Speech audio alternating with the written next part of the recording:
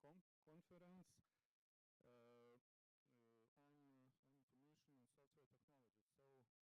thank you very much for participating. I can see the same faces here as every year. I can see the new faces, so thank you very much. And for welcome speech, I would like to invite the Professor Kęstutis Baltakys, Vice Rector for Research.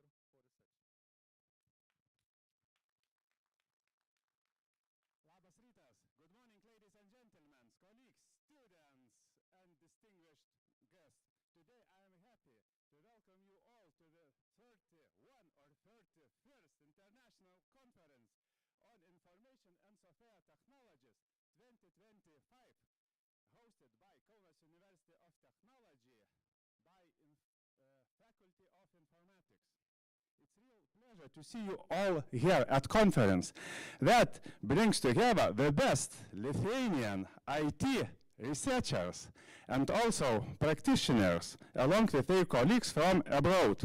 People often say that IT professionals love only two things. Can you guess? First thing is coffee, and second one, solving problem. So I wish you plenty of challenges during this event, but only the kind that are fun to solve. The main topic of this conference of this year is interdisciplinarity. When technology meets real social needs, that's true discoveries happens. Because I would like to point out that IT without people is just code, but with people it becomes alive.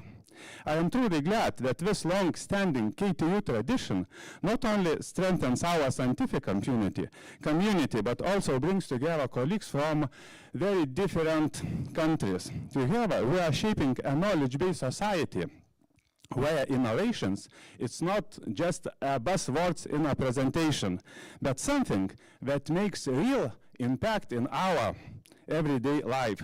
This conference would not have been possible without generous support of and dedication of our partners. And I would like to extend my sincere gratitude to the faculty, especially to the Dean, Jonas Čeponis. Please applause. And of course for the local organizing committee, especially for the conference chairs. And this year we have two professors, it's Daina and Audrius. So I wish you all inspiring talks, meaningful discussion, and great time together. Thank you very much for this successful collaboration.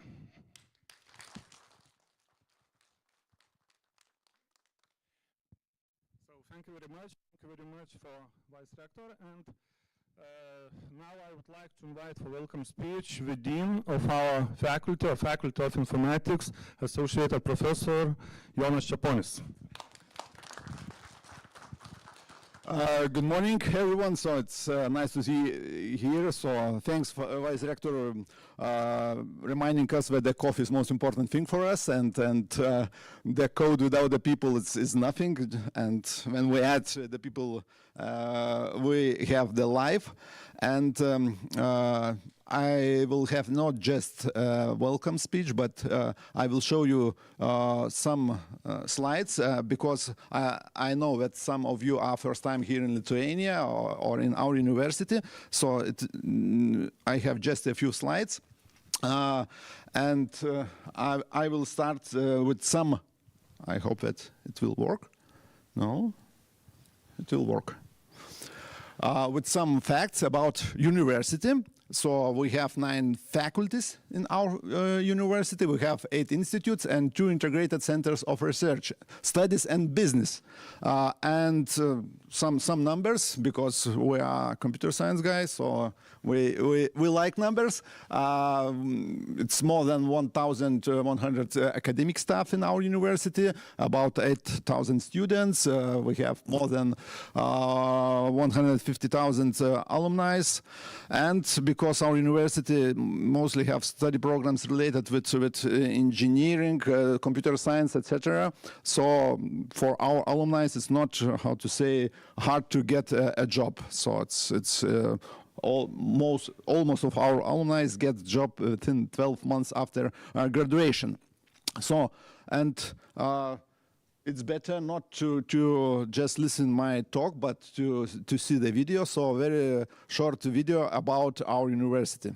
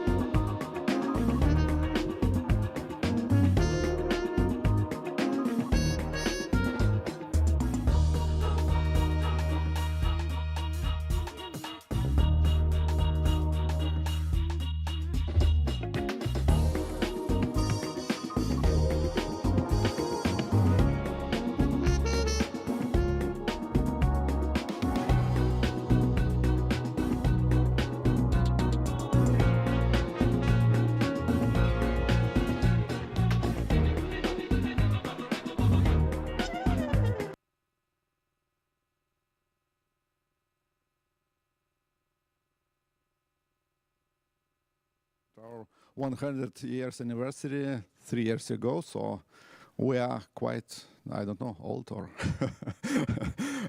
or not so. And just a few facts about the Faculty of Informatics, because this conference, as Vice Rector mentioned, is organized by a Faculty of Informatics. So our faculty is founded in year 1977. So it means that after 2 years we will celebrate 50 years anniversary.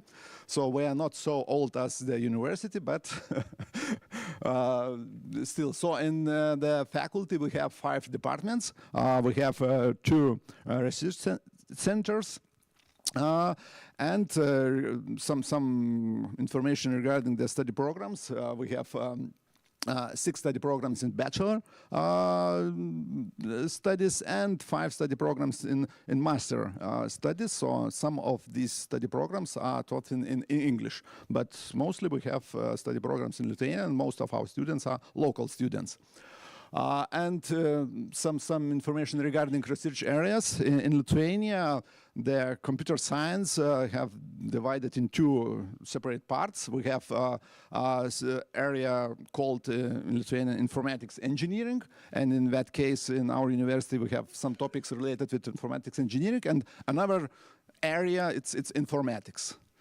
Maybe for our guests from other countries, it sounds quite strange, but in Lithuania we have this situation that computer science is divided in informatics engineering and informatics.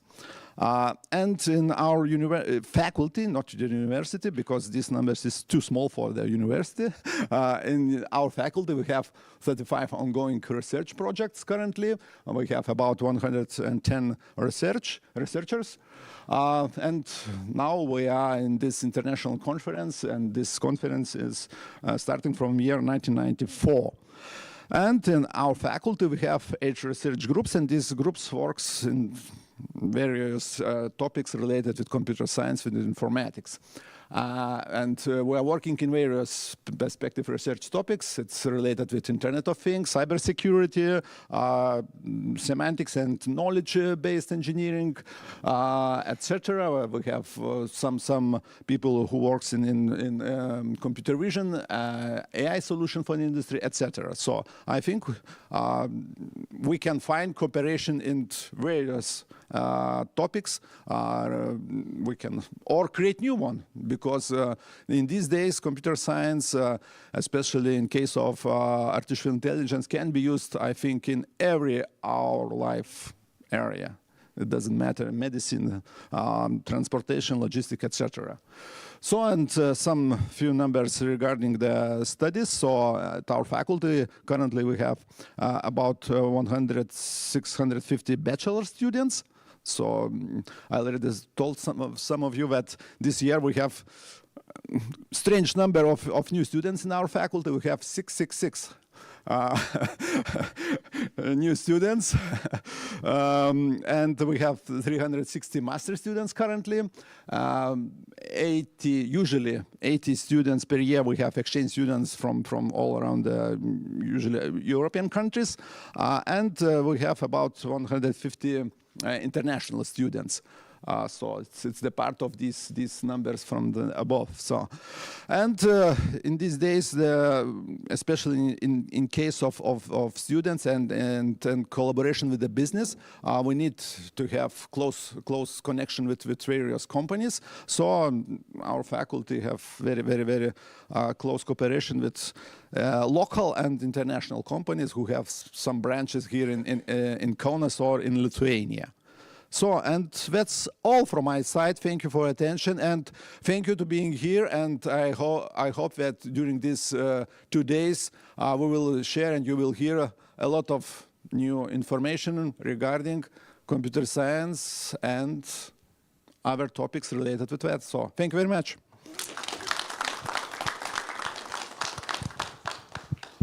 Thank you for Dean for speech, and me as chair of this conference.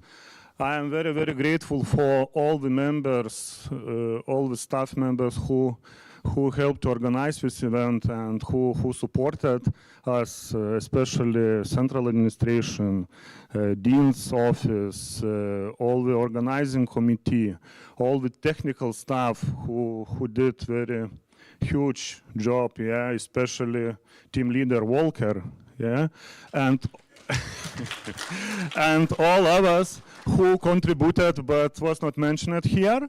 Yeah, so thank you very much, because you know, it is we did a big job, yeah, and I wish you to gain new knowledge, to find new contacts, and to have a good time here in this conference, yeah, and enjoy this event. Okay, so according to the schedule, today we'll have 2 keynote speakers, and the first speaker, I would like to invite the very first speaker, so Dr. Jonata Salvetti. Thank you.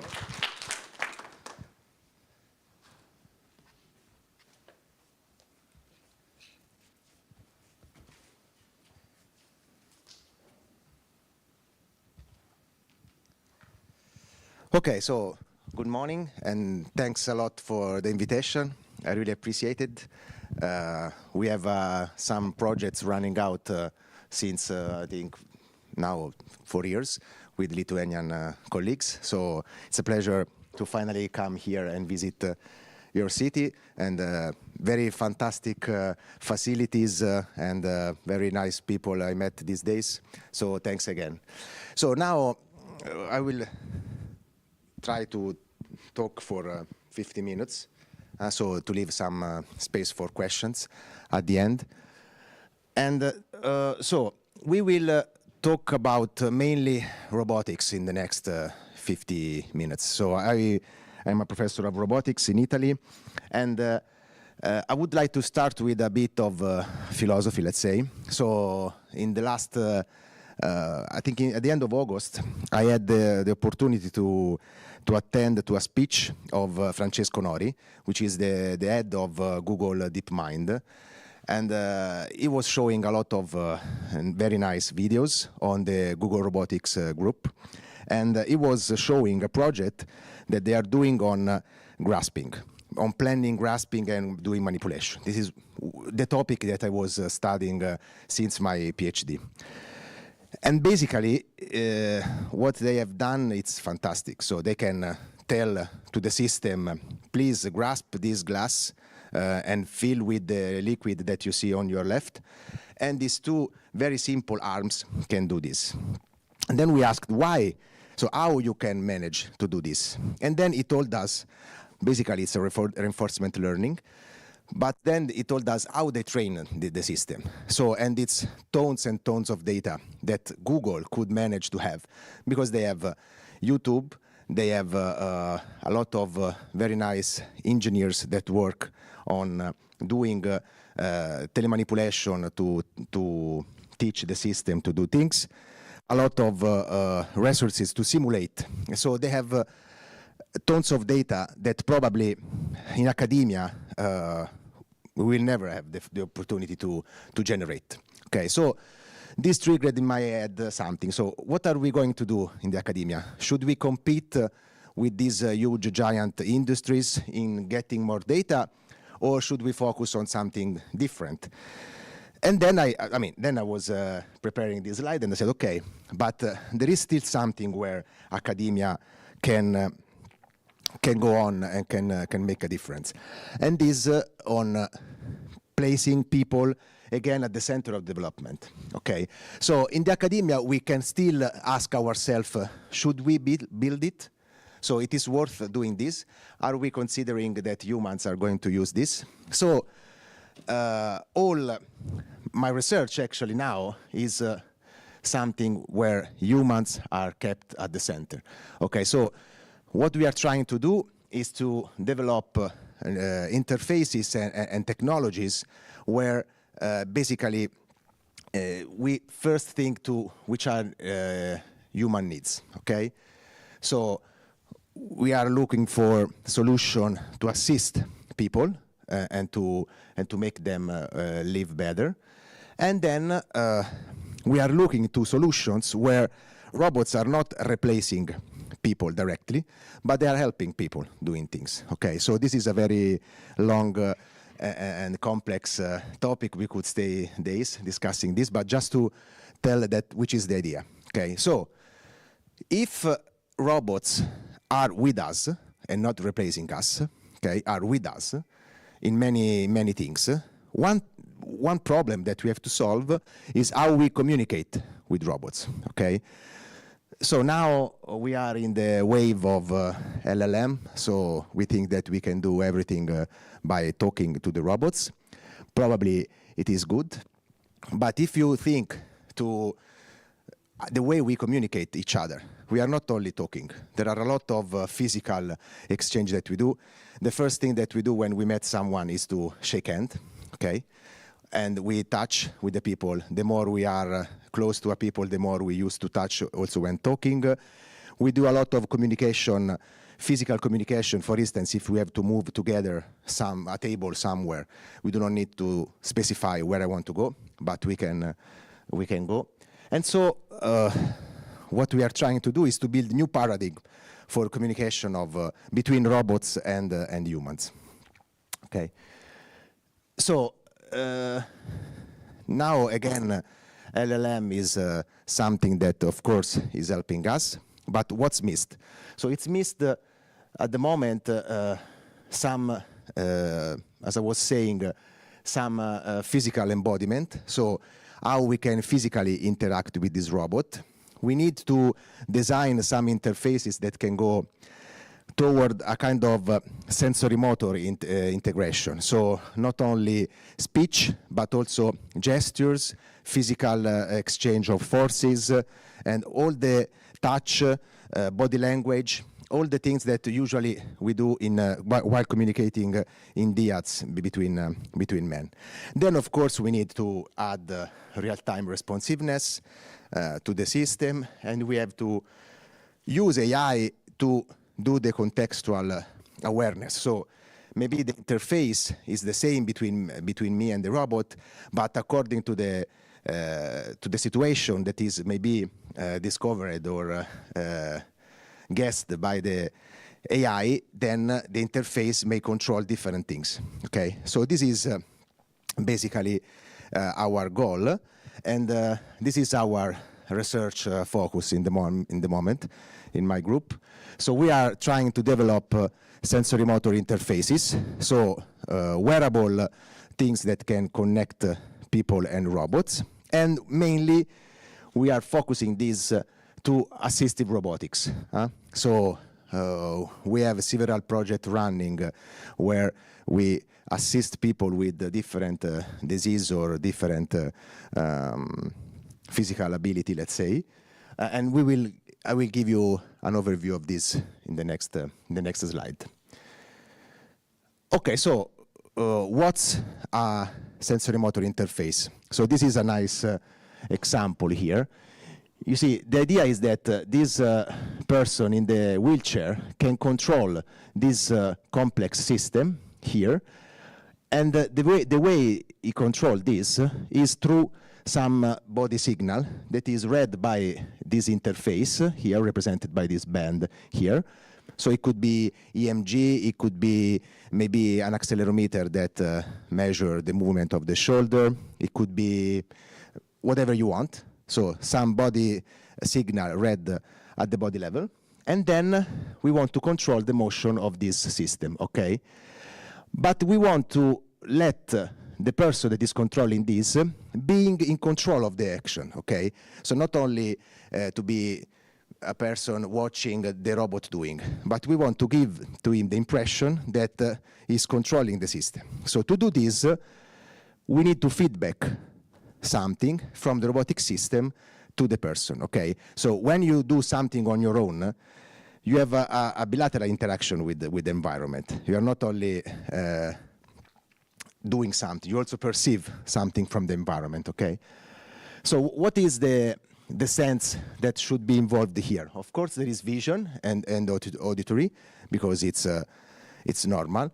But when we interact with the environment and we exchange forces, let's do in engineering terms, we highly involve the sense of touch, okay? The sense of touch is something that is really, really important. Is the first sense that we developed starting from the fetus. So the first is the most, is the organ, the skin is the organ with the highest extension in our body. And touch is, is controlling a lot of situation in our life. So it's, again, it's and shaking when we met someone. It's the feeling that we have when we play something. It's social activities when we met someone. So the sense of touch is something that should be involved in this process of building sensory motor interfaces. Okay, and this comes from different aspects. Now, first, as I was saying, is the way that we naturally, when we naturally explore the environment. No? So when we touch something, we have always this double arrow here that, so if we move something, some part of our body, our brain expects that we feel something, okay? So when I go here and I touch the table, my brain is already expecting that when I touch this, I will perceive something from the table, okay? So if we do not have this double arrow here, we are not following the classic scheme that our brain is expected to do, okay? So in the interaction and in the interfacing of people and robots or any kind of system, we have to keep in mind that we have always this bilateral communication between our body and our brain. So it is important to consider the role of haptic feedback, okay? And it's a very complex thing, no? Because the skin is distributed over the body, and we have a lot of sensors, let's say, in our skin that are devoted to different type of interaction. So if we want to summarize and to group the feedback that can be sent to the human, let's say, or the haptic feedback that we can produce, mainly we can group this in three main sensation, okay? So we have, or measurement, let's say. We have vibration that basically are giving information about the textures of the material that we are touching. Then, of course, we have pressure that is giving an idea of the force that we are exerting of an object. And then we have temperature. Okay, temperature is giving an idea of the, of course, of the temperature of the object. So we can summarize the haptic feedback in these three different sensations. Okay, actually, as I was saying, at the body level, these three sensations are measured with a lot of sensors or corpusculi that are inside our skin, and very specific sensors. So there are corpusculi that are devoted to some range of vibrations. There are someone that are responding, for instance, the Ruffini ending are responding to skin stretch. So we have a very well-designed sensory system that can basically measure the three sensations that I was telling. And why we group these in three parts? Because these three parts are also somehow easy to render. Okay, not easy because to make this product now that is sold by a spin-off of our group, it took 12 years of development. But now, this is actually, we also have a new prototype of this that the company is selling. But basically, these thimbles here that you can see, inside these thimbles, there is a vibromotor. Actually, there is a piezoelectric motor that can reproduce the texture of the material that we are touching. There is a servo motor here that is moving a platform and is generating a skin indentation, so to give you the sensation of touching something. Plus, there is a Peltier cell, which is a kind of resistor that can be warmer or cooled. So you can feel warm or cold sensation on this.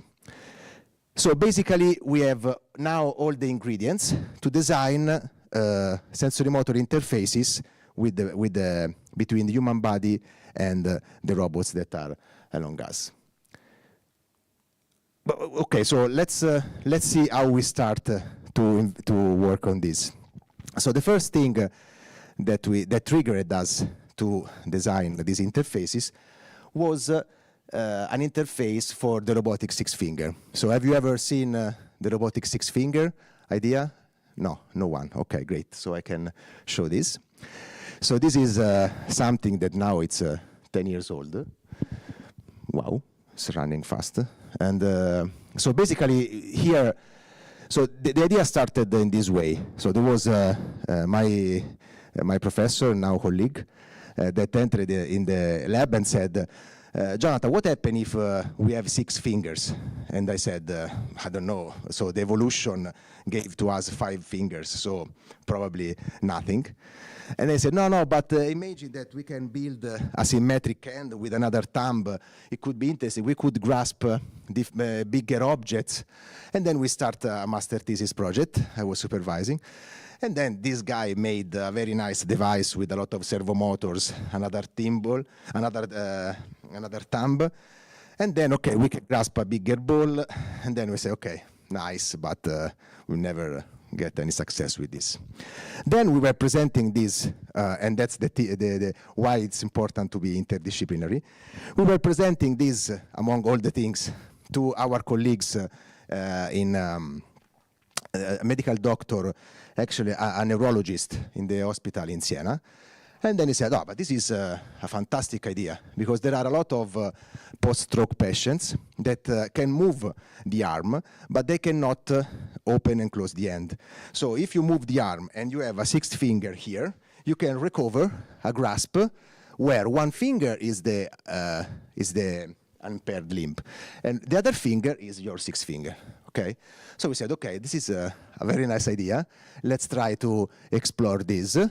And then we designed this prototype of a soft finger. So we moved from all the motors and the things to a soft structure here. Everything is 3D printed in our lab. This is the interface that we used, a cap with EMG, but I will talk about this later.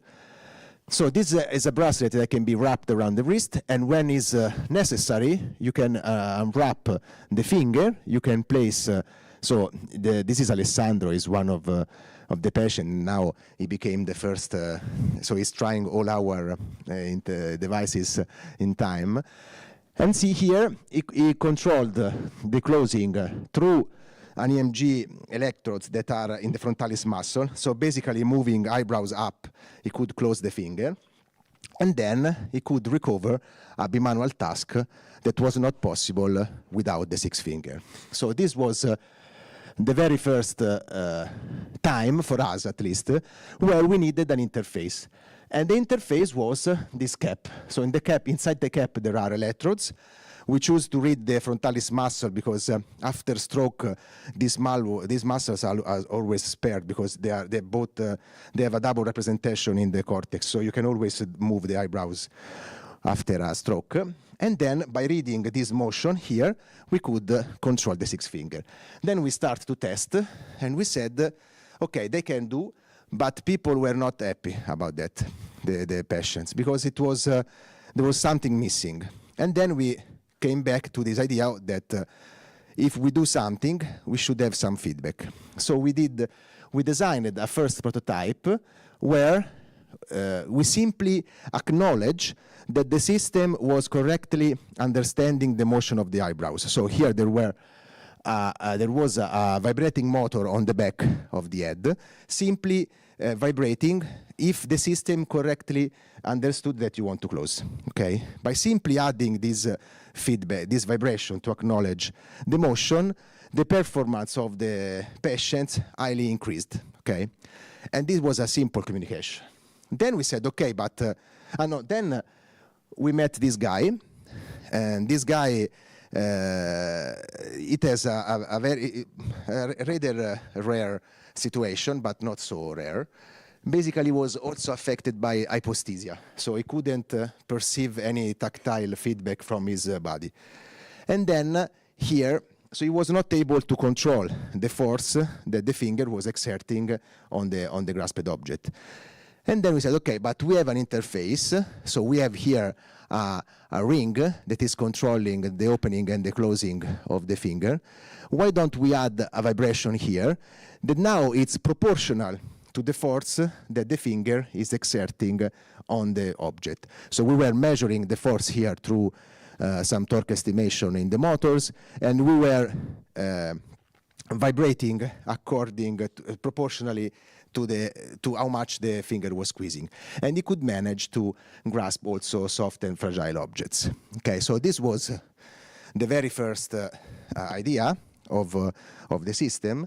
And then we started to explore this, okay? So we start to explore whether we could use these sensory motor interfaces in a more broad assistive robotic domain, okay? So this is the general idea. So this is here is a post-stroke patient where basically we have several interfaces that could be, for instance, an IMU measuring the motion of the shoulder, but could be identity EMG on another. So it could be something that read the body motion. We control some degrees of freedom of the robot. We don't know actually which one, or we could change also the degrees of freedom that we are controlling while doing something. And then we have a feedback from the robotic system to the patient. And here, this camera here is there just to say that there is a system let's say an AI, like we love this, there is an AI that is deciding which is the degrees of freedom of the robot controlled by the patient, okay? So with the same motion, the robot, the patient, for instance, can control the angle of pouring here, or maybe can control the speed of the robot while approaching the glass, okay?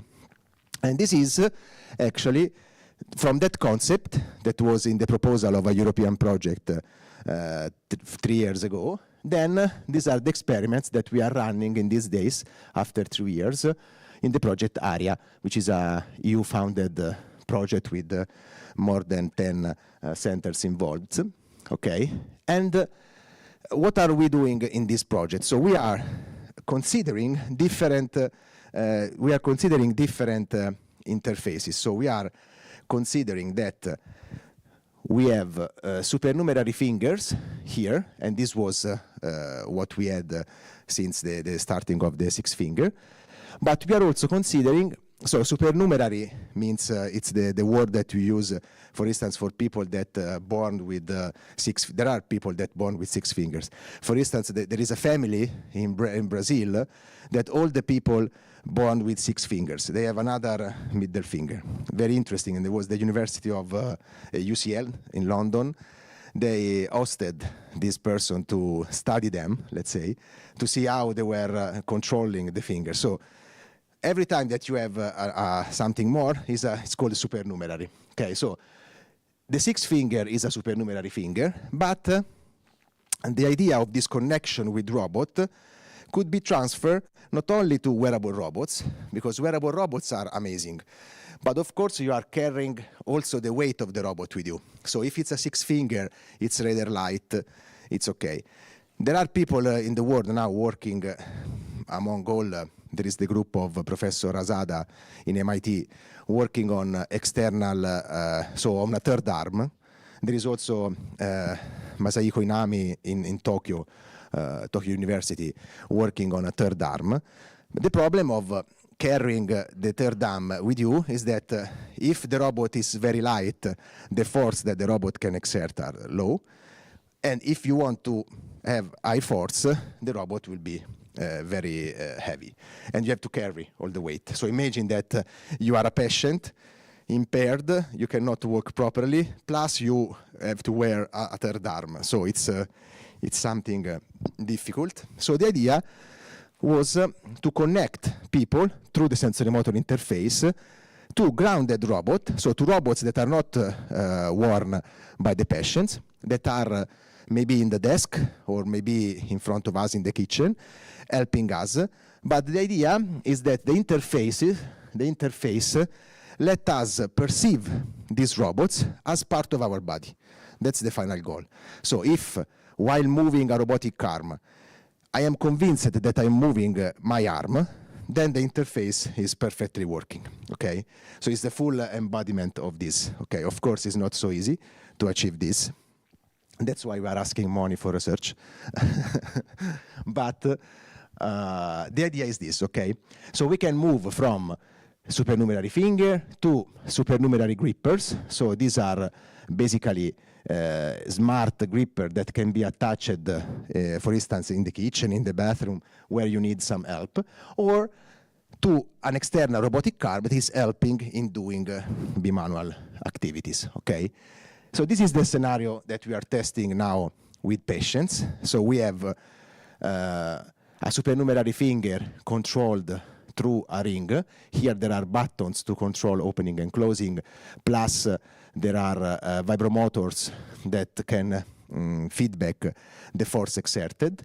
We have supernumerary grippers with a system to control the opening and closing that I will show in a while, where there are wearable IMUs that are used to control the opening and closing of the finger. Plus, we have a 3rd arm, and here the person is wearing both the tactile armband and also the wearable IMUs. So wearable IMUs and the tactile armband are the interfaces, and with similar interfaces we are controlling systems with kinematics, with different number of degrees of freedom, with different complexity. Because imagine here we have a tendon-driven system with one motor that basically you have to control opening and closing. Here we have two motors, so you have to control two motors that can be controlled separately, and you have to control how much you are squeezing with these two motors. Here we have a 7 degrees of freedom system plus a gripper. So the complexity of the system is really higher. Okay. For that, we are studying different type of control. So we have different inputs. Could be only button and body motions, button to select and body motion to control. And then we develop these two ideas of continuous and event-driven control. What does it mean? So basically, continuous control means that I am in a kind of one-to-one relation with the degrees of freedom that I'm controlling. No? So imagine the 6 finger.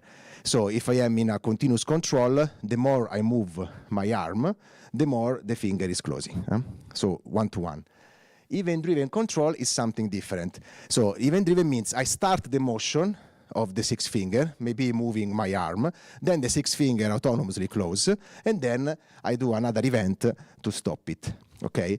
So it's different, the interaction that you have with the system. But basically, the idea is that with these two type of control, you can, with these two type of inputs, let's say, you can control systems with increasing complexity, okay?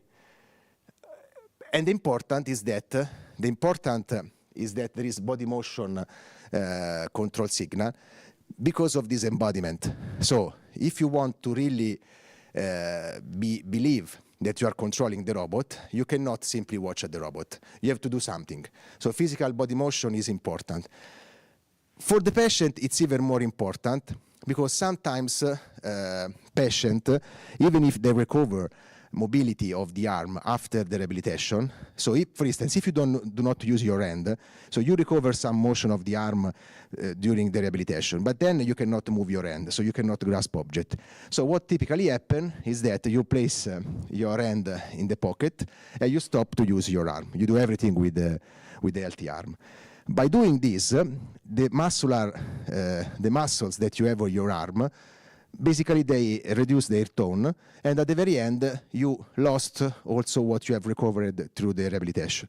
So clinicians are always happy if you develop some device that keep the affected arm moving. Okay, so this idea of involving body motion in the control of the robot is useful to increase the idea of embodiment, but is also used to keep them moving the arm, okay?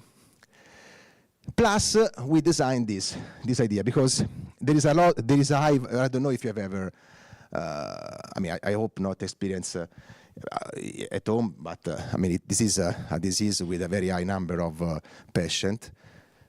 And basically, there is a lot of variety of mobility of the arm.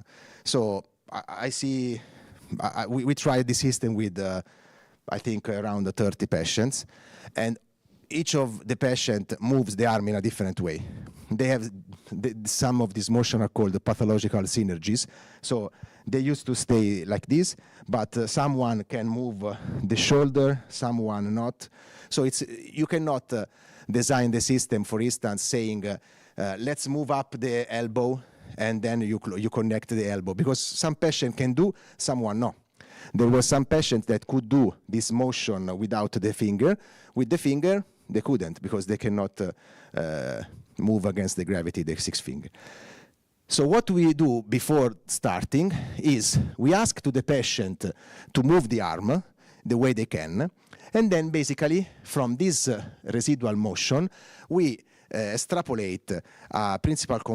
We are doing some principal component analysis. So we extrapolate which is the direction that the patient can control. Maybe someone doing like this, someone doing like this, it doesn't matter. We record this trajectory, and then we extrapolate one motion that the patient can control. And we connect this motion to the motion of the robots, okay? So when you saw here body motion, this means that before there is this calibration of the system to connect the person to the robot. And we are doing many tasks here. We are doing the manipulation with the supernumerary finger. We are doing tasks where we assemble things with the help of the gripper, or for instance, here we open this pocket with the gripper, or we do bimanual tasks with the arm. So here is an idea of what is going on. So there is an interface here that is used to change the here the ring is used to change the finger that is going to be closed. Okay, so if you press this once, you are closing this up part of the gripper. If you press again, you close this bottom part, and you are controlling the closing motion with the in this case with the paretic limb. Sorry. In this case with the paretic limb here. So you are involving all the body in doing this, okay? And here you can see that in this case you get a vibration when you switch from one control to another.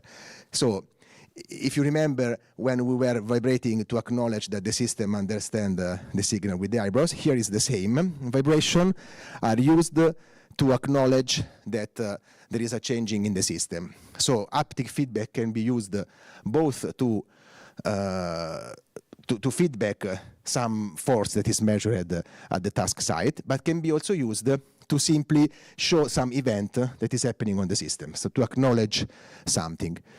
And in this case, you see that, for instance, there is a task on pouring, and here, by moving the arm, the patient is starting the pouring motion. So the robot has a predefined trajectory that is executing. Then the patient, you see, are controlling their posture with that. And then he will use again the residual motion to stop it, okay? So I have to say that the first feedback that we had from the patient are really incredible, because they say, so finally my arm is useful again, and we were not thinking to this actually, but it was really amazing to talk with them after this. First of all, of course, they see all these robots and this stuff, so they feel like one of that tell, I feel like a cyborg now because we have all these robots. But of course, so after, these are all chronic patients, so all patients that had the stroke more than 2 years before the tests. And so usually they do not have, so they are used to not use the arm. And having the impression that the arm is useful again, it's really a big achievement for them, okay? So this is what this is what is going on now with the patient in this project. But of course, these interfaces can also be used not only for assistive robotics. For instance, we started using this kind of interface also in more general collaborative robotics. So again, if we move something together with a robot, we have a lot of signals that force signal basically, that we implicitly exchange while doing this between humans. And that can be used, and that the interfaces can help to recover in this idea. So basically, the interface here can be used to command the robot in doing some collaborative task, can be used to get feedback from the task. So for instance, the force that I'm exerting, or the temperature of the tip of some tool or whatever, but can also be used to feedback one state of the robot. For instance, the robot is reaching some singularity configuration, So I don't know if you are familiar with the singularities of robotic arms. Basically, if you take a robotic arm and you move all the joints to be super straight like this, the robot stops because to control this, you would generate infinity velocity, let's say, and let's put it in this way, okay? So normally the robots, if you try to do some motion that is not allowed, they stop and they tell, look, we are close to a singularity, move the robot back. If you are carrying something and the robot is moving toward a singularity configuration, now it stops. If you have an interface that alerts you, look, I'm going toward the singularity, I'm the robot, and they say, okay, let's adjust the table in another way so you can avoid this. This is the idea. And then again, we started with the simple case of the collaborative gripper, where we design an interface, in this case a ring interface, with the button to control the closing of the motion, and with a vibromotor here that can, for instance, can be used to tell how much I'm squeezing the object, but can also be used, for instance, this is a proximity sensor. This could be controlled to automatically close when an object enters in the workspace. And in this case, I can vibrate when the object, so when the gripper starts to close. So for instance, here, I can use the finger to open and close, or I can have the finger, in the gripper in this configuration, and the gripper automatically close, in this case, when there is an object. And I got first a vibration when the finger, when the gripper starts closing, and then a vibration proportional to the torque that is exerted. And we can see that in these end-over tasks, the compression time is statistically significantly lower. And then the torque that is exerted by the robot can be reduced, because if there is no control, basically you tend to squeeze as much as possible the gripper. If you feel the force that the gripper is exerting, then you stop before. Okay. This is another idea. Okay. So the importance of being wearable for the sensory motor interface. So here we have the same task. Here with the classic control where you have to go to switch something, you have to go back here and touch a button, which is the classic grip collaborative robots that we have now. Here you have a ring, you saw here in the corner. You have a ring, and you can control the motion by pressing a button, okay? The task here is to make some circle on this pipe. You have to open and close once to do this. And then here it's the two different things. So in this case, the person has to be here and watch what the robot is doing, because at the end he has to go here and physically touch this. With the ring, you can control from distance, and in the meanwhile, you can do something else. So there is possibility also for optimization of the robot, of the collaboration procedure. Okay, so now let me take these last 10 minutes with two interesting open questions that, it's for you, and we do not have a solution for that right now.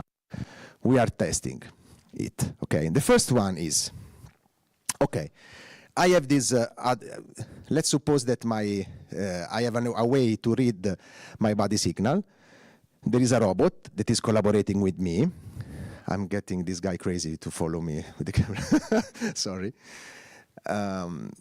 Okay, so you have this, and then you have to feedback this signal from this robot on your body. Okay, so imagine that this robotic arm, but where we should feedback this in our body? This is an open question. Okay, so let's take also this case. These are two robotic arms. Here I control this rotating motion by co-contracting my biceps in the arm, and then I have to get a feedback of, for instance, of the velocity. Where do I feedback in my body? Okay, this is an open question because, for instance, this could be a question similar to prosthesis, no? also in prosthesis, I do not have my hand anymore. I have to feedback sensation from the hand in the body.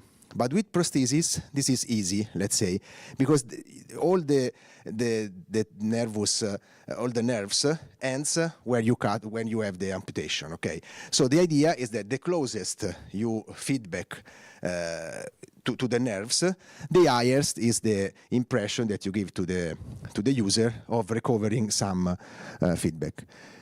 But with this kind of devices, we do not have the so-called somatotopic matching. Okay, so we don't know. We do not have a part of the body matched with the robot, the external robot. So this feedback could be given in the feet, in the head. Who knows? Okay, so we start investigating with the idea that probably if I use the shoulder to control the robot, I want to perceive the feedback on my shoulder. So somehow I am focusing on this motion, so my brain is focused on the motion of the shoulder. If the feedback is here in the shoulder, maybe I can get better results. So we did an example where basically we could control the motion of a six finger by moving the shoulder. And we had feedback in different locations, so on the shoulder, on the hip, and on the wrist, and on the ankle. And then we measure, basically, so we give randomly the feedback in one of these four positions, and then we ask to the people to press a button as soon as they perceive the feedback, to see if there is one location that is more responsive than the other, okay? So we did all the tests with these four different locations. We did random delay to not get used the people that after a while you get a vibration, blah, blah, blah. We do everything. This is the procedure, but more or less I told you. And what we found is that shoulder, hip, and wrist are not statistically significant. So basically, if I give an acknowledge of an action, so a vibration burst, if it's on the shoulder, if it's on the hip, or on the arm, we don't have statistically difference. Okay. The only part that was statistically worst was the ankle. Okay, so the idea is that maybe the ankle is too far, also from a body location, and then so the ankle get statistically significant worst positioning. Then we asked where you prefer the feedback, and in this case, people answered that they preferred the feedback on the shoulder, so collocated with the input. But this is still really an open question, and we are working on this now. We bought this Tesla suit, which is a suit with 40 actuators, and we are randomly giving feedback in 40 locations. And let's see if, for the engineering point of view, why it's important to collocate, because we can build a single interface, no? A bracelet, everything is there. We do not have to place things in the body.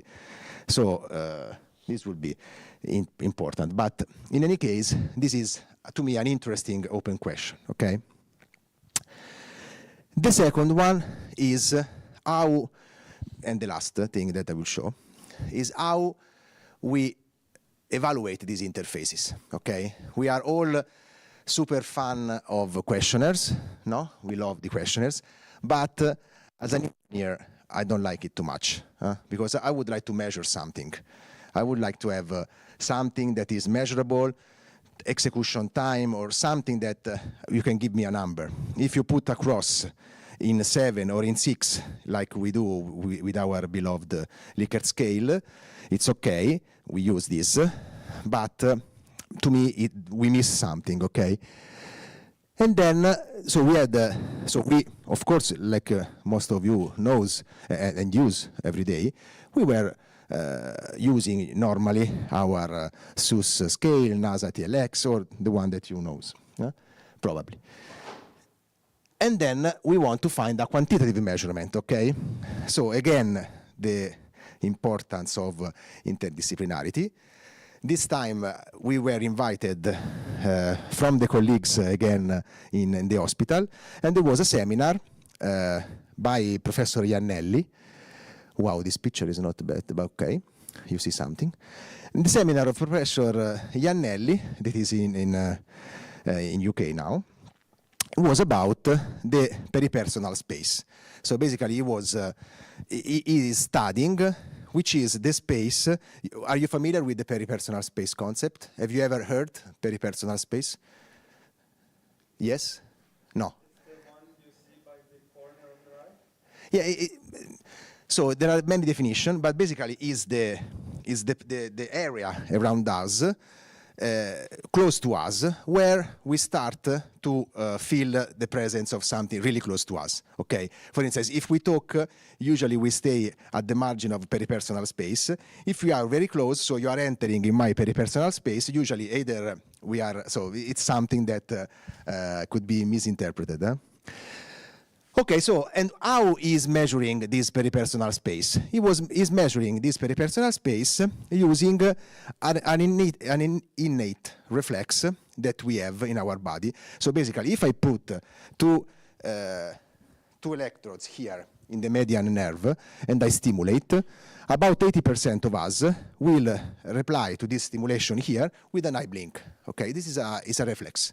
Okay, the very nice thing is that if I stimulate your hand and your hand is far of your face, you do the blink, but if I measure the intensity of the blink with an IMG electrodes, basically if you are far, you close the eye, but with a certain intensity of EMG. Okay? If you place your hand close to the face and then I stimulate, you blink much more. So our body knows somehow that the danger is closest to our face, and we react closing more our eyes. This is something incredible that we developed through our evolution, okay?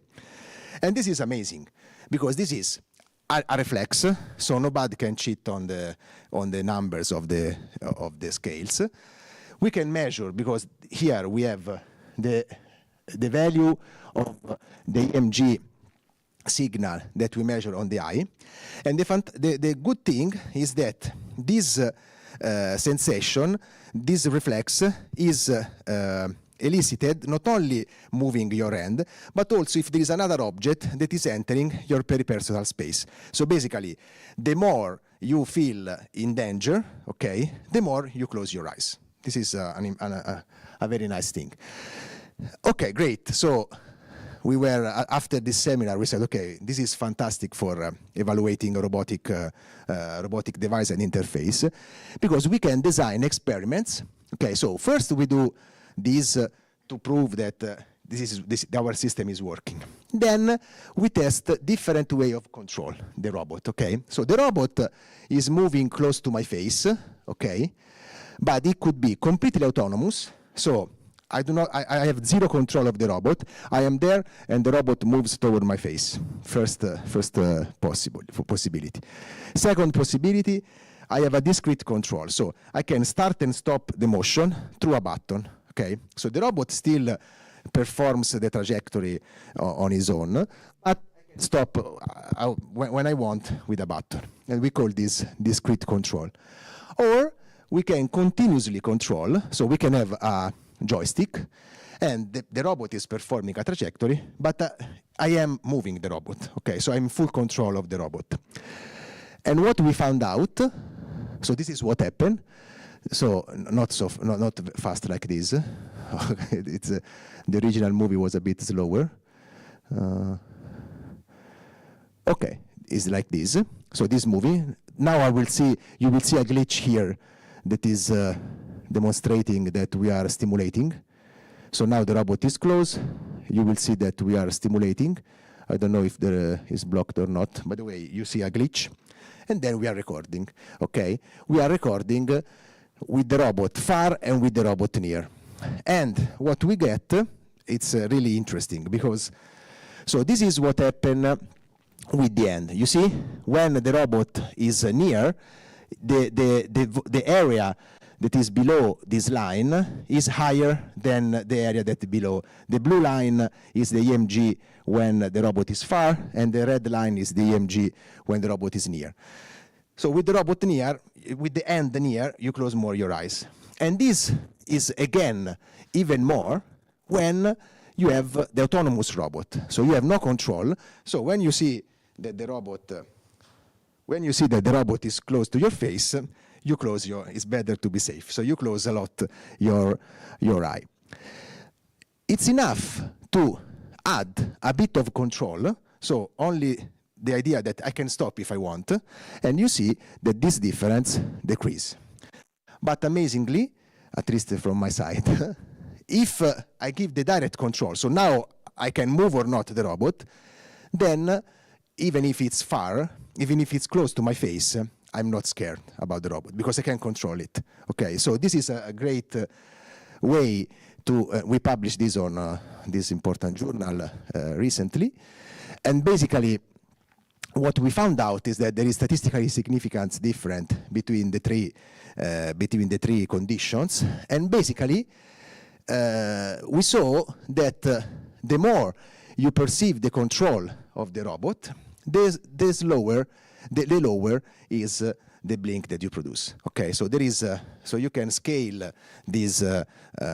Basically, you can scale this sensation by adding control. And for instance, what we are doing now, we are writing the paper in these days. We remove the robot is always autonomous. We cannot control. So the interface now is not, we cannot control. But in one case, we give a vibration burst on the end when the robot is starting and when the robot is close to the face. And in another case, we are proportionally vibrating the robot according to the distance of the robot to the face. Okay? And we saw that having this feedback of the distance is again decreasing the eye blink. Okay, and this is something I can use numbers to show this, not nice questions. Okay, so I'm finishing it. This is a sentence that I wrote together with ChatGPT. I want to close. So, in the era of big data and computational power, academia's greatest contribution isn't competing with industry resources. It's ensuring that human needs, human dignity, and human potential remain at the center of technological progress. Okay, so this is what we are doing in our lab, and these are all the colleagues and the beloved projects that support our research. And thanks a lot for your attention. Okay, thank you very much. I think we will have a lot of questions. Who would like to ask? Okay. Well, first of all, thanks a lot for interesting presentation. I have never thought about, let's say, six finger. Even when I was listening, I said to myself, well, time to time, when we are let's say, dealing with kids, we say, look, darling, I don't have the third arm. Or we say, look, I don't have the third eye. Yeah. So now I see that it come true. Okay, so the question would be, you were talking about all these things, and what about voice control? Have you ever thought about it? And if yes, why it's not voice controlling? Okay, so this is a good question. And for the six finger, we have a patent on the six finger, and the patent has been, I don't know what I would say in English, but there is a company that bought not the patent, but the rights to use the patent. I don't know if it's the correct way to say this in English. By the way, they are selling this. The company name is ICIST, and the product is called Sixto. And they're selling a version with a voice control. So basically you say ICIST close and the finger close, ICIST open and the finger open, okay? And they were asking me, do you like it? And I said, no. I don't like, because many of the patients that I know, they have some, it's called aphasia. so they cannot talk very well. So this is a common this is a common effect of stroke, especially in some area of the brain where you cannot talk properly. So you can talk and you are rehabilitated to talk again, but you cannot pronounce existo very well. Okay. Then another thing against the voice control of the devices. Imagine that you are in the bar with the music, and you have to show to all the people that your arm is not working, which is already something that is not easy to do. Then you have to show that you have a 6 finger, which is something not very nice to do. Plus, you have to say existo, close, and you have to talk loud because there is the noise of the bar around, and so nobody will use. So they are selling this also with the 2 buttons here. And basically what we saw is that people that are using that device are always using the 2 buttons, never use the voice control. In the case of industry, more or less is the same, because again, the environment could be noisy, and maybe you are working with other people, and you want to, basically you don't want to say gripper close, gripper open, so it's easier to press a button and do this. Of course, this is not always true. For instance, with the ARIA project, there is another group from, probably you know, Professor Tamim Asfour. Maybe not because you're not in robotics, but if you are in robotics, you know for sure Tamim Asfour from KIT, so from Karlsruhe Institute of Technology. They have humanoids, and they have a very nice system for controlling humanoids with voice. And in that case, we are combining these 2 things, and it works. And there are some patients that like to do this. But in my opinion, when there is this physical exchange, voice is something that can be avoided. Maybe now with the new speech recognition system, this will improve. Maybe with better microphone, it would be enough to say close finger very quietly, and it will work. But yeah, that's why we are not too much in voice right now.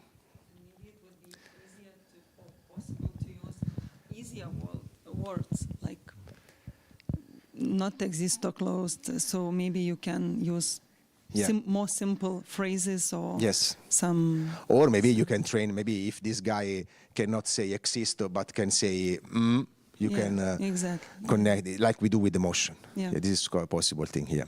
Okay, thank you very much. You're welcome. Okay, thank you. More questions?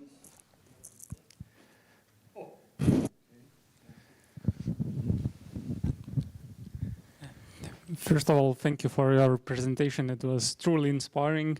I was thinking the whole time that you perform your experiments currently in a controlled environment, but during every day the people get lazy and perhaps do not perform the full motion. What about the continuous integration and continuous learning when you're wearing the thing every day?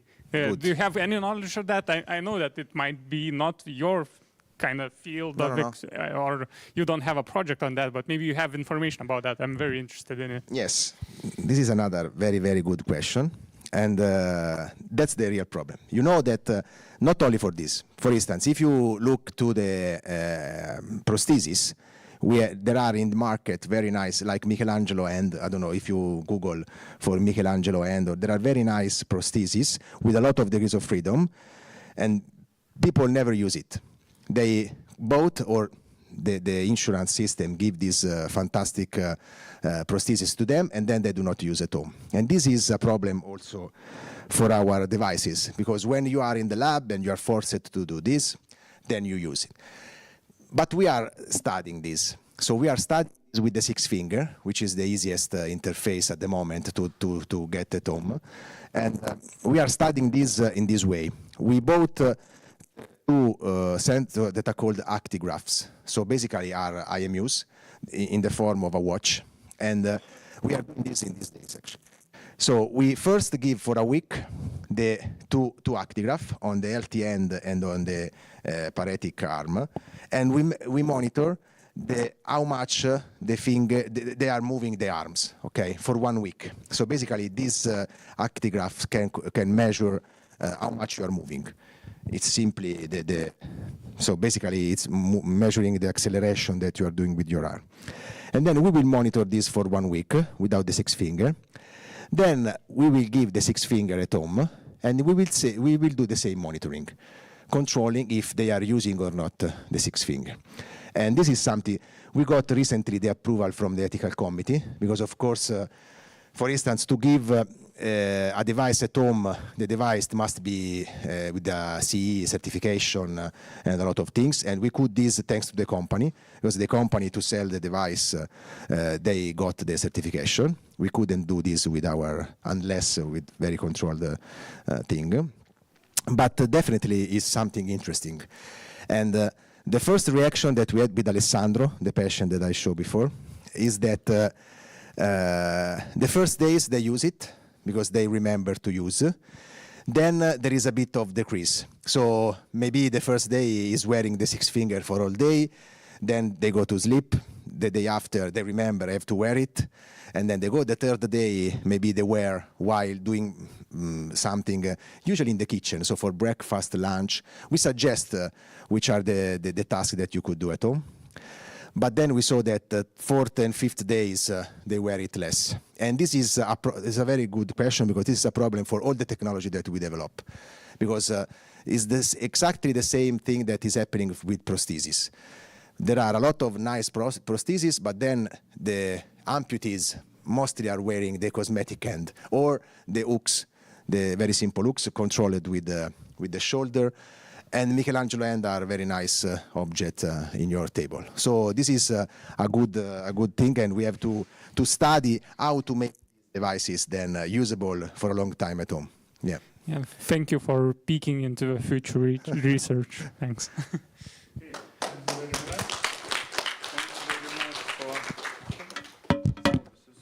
Wow. Thank you very much. And small souvenirs from our university. Thanks a lot. Thank you.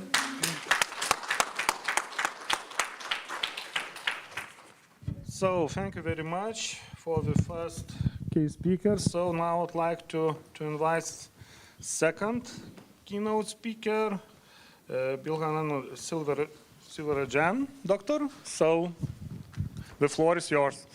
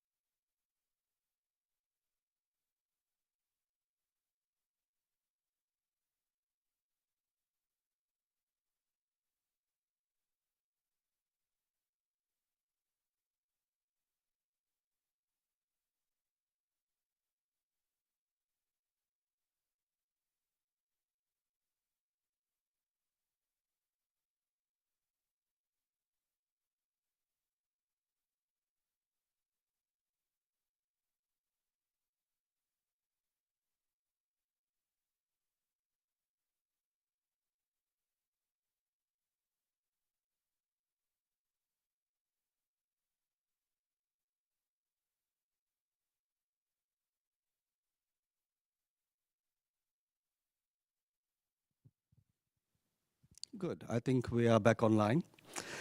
Thank you very much. My name is Bill Silverajan. I'm from Tampere University. So firstly, I'd like to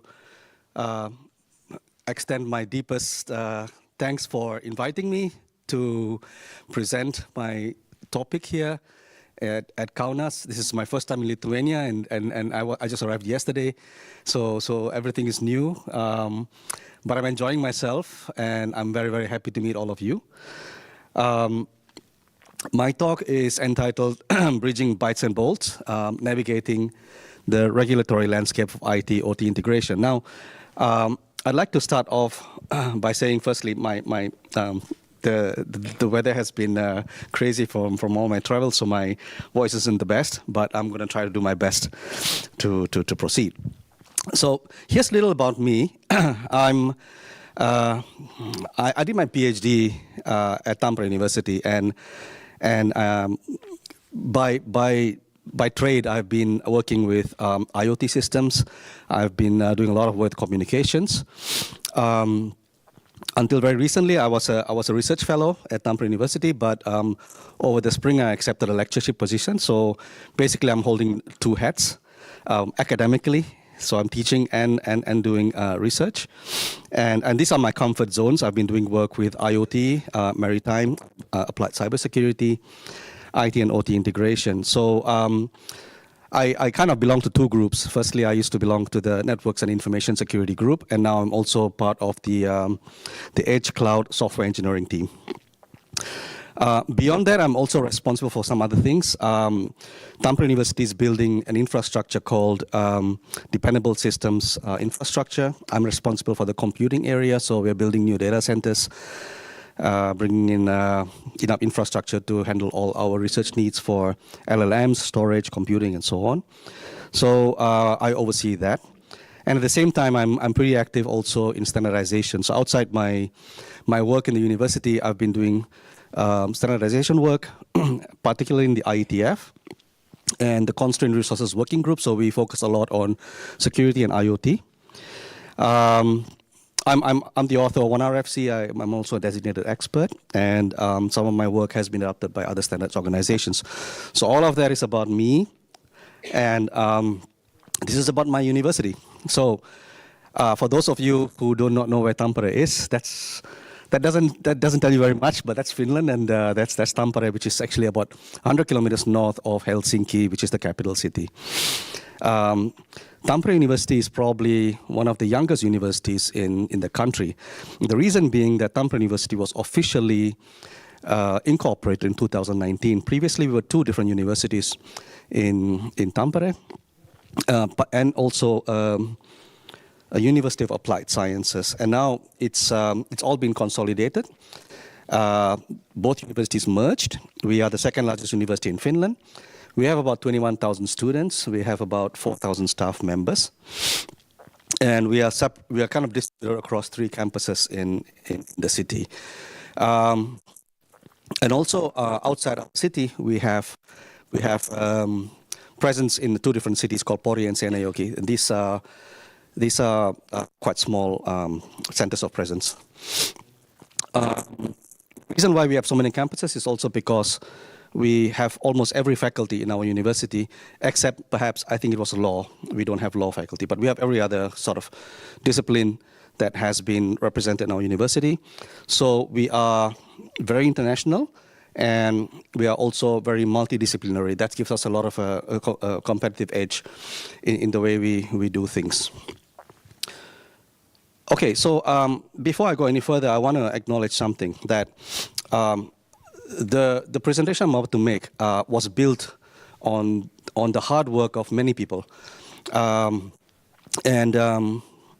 These include my colleagues at the university, my PhD students, my colleagues at Deloitte, and also some experts at other organizations. And I've also taken material from some other sources that provide really excellent stuff. Because one of the things about this presentation I'm about to make is that it's fairly extensive. I actually thought that, oh, okay, I've got an hour. I can talk about all of these things. I'll talk about IT, OT, regulatory stuff, and there'll be plenty of time left over. And then I realized that I'm going to end up probably exciting you on one part and then probably making you fall asleep on another part. So I'm going to try to separate my discussions so that we are in equal parts excited and not excited. And the thing I'm going to do is that I'm going to maritime industry, and that's because a lot of projects in Tampere they involve the industry, involves construction systems, particularly in Finland. So a lot of the work that I'm talking about comes from the maritime. So that's basically the basis of why maritime? Why is maritime such an interesting industry? Because maritime is pretty much one of the oldest industries known to man. We have been using ships for as long as we started exploring other continents. And perhaps I think there's a statistic that says something like 90% of the global trade in the world is through maritime. Consider how old industry is and how vast it is. it's not going to approach in converting this industry into a digital industry. It's a huge industry. It's worth billions, and it's undergoing digitalization. So that's the first thing. Secondly, there are things like digital twins and very interesting autonomous operations. It's very maritime, ports, the fairways, which are basically the coastal areas, and the ocean-going part. They are complex in a sense that the supply chains are complex, but also each of these areas has multiple stakeholders, which may not necessarily operate very well with other stakeholders. So there's a lot of things going on, a lot of moving parts, and the infrastructure is considered to be very critical. And there's a lot of other things. There are really weird laws because of some of these things in the fact that the industry is several hundred years old. So I'd like to show you some of the anecdotes that I came across. But one of the things I wanted to mention straight off is that, did you know that if an ocean-going vessel is stranded and it has cargo on board, the first person to reach that vessel has the right to claim all of the cargo for themselves. That's the first very interesting thing. Now, think about the impact of that on autonomous vessels, ocean-going vessels. And that's one of the reasons why regulations are sometimes very, very interesting. Okay, so these couple of slides I wanted to show you is about smart ships. We don't yet have vessel-going or ocean-going vessels that are autonomous, but we already have coastal vessels, and we have electrified vessels. Smart ports around the world. So we have IoT operations utilizing the port of biggest ports in Europe. And for example, in Singapore, there is now a port that is probably close to completion, that is almost, they use drones, they use all sorts of like positioning systems to be able to guide ships in. And finally, an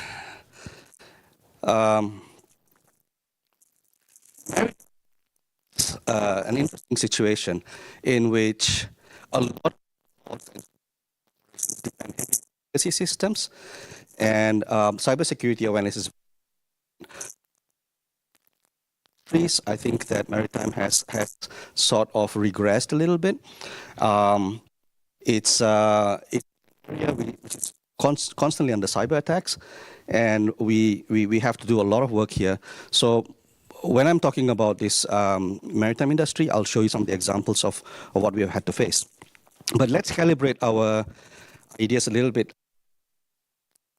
In some of the people in the audience, do any of you know what IT and OT mean? Okay, so let's start. So IT is probably very familiar to you. It's information technology. Sometimes it's used interchangeably with ICT. And essentially that means that you're talking about things that you have been working on, like computing things, laptops, computers, data centers, and so on. This is part of IT. OT, on the other hand, is a term that is used for operation technology. It's sometimes used interchangeably with industrial control systems, ICS or ICIST. And generally here you're talking about industrial processes. And there are actually kind of interesting differences between the two worlds. For example, in terms of hardware complexity, we just saw the keynote speaker who presented really interesting things about robotics. You find that OT complexity tends to be a little bit more, how do you say, based on system of systems approaches. IT, on the other hand, in terms of hardware, it's very well organized. As you can see, this is just a board that contains different kinds of things. That's in terms of hardware complexity. When you talk about software, it's the other way around. In technology, generally, well, that is actually a real software dependency graph of one Java library that is used in a web browser. And that's basically how the complexity looks like for the IT world. Now, in terms of safety, the takeaway from this is that IT security is all about protecting machines from humans. Generally, what you try to do is that you try to prevent information leakage or prevent disinformation and so on. But all machines. So safety is paramount, not cybersecurity, but safety and security, physical security. So you try to do that. So typically, these two worlds have been apart for many years. Now, the top part shows how IT systems have been evolving since the 50s, and the bottom part shows OT, how it's been evolving. Now, at some point, we have great if we combine these two. So this is what IT-OT integration means, that the world of operation technology and the world of information technology are becoming a way that we're able to IT systems to control OT systems. What that really means in terms of benefits are that you can have system architectures that can span, and the edge no longer include only computers, but they can also include industrial IoT systems. They can include production systems. And you can do simple things like using the cloud to control some of this configuration and interoperability of these devices. And not only that, you can also have data platforms that can span multi-tenancy working directly at the edge. And you can have things like industrial protocols working together with IT protocols like REST-based systems. So what that really implies is that when you have machines that you can deploy intelligence to, you have very much on how you have to consider the secure communication needs of these machines. But the thing is that there are some challenges because in OT, the typical life cycle is very, very long. It's up to 10 times longer than IT. But in IT, you might actually have something that is 2 to 5 years old, and then it's end of life, which basically means that this diagram here shows you how, the top part shows you how things actually are done in production environments, in control systems. You have factory, so you have the sales and then engineering, and then factory acceptance tests, commissioning, and then you do operation maintenance and decommissioning. And while all of this is happening, you might have embedded systems running in these devices that will have a much faster cycle, which you might have to do in terms of bootstrapping and installing and commissioning, and then doing software updates and so on. Now, here's an example of something that is going to be very interesting. I think all of you know the OSI model. This is very easy. In terms of using the OSI model, we have been taught that you have from the physical layer up to the application layer, and then you have all kinds of payloads, and you have different kinds of protocols, and then you have kind of not very much security between the layers, right? So you always have things like some sort of secure sockets layer, or you might have some sort of transport layer security and so on. But in the OT world, you have the Purdue. The idea is to be defensive in order to be able to separate and delineate the manufacturing zone away from the enterprise zone. So you actually have all these kinds of layers that protect your running systems in order to ensure that they are not tampered by enterprise systems. So let's look at some of these ideas here about how we put systems together.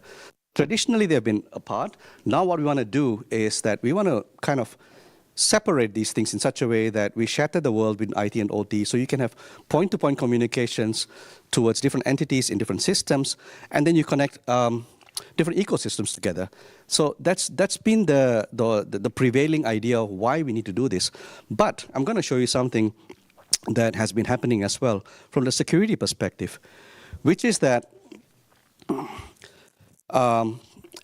as IT and OT became more integrated, the kinds of attacks took place from the early 2000s until last year have begun to reflect that trend that IT systems to penetrate OT systems. You can see some earliest ones. This is not even the earliest. I think this is probably the earliest one started in the 70s, but the way this has been progressing has been that generally you find systems which have been unprotected, And some sorts of like a movement between hackers have taken place so that they penetrate system using some IT vulnerabilities, and then they laterally move until they reach critical infrastructure. Some of these things might be familiar to you already. For example, in 2017, there was a global attack called NotPetya that affected the operations of Merck. That was actually collateral damage by state-sponsored actors who were trying to bring down critical infrastructure for a specific country. But unfortunately, because of one little, I think, accounting firm that was connected across Merck's infrastructure, all of the operations almost down, which cost the company billions of dollars. And a lot of these attacks have started to focus on ransomware, which is one of the biggest motivations of attacks these days. Of course, there are lots of state-sponsored activities, but I wanted to show you this little diagram that let's see if it works, that starts at 2015 and ends a few years ago, which shows you how ransomware has actually started to progress. Now, what you're seeing now is if you see from the top part, the top left-hand side, you'll see how much money has been accumulating in ransomware cartels. So here you actually find that originally there were isolated incidents, and then you started to see ransomware as a business model that you can actually buy through the dark web. And that accelerated the way ransomware has been reported. But also you can see on the bottom left-hand side, the main countries that have been used to do these kinds of attacks. Now, this obviously still continues today. People are more aware of ransomware attacks, but the scale at which this is going is pretty scary when I first saw this.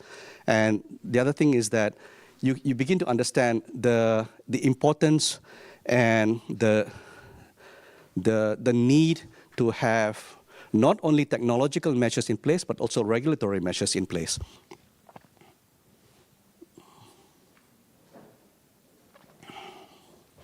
Okay. So this is the basis of what I wanted to talk to you about, which is about convergence, IT and OT, and why standards and regulations. Sometimes in my presentations, we can have walls of texts, but I'll try to summarize this so that you don't have to start reading these things. Now, standards and regulatory compliance, they refer basically to the adherence of a set of rules and best practices that are protecting sensitive information. And compliance actually helps to ensure that some controls are in place for organizations that are meeting regulatory obligations. And generally, companies and organizations working particularly in critical infrastructure areas need to have some sort of certification to show they have the capacity that they can actually defend against these kinds of threats. But what does compliance actually entail? The basic idea here is that prevention is always better than cure, and generally a compliance program has these kinds of steps. You basically start with understanding the requirements, and finally you move towards ensuring that you have proper auditing, proper monitoring, and then you have continual improvements. And the talking point here are that compliance helps to ensure the necessary security controls are in place and organizations are meeting these regulations. The doubt is that if you are found to be non-compliance with the regulations, today there can be severe consequences as financial penalties or legal actions are taken by member states. I'm talking about the European Union now, so the European Union member states on these companies. And as these threats continue to evolve, so do the regulatory environment.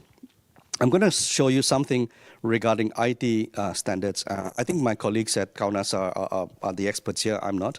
But basically, standard family of standards in the IT world is the IEC 27000 series.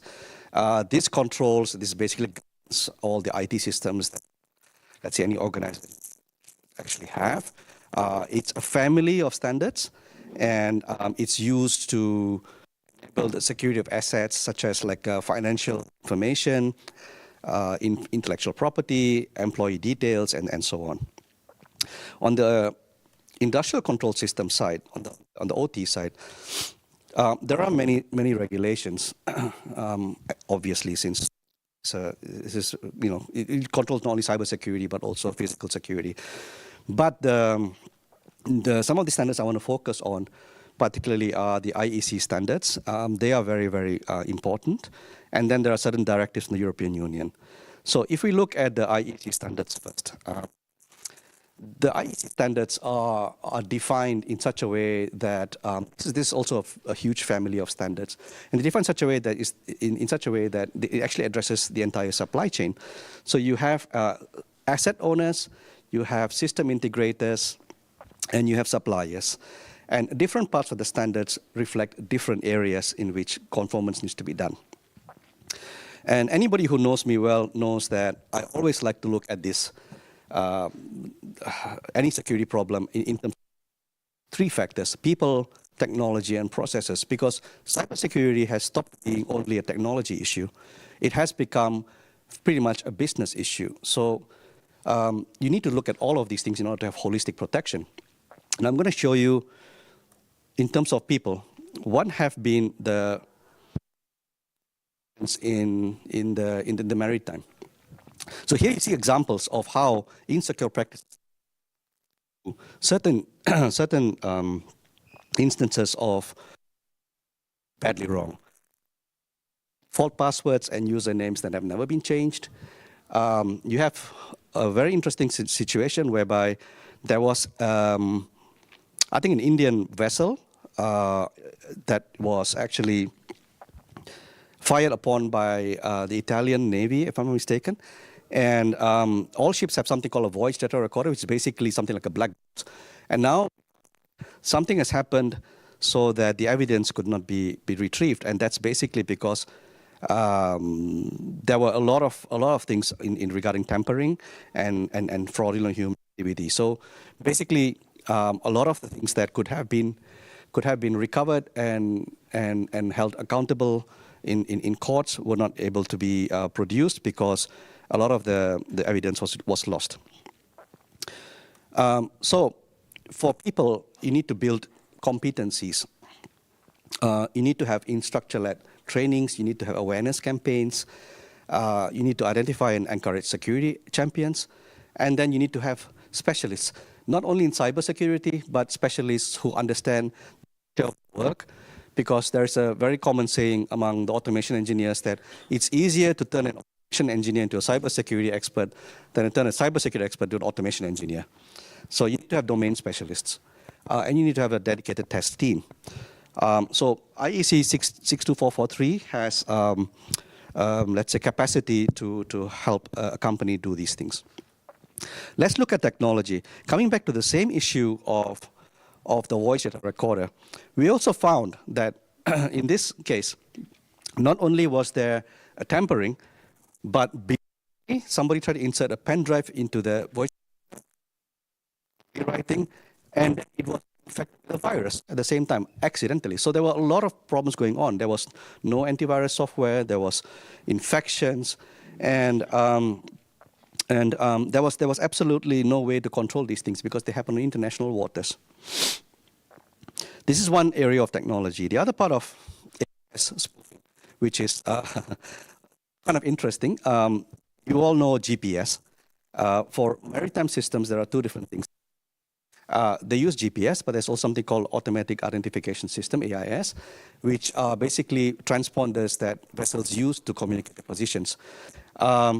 This system is so broken that somebody sitting somewhere in, I believe it was two researchers in Europe, they basically made a simple Python script. They registered a vessel name, and they basically put a simple Python script that could automatically in real time across the globe. And they didn't that they registered a vessel in Panama, I think, and they started moving it like this and made this. Where's my cursor? And they started just moving it like this. Now, what they basically did was that if you understand how crowded the seas are, now when you see a vessel coming all the time in this direction, all the other vessels are moving away from this area. So this had real world implications on what can actually happen. We all know GPS spoofing. There are instances where GPS spoofing has not only affected ships, but also aircraft and vehicles.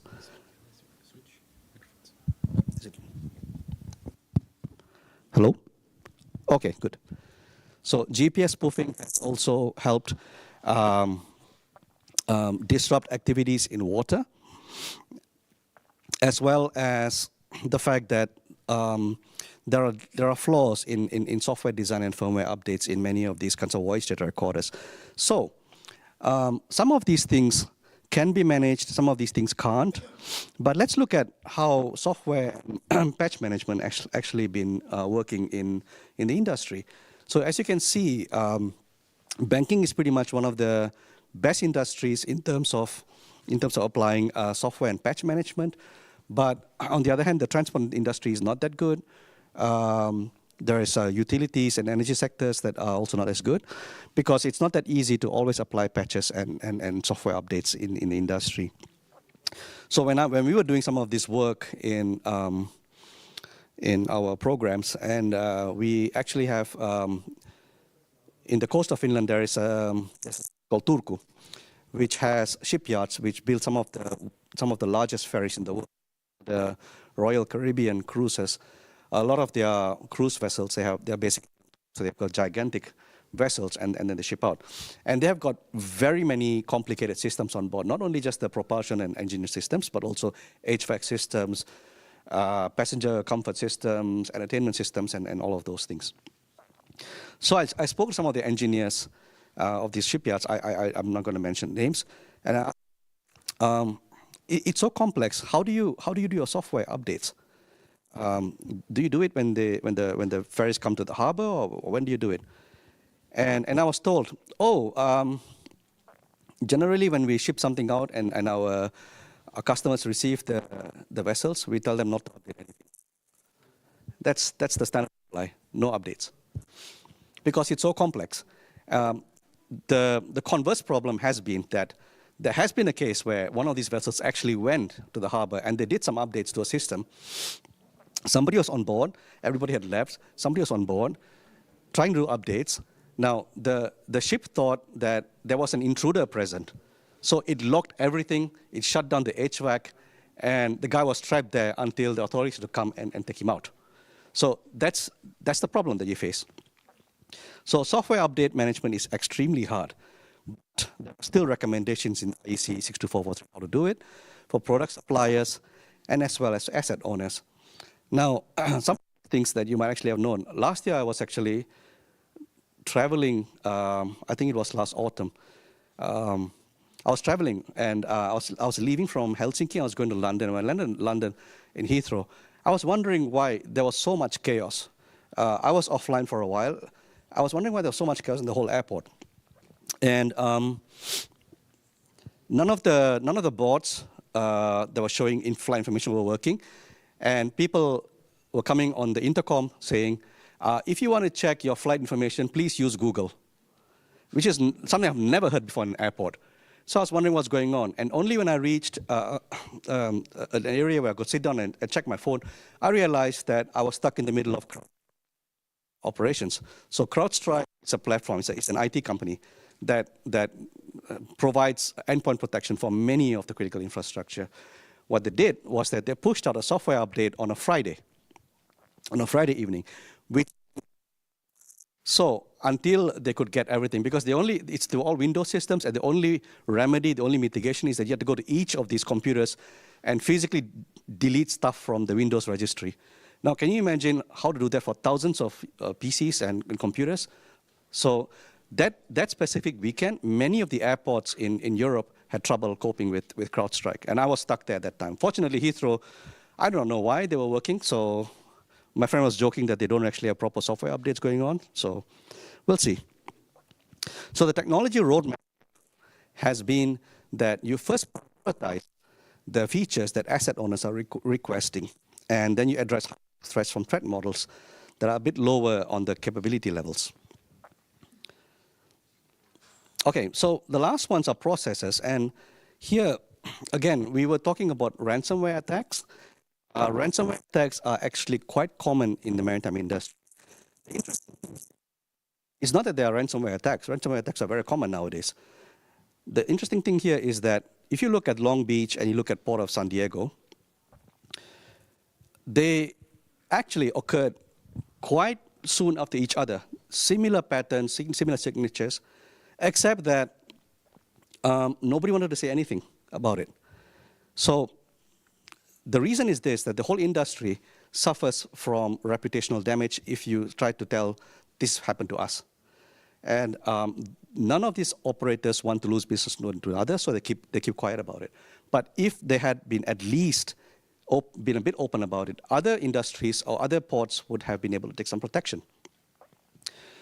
The same thing was that there were actually also technical issues because there was no standardized way of actually delivering these incident reports. There was some initiative to do this, but they haven't really been successful. MCERT was something that was started by some companies, and unfortunately, it's a per subscription service, which of course nobody wanted to pay any money to. So then the whole thing shut down. So this needs a gradual change in this roadmap. You need to modeling, you need to look at your operations, and you need to look and see if you can use some sort of templates and configuration tools to set targets.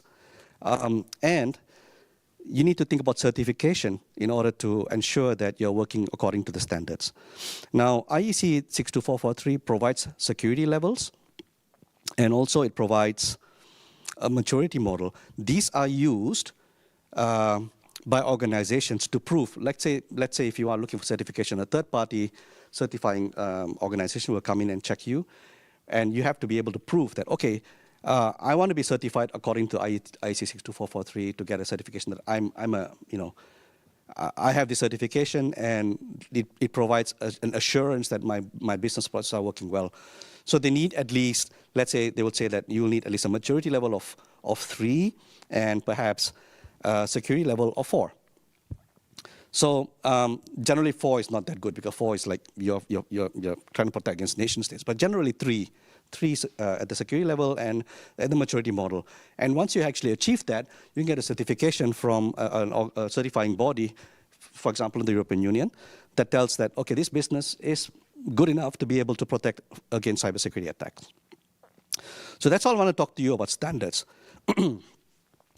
But there is another aspect to my talk, which is about the EU regulatory landscape. So this is just a brief discourse, because this is a vast can of worms that the EU has opened, in which you have to be able to conform to these legislations and standards. So anything that you do in the European Union when you are providing products, they need to go through a conformity assessment process. And the conformity assessment can be performed by third-party organizations or by the manufacturer themselves, except that they need to follow these harmonized standards to pass these assessments. The nice thing about the EU product legislation is that it's intentionally technology neutral in general, and the implementation details are left to this, what we call these specifications or harmonized standards. But the not so nice thing is that it's a very complex landscape. So we have done some work with companies who are trying to navigate these things to understand what kind of obligations they have in order to meet these standards. And it's never easy, because this was, by the way, done in 2024. So at that time, you see the question marks there on the sides of the Cyber Resilience Act that was not yet fulfilled, but now it's already enforced. We have things like the NIST directive, the Machinery Regulation, and the Cyber Resilience Act. And all of these lines show alignments and connections of some of these regulations with each other. Oh. But then again, I wanted to highlight these things. This is basically the timeline that you see down here about the arrow that shows from, for example, from 2023 up until 2028. And these are the three, basically the key EU legal acts that we have seen that manufacturers and we're now talking also about software companies, manufacturers, hardware companies, software companies have to pay. And as you can see, now, when we are in 2025, we already have the machinery regulation has been published, the NIST-2 regulations that have been applicable, and the Cyber Resilience Act has been published. But then again, publication doesn't necessarily mean the same thing as enforcement, because publication basically means that now you have to be aware that this is happening, but then it becomes binding in a certain time frame in the future. So regulations are somehow interconnected. And actually, I wanted to just this part here about what these directives are.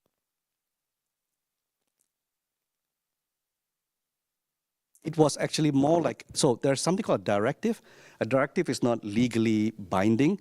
What needs to happen is that this specific legislation will have to be adopted by EU member states, and they have to translate this into national law. So your interpretation of what the penalties could be changes from country to country. And the main topics of NIS2 are not products. They're basically looking at entities and organizations. So I'll show you what they are a little bit later. And there's a lot of cooperation between the European Union Agency for Cybersecurity, national cybersecurity organizations, and public and private entities. Generally, NIS2 has areas that concern incident reporting, information exchange, and supply chains. The Cyber Resilience Act actually concerns products. And it basically aims to harden the cybersecurity of products that have digital elements. And here they are classified into risk categories. So then you have different categories that range from non-critical to kind of very critical. And if you want to think about conformity assessment, then you need to think about like which classes will require third-party assessment and which classes may be just done using certification from a cybersecurity framework or then using some sort of technical specifications laid out on somewhere. And finally, the machinery regulation, and this is also product legislation. They are divided into two classes. Part A is called high-risk machinery. Part B is about other things. Now, this is going to be very interesting if I just took this from the Act itself. Now, if you look at some of these wordings, it's very interesting because, for example, bullet point 5 says safety components with fully or partially self-evolving behavior using machine learning approaches, ensuring safety functions. And then part 6 says machinery that has embedded systems with fully or partially self-evolving behavior using machine learning approaches. So there has been already some sort of an idea that certain machine learning and self-evolving behavior is covered by machinery regulation. But what had happened was this, that while the machinery regulation was being prepared, another act came into the forefront, and that is the AI Act. And the AI Act started live around the same time as the machinery regulation. But then again, this became such an important act that a lot of the AI stuff that goes into machines has now been pushed into the AI Act instead. So in the AI Act, there are things that are outright forbidden by the European Union. You can see these different categories. So see that there is models and then minimal risk. So AI Act does that. Excuse me. And this act works very well with the machinery regulation and some of the others with Cyber Resilience Act. So this is what I wanted to mention regarding those regulations. But then now that you see there are so many different acts and so many different standards, how are all these things working together? How do they interplay? And the first thing I wanted to mention was this, that IEC 62443 is not an EU regulation. It's actually an international set of standards. So before all this came into play, it was enough for a company to say that, okay, we are building our systems, our software processes, our technology to conform to IEC 62443. What now? Because they have all these machine regulations. So European standards actually have sort of an alignment with IEC 62443. How it actually works is that there is something called the official journal of the EU. And the official journal publishes all these things that are standards and regulations. Now, IEC 62443 is not inside this journal. However,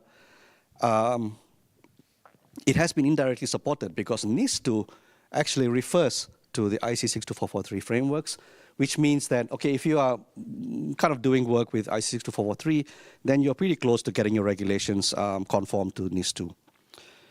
So does it really matter that it's not harmonized? Not really, because there are other ways to fulfill the product laws and pass self-assessment. And you always have the option that you do third-party conformity assessment. So a lot of processes are no longer only about technology. As you can see, it's a lot of regulations. Other alignments are something called the new legislative framework in the European Union. And these are basically spread out over multiple legal documents. And the idea behind the legislative framework is that if you read one of these regulations, you have an idea about how the rest of them look like. So things like the Cyber Resilience Act, the machinery regulation, and so on, they are already aligned with this NLF. The interesting thing about the NLF is this, that it's not enough for a manufacturer to produce something and say that, okay, I have done everything that I need to do, it's out on the market, I don't have to care about it anymore.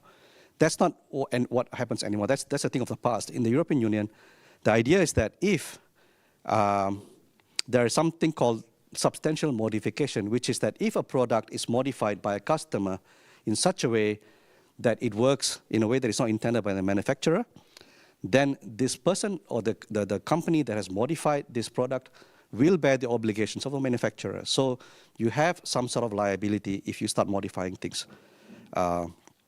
without any sort of like prior agreement. And as I mentioned to you now, the AI Act is aligned with the NLF and is also aligned, it's closely related to the machinery regulation. So machinery products that use AI features must comply with specific requirements, and they can be satisfied following these AI regulations. And then the other things to consider, the most important thing here that I want to highlight is that the European Union, and particularly ENISA, has already identified one of the biggest security threats to be supply chain attacks. As you already know, supply chain attacks have been on the forefront both for software and for hardware in different kinds of areas.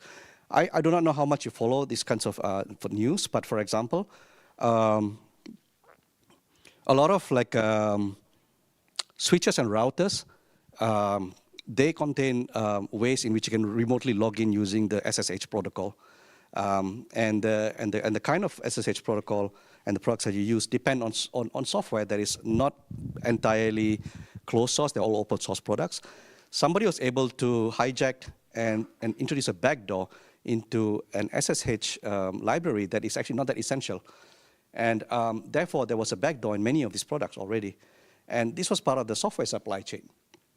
Another example of a supply chain attack that took place, I guess you must have heard the news, that last year, let's say thousands of pages exploded after they were taken charge by intelligence services of Israel.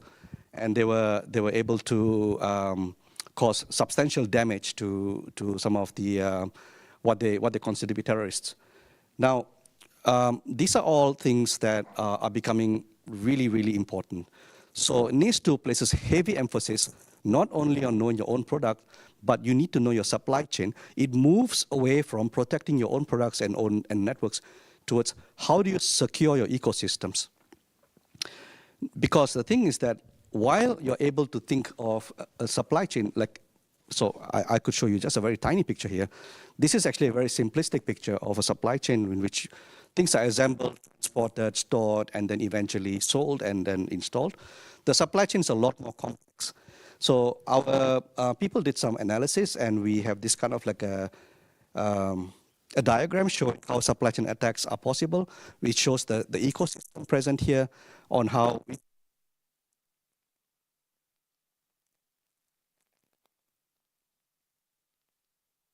it shows that you not only have software sitting in one part, you can have software sitting in many different parts, and they have ecosystems inside ecosystems here. So supply chains are really, really important, and you need to understand who the stakeholders are, where the phases of these supply chains are, who your suppliers are, and who you are supplying to. And with other EU legislations, so provide some level of on how to protect the supply chain. No Regulation, Cybersecurity Act, and then 62443. Some of them are frameworks, some of them are recommendations, some of them need, let's say, some sort of a binding resolution. So basically, if you don't protect your supply chain, then you will have to pay heavy penalties. What that really means is that, like I said, you need to know your entire supply chain. You can look at what we call ML ops, DevOps. So you look at the entire supply chain, starting from the planning phase, right down to the monitoring phase, which frameworks, which software frameworks support what sorts of activities. So then you can actually map to see what your vendors are doing, what your dependencies are, what the software bill of materials is like, and what sort of impact it actually has if things change. Finally, I want vulnerability and incident notification. So this is another aspect. Remember I was telling you about the fact that all of these ports were not actually exchanging information. Now, in the European Union, that's not going to be, that's going to be a kind of a thing of the past quite soon, because the Cyber Resilience Act imposes product level disclosure, and that will begin to up from 2027, in which must notify within 24 hours to NISA actively exploit a vulnerability or incident affecting product security. So manufacturers have to do that, because if they don't, they will face heavy financial penalties. And there hasn't been any kind of idea of what this undue delay means, so you need to inform users about it, you need to publicly disclose the vulnerability details, and they need to maintain some sort of disclosure policy and accept external researcher reports. So that's all really good. And also manufacturers need to supply authorities with technical documentation, and this allows transparency to make all the security issues known all across the supply chain. And the disclosures are like so. Cyber Resilience Act is the one that actually you must enforce. The rest of it is like, it's a recommendation, do it as quickly as you can, and try to build it so that you have provided some kind of traceability so you can do some auditing. So we have been examining some of these things in our research groups. We have tried to look at the different sorts of ways in which IT and OT systems can be used to facilitate incidents response across different kinds of infrastructure. We use standards from the lightweight M2M systems. We have used standards that have been developed from the IETF, and thought about how we can improve this.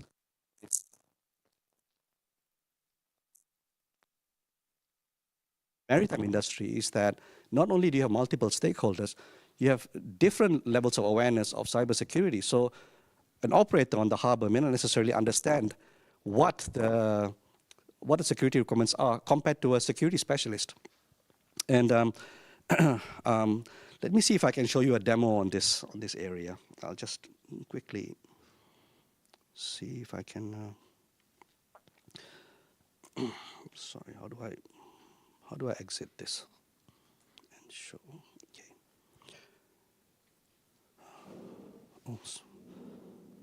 Oh, you should not be seeing my files here.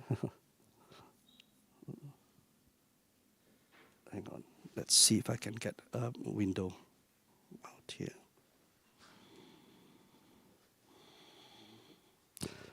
I should be fine, I think. Yeah, okay. So let's see.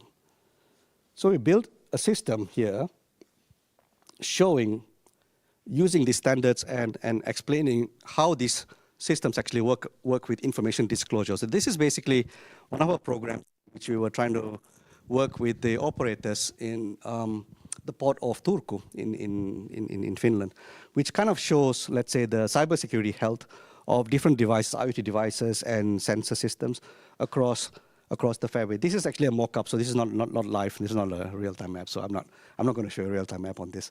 But for example, we use different color codes showing historical data on some of these things. If you see these black spots, basically it means that they're actively being exploited, or if you are able to understand that there's some kind of information that needs to be sent for escalation, for some sort of addressing to mitigate these attacks, then you can do so. And then you can communicate across different securities from different stakeholders, where you will be able to then be able to solve these things in a collaborative manner. Okay, I'll come back to the slide now. Okay, so I wanted to wrap up this talk by looking at the future of regulatory compliance. There are 4 areas here: AI and machine learning, regulatory expansion, cloud and cloud edge hybrid architectures, and supply chain security. AI and machine learning are increasingly being utilized for both IT and OT. If you had looked at my earlier slide, which showed IT and OT integration, you can see that today we're talking about LLMs, but it's not only LLMs. We have always been using machine learning in industrial control systems now. Not only that, AI is also helping in cybersecurity in such a way that they're automating threat detection, improving response time, and they monitor compliance in real time. So they need to be regulated. There has been regulatory expansion, so governments and governing bodies are increasing efforts, not only to protect consumers, but also businesses. And companies are expected to stay abreast and comply with these evolving laws. And finally, when we talked about IT and OT, and we talked about OT being industrial systems, that's not necessarily true anymore, because today, high availability systems, for example, your data centers, your clouds, they are not OT systems, they are IT systems, but essentially they're critical infrastructure, and you need to be able to protect them as well. So as more businesses migrate their operations and data into the cloud, you have to ensure the security of this cloud environment. So the compliance regulations here are also being updated to reflect this trend. And as I showed, supply chain security is really paramount, and there have been a lot of attacks on the supply chain. So regulations have been expanding not only to include supply chain for machinery parts, but also software supply chains and hardware supply chains. And as a result, businesses are now required to ensure not just their compliance, but also to their own businesses, but also to their vendors and partners. I wanted to once again talk about one company that we worked with that had trouble with the supply chain. And they didn't actually get attacked by hackers. What actually happened was that they had trouble securing their regular supply of components because Nancy Pelosi visited Taiwan. And the chain of events was that Nancy Pelosi visited Taiwan, China moved their ships to surround Taiwan, which meant none of the semiconductors from Taiwan could come outside. And which meant that it caused huge delays for this one company that was building components for building autonomous systems for the harbor. Now, they had to deliver their products. They didn't know what to do. So they decided, we're going to try to source for an alternate supplier. So the impact of this was this, that there were different chips set on the same product that was being shipped out, which caused a splinter into how they were actually managing the supply chain of this specific product. And that caused huge issues when they had to support these products in future and do the continuous maintenance. So there are sometimes geopolitical implications on many of these issues. Okay, so my concluding slide is convergence between understand the impact of the regulatory landscape. The threats and breaches of interconnected systems are becoming very serious. So as researchers and as let's say academics, we don't necessarily have to care about it in the sense that it doesn't affect us day to day. But I believe that a lot of us, we work with technologies that we want to ensure becomes relevant and usable in the world. And as such, it is good to understand that beyond just technology, beyond just the evolution of things, there is also another kind of evolution, which is regulatory requirements. And we need to understand what they really are. So there are very good benefits towards doing that, but there are also very, very drawbacks, because you need to think of this as a first-class citizen. Regulatory compliance need to be built as part of the development activity, not just as an afterthought. And with that, I conclude my talk. Thank you very much for your patience and listening. And I will be able to take any questions. If you have a lot of other thoughts, you can also email me from this point on. So please. So thank you very much. Thank you very much. So do we have any questions? Who would like to? Oh. Okay, thank you for a very interesting talk. I actually want to ask philosophical questions. So there is opinion that many acts, legislations, regulations impact the progress, hinder it, and the countries that doesn't have such, they have competitive advantage. How do you feel about it? Yeah, that's a question. Does it actually stifle innovation? That's basically what you're asking. Do regulations do that? I'm not sure how many people here have heard of something called the Brussels effect. Does anybody know what the Brussels effect is? One person there. Two people. Very good. Now, the Brussels effect is a well-known study that has been, let's say, quantitatively substantiated. Basically, when you have regulations coming out of Brussels, what happens is this, that it affects the whole world. It doesn't only affect Europe. A simple example is GDPR. The Data Privacy Act was the first of its kind anywhere in the world. And now, because of the member states, the collective power of the member states, which hopefully doesn't get any lower, but that has actually helped to improve privacy not only for European citizens, but for everybody around the world. Almost every region has actually adopted that. And in my opinion, that doesn't really stifle innovation. It actually helps protect things and then helps develop things in a right direction. So yes, partially yes, because in these transitionary periods, that's exactly what manufacturers are saying, that they are being stifled. They are actually fearful that there will be financial penalties. They may not necessarily understand the implications of what it means if I'm conforming to a certain regulation but not another one. But in the long term, I think that's actually, it helps a lot. Okay, thank you. More questions? Thank you for your presentation. I have a question regarding the supply chain. So in reality, do you think that it's possible, especially in the case of how to say, very big projects or very, how to say, for example, to build the ships as in Turku, so to enable that products come from different countries from all around the world can be secure? Because to enable that everything is done in proper way, it's... Yeah. So in very complex supply chains, I think it is very, very difficult to get a view. And I believe if you look at, and the difficulty here is not only about the supply chain, but also about dependencies. And here, so software dependency like this, it's in with due faith. I have done my work. Then you're able to say that, okay, my legal obligations have been fulfilled, and the problem has become a bit less. But it's not possible, in my opinion, to have a very complex supply chain like you just mentioned.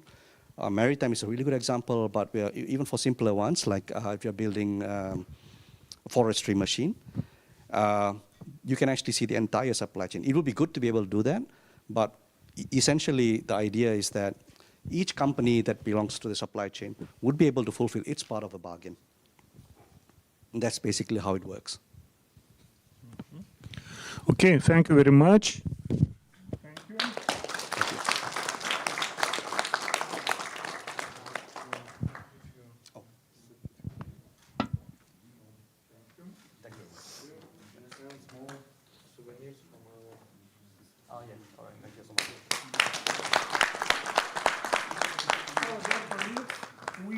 We are working strictly according to the schedule, so now we'll have 30 minutes coffee break, and then we will continue working sessions. And the next session, the first session will be special session on intelligent methods for data analysis and computer-aided software engineering, and will be chaired by our Dean, Jonas Steponis. Okay, so coffee break.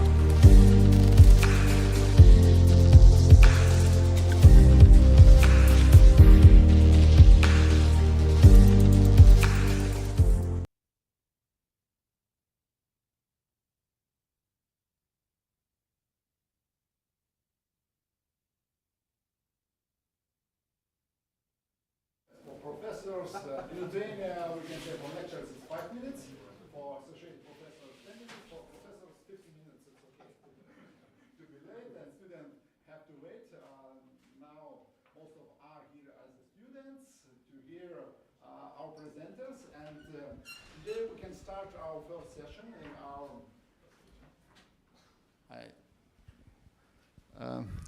sorry, I forgot to turn on my mic, so but I will not repeat all introduction, and maybe we can start because today we have quite tight schedule, and during this first session we will have a few presentations on site and a few presentations online, and in this data analysis session, we will start with presentation.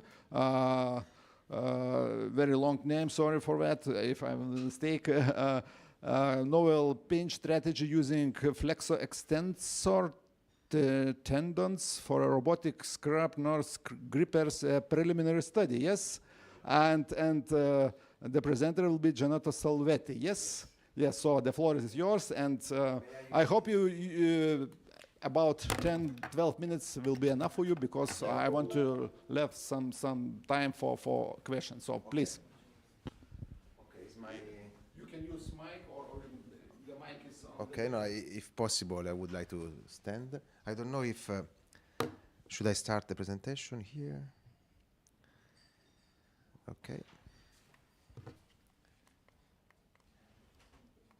Okay. So, okay, thank you. Thank you for the introduction.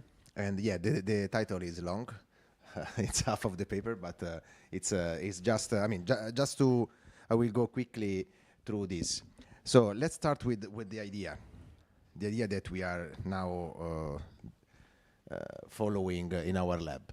So the idea is to start investigating a new type of assistive robotics. So for those who were before in the plenary, in the keynote, we are doing a lot of assistive robotics and with patients, but recently also inspired by a project that we are running, an Erasmus Plus project that we are running here with the KTU University, that is related to VR environments for teaching to new surgeons.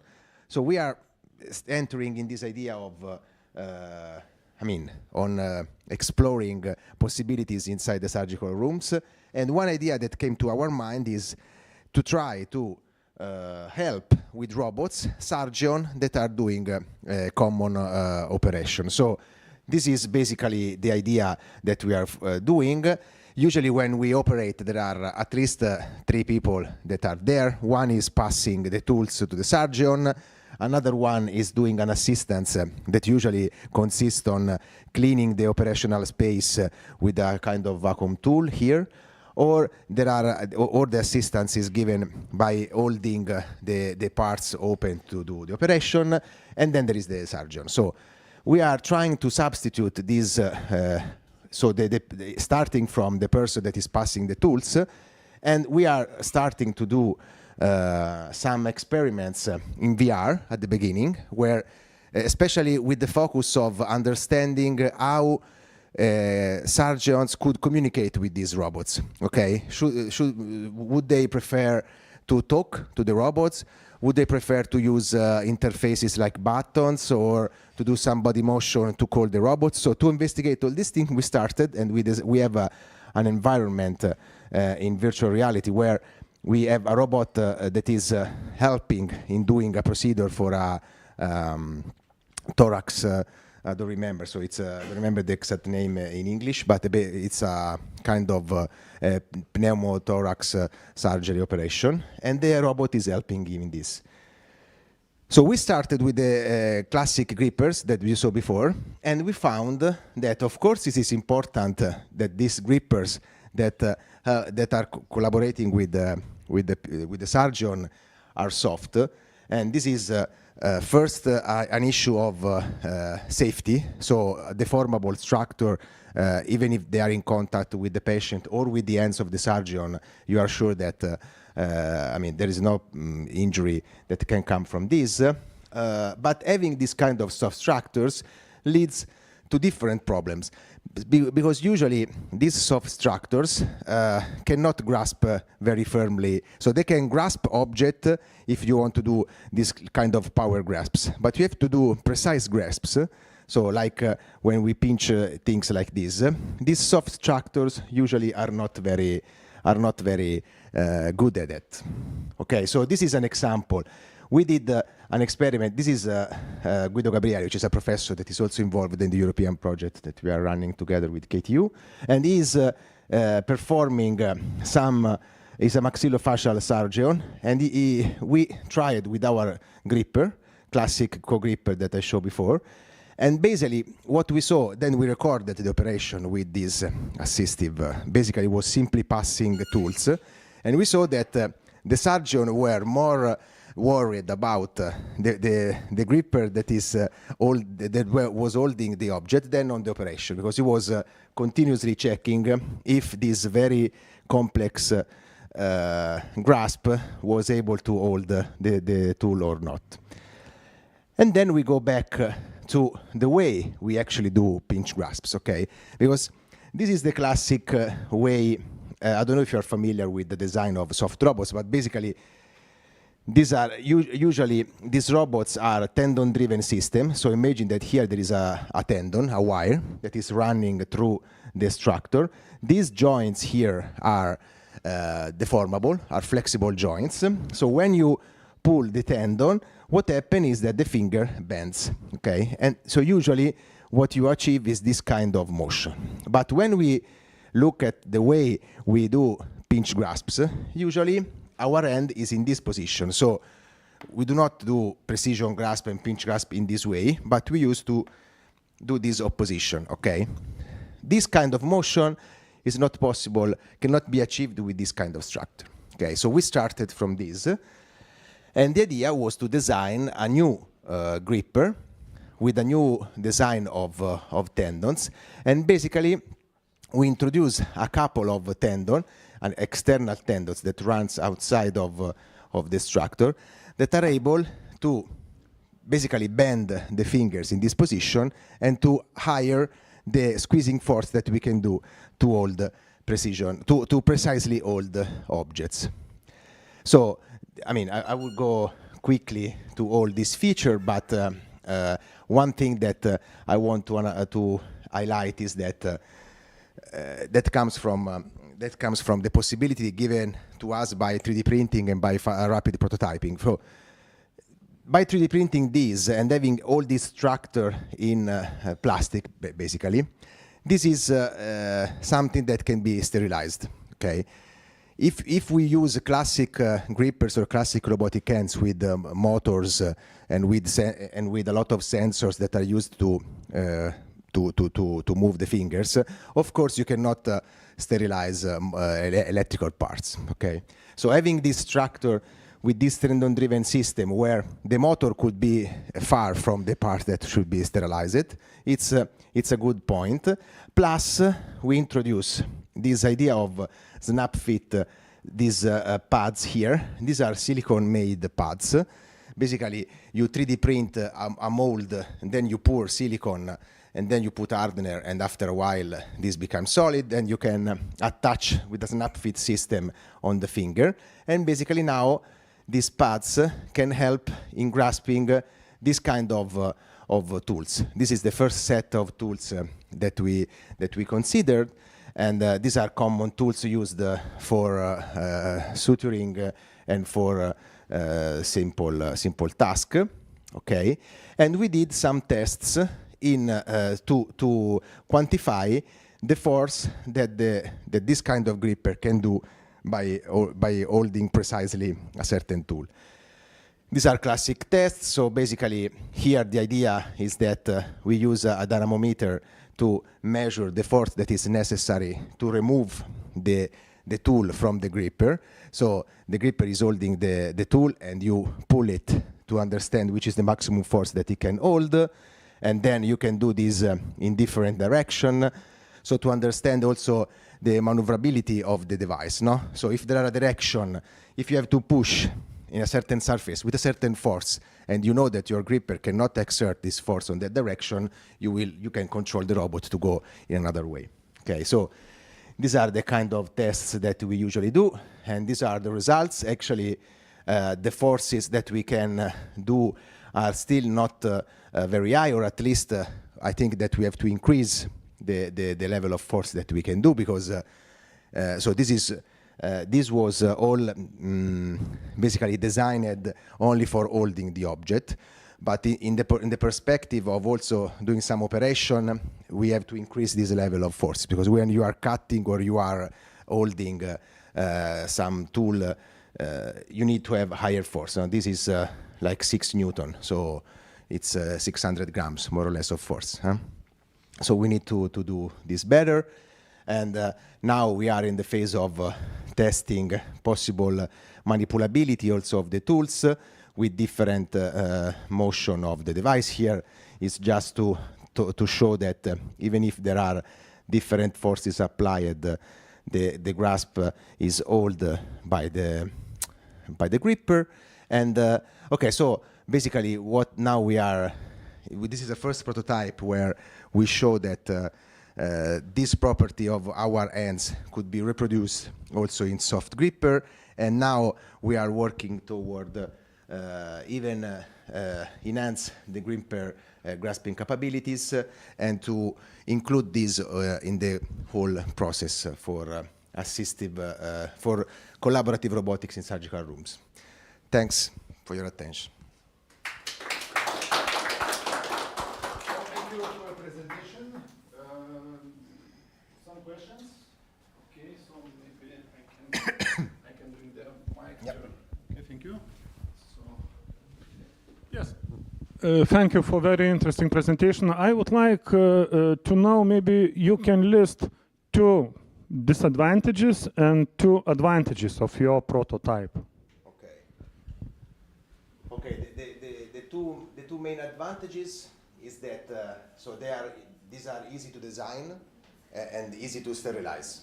These are 2 big advantages that you can have.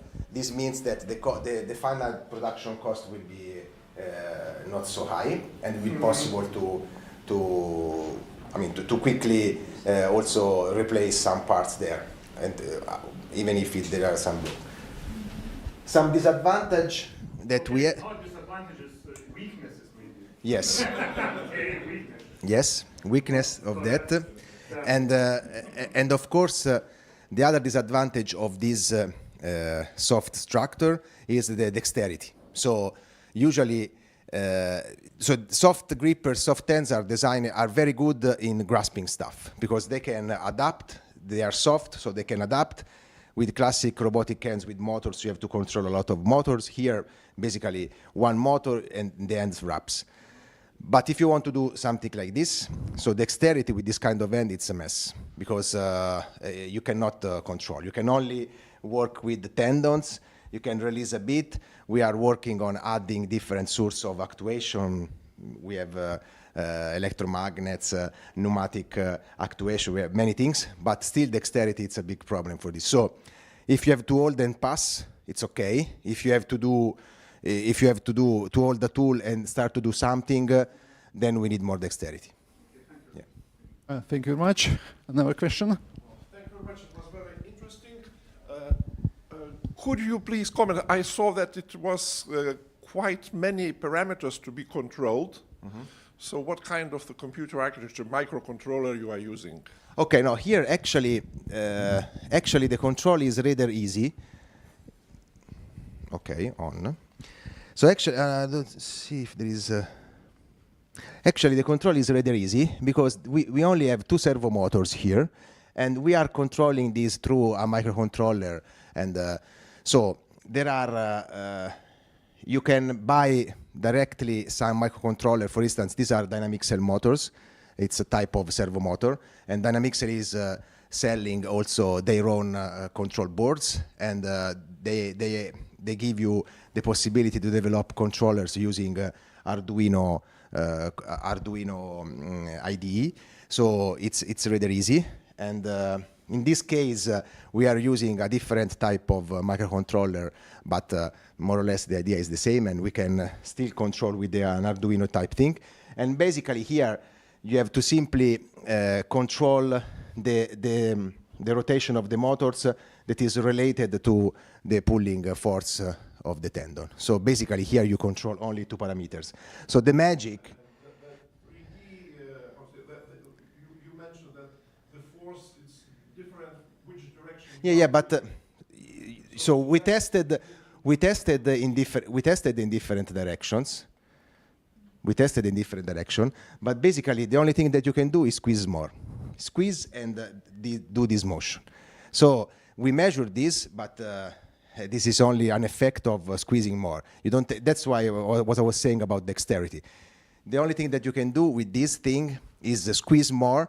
By squeezing, you enlarge the surface in contact with the tool, so you increase somehow the friction, and then it's harder to remove this. But you cannot do many things. Yeah.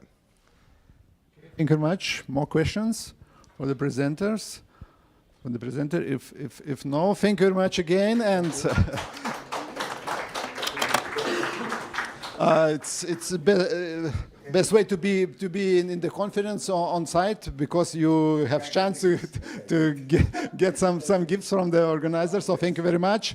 And now we will have a second presentation by Gintautas Šedys, a case study of detecting nutrition deficiencies in corn using multispectral satellite imagery.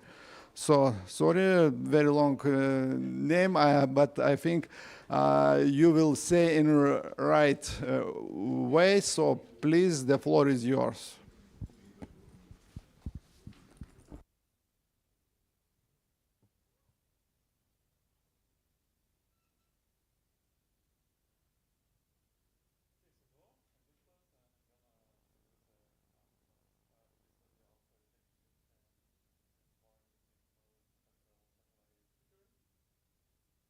So firstly, about the need of this.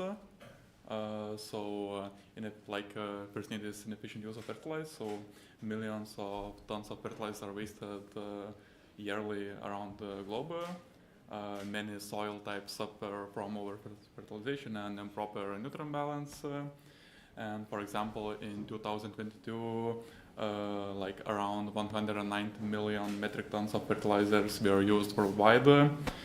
And 110 million tons was nitrogen, and our soil on average absorbs only about 35% of nitrogen from this fertilizer. So this is basically clear overuse of fertilizer. Then importance to agriculture. So by accurately identifying nitrogen deficiencies, fertilizers can be used more efficiently, and environmental aspect, excessive use of fertilizers negatively affect water bodies and other natural habitats. So approach. So in this study, only Sentinel-1 and Sentinel-2 data was used. That means no additional drone images or ground measurements are used, aiming for a simple and widely applicable solution. Then spectral and radar data analysis. So Sentinel-2 data is combined with Sentinel-1 data to detect neutral deficiencies even under cloudy conditions. Like Sentinel-2 data is mainly multispectral images, so like visible light, infrared, and others. And Sentinel-1 is radar images, and radar imagery is not affected a lot by cloudy conditions. And then various machine learning models were trained to classify the areas with nitrogen deficiencies based on spectral data and field zones that were deliberately left unfertilized. So benefits, improved fertilizer management. So basically by optimizing fertilizers, up to $25 billion could be saved world around. then higher yield by avoiding over-fertilization. Naturally, fields gives better output. Then reduced environmental impact, so optimized fertilizer use decreases runoff into water bodies, and accessibility solution based only on satellite imagery is more accessible because it doesn't rely on some specific equipment and drone fly-throughs. So existing methods, so traditional methods, basically are periodic soil testing and drone fly-throughs, which basically are expensive and difficult to maintain at large scale. Then existing precision agriculture platforms. So those are some very specific solutions which are often expensive and require specialized knowledge and equipment. And advantage of this research would be that it's basically cost efficient and relies only on satellite imagery.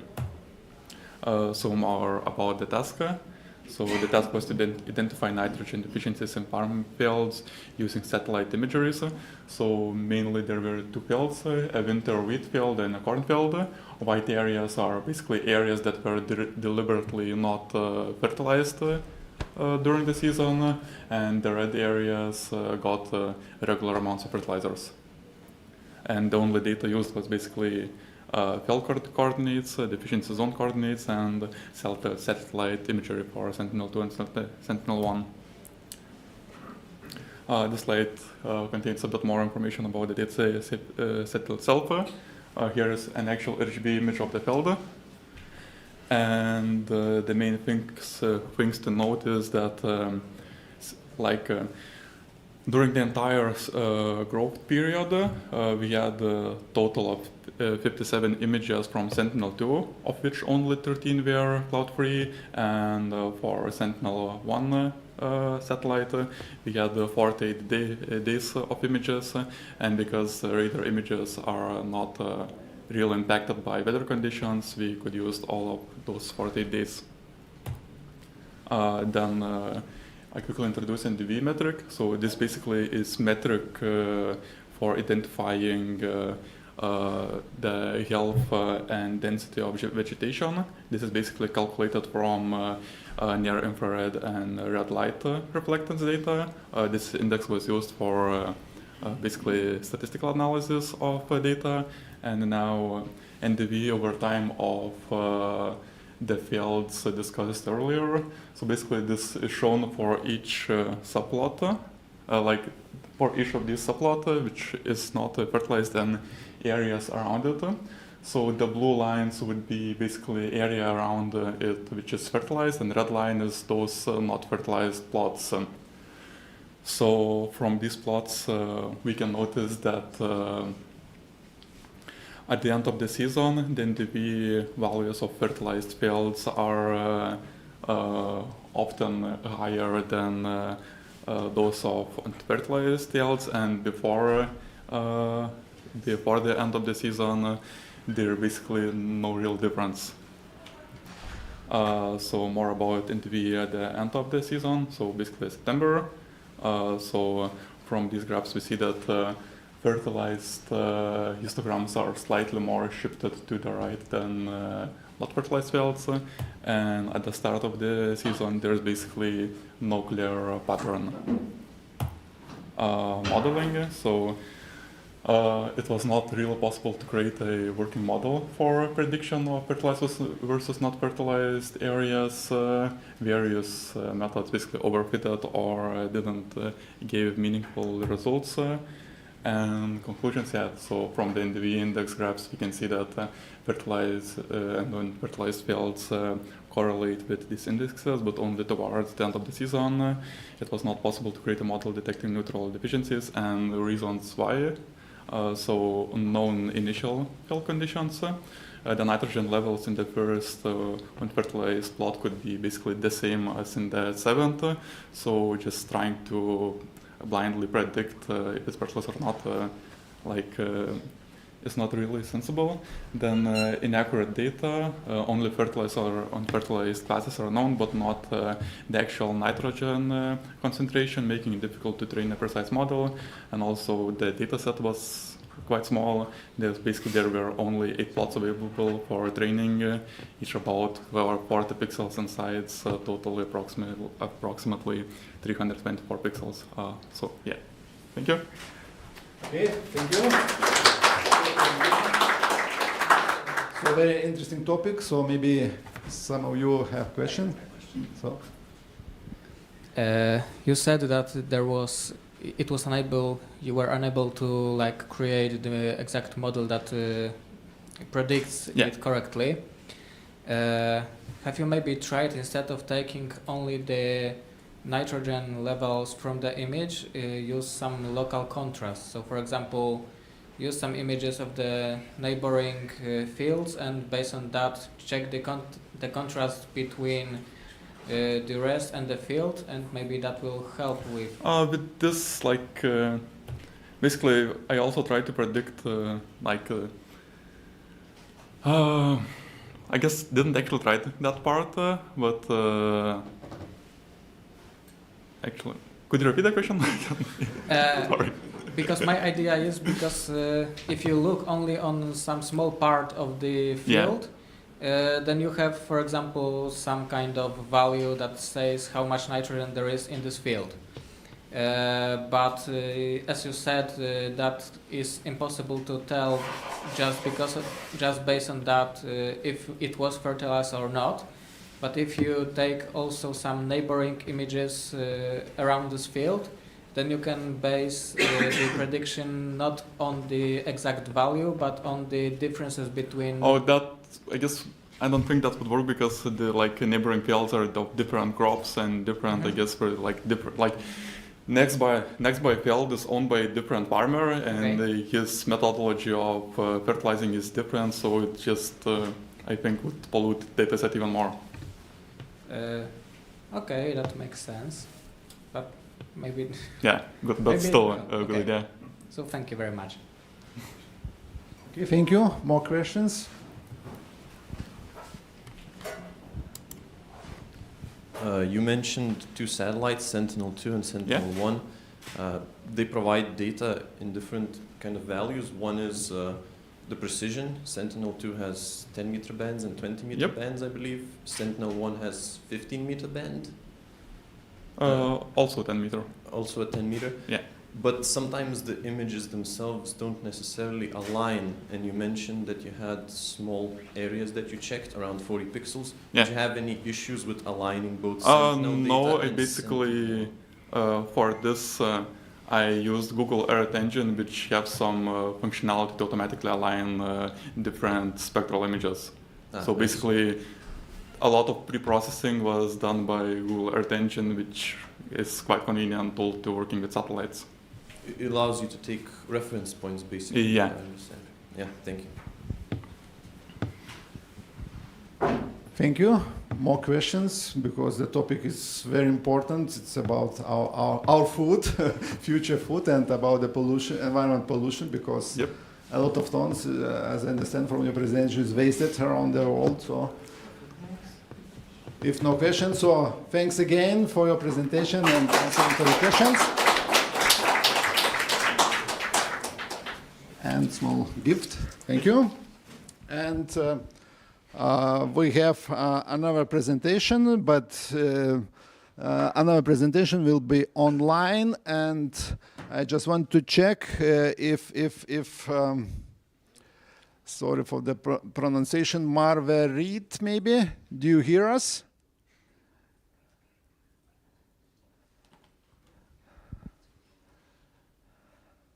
Hello? Marvarit, do you hear us? Yes. Okay, but I can't see you. Maybe you can turn on your camera, please. Let me know if you can see me now. Yeah, perfectly. So, hello from Lithuania. Thank you. So we have a third presentation during this first session in our conference. So the floor is yours, and I hope that you will fit in around 12 minutes, because maybe we will have some questions for you. So. Okay, sure. So shall I share my screen? Yeah. Okay, Please share it. Let me know once it says this, okay?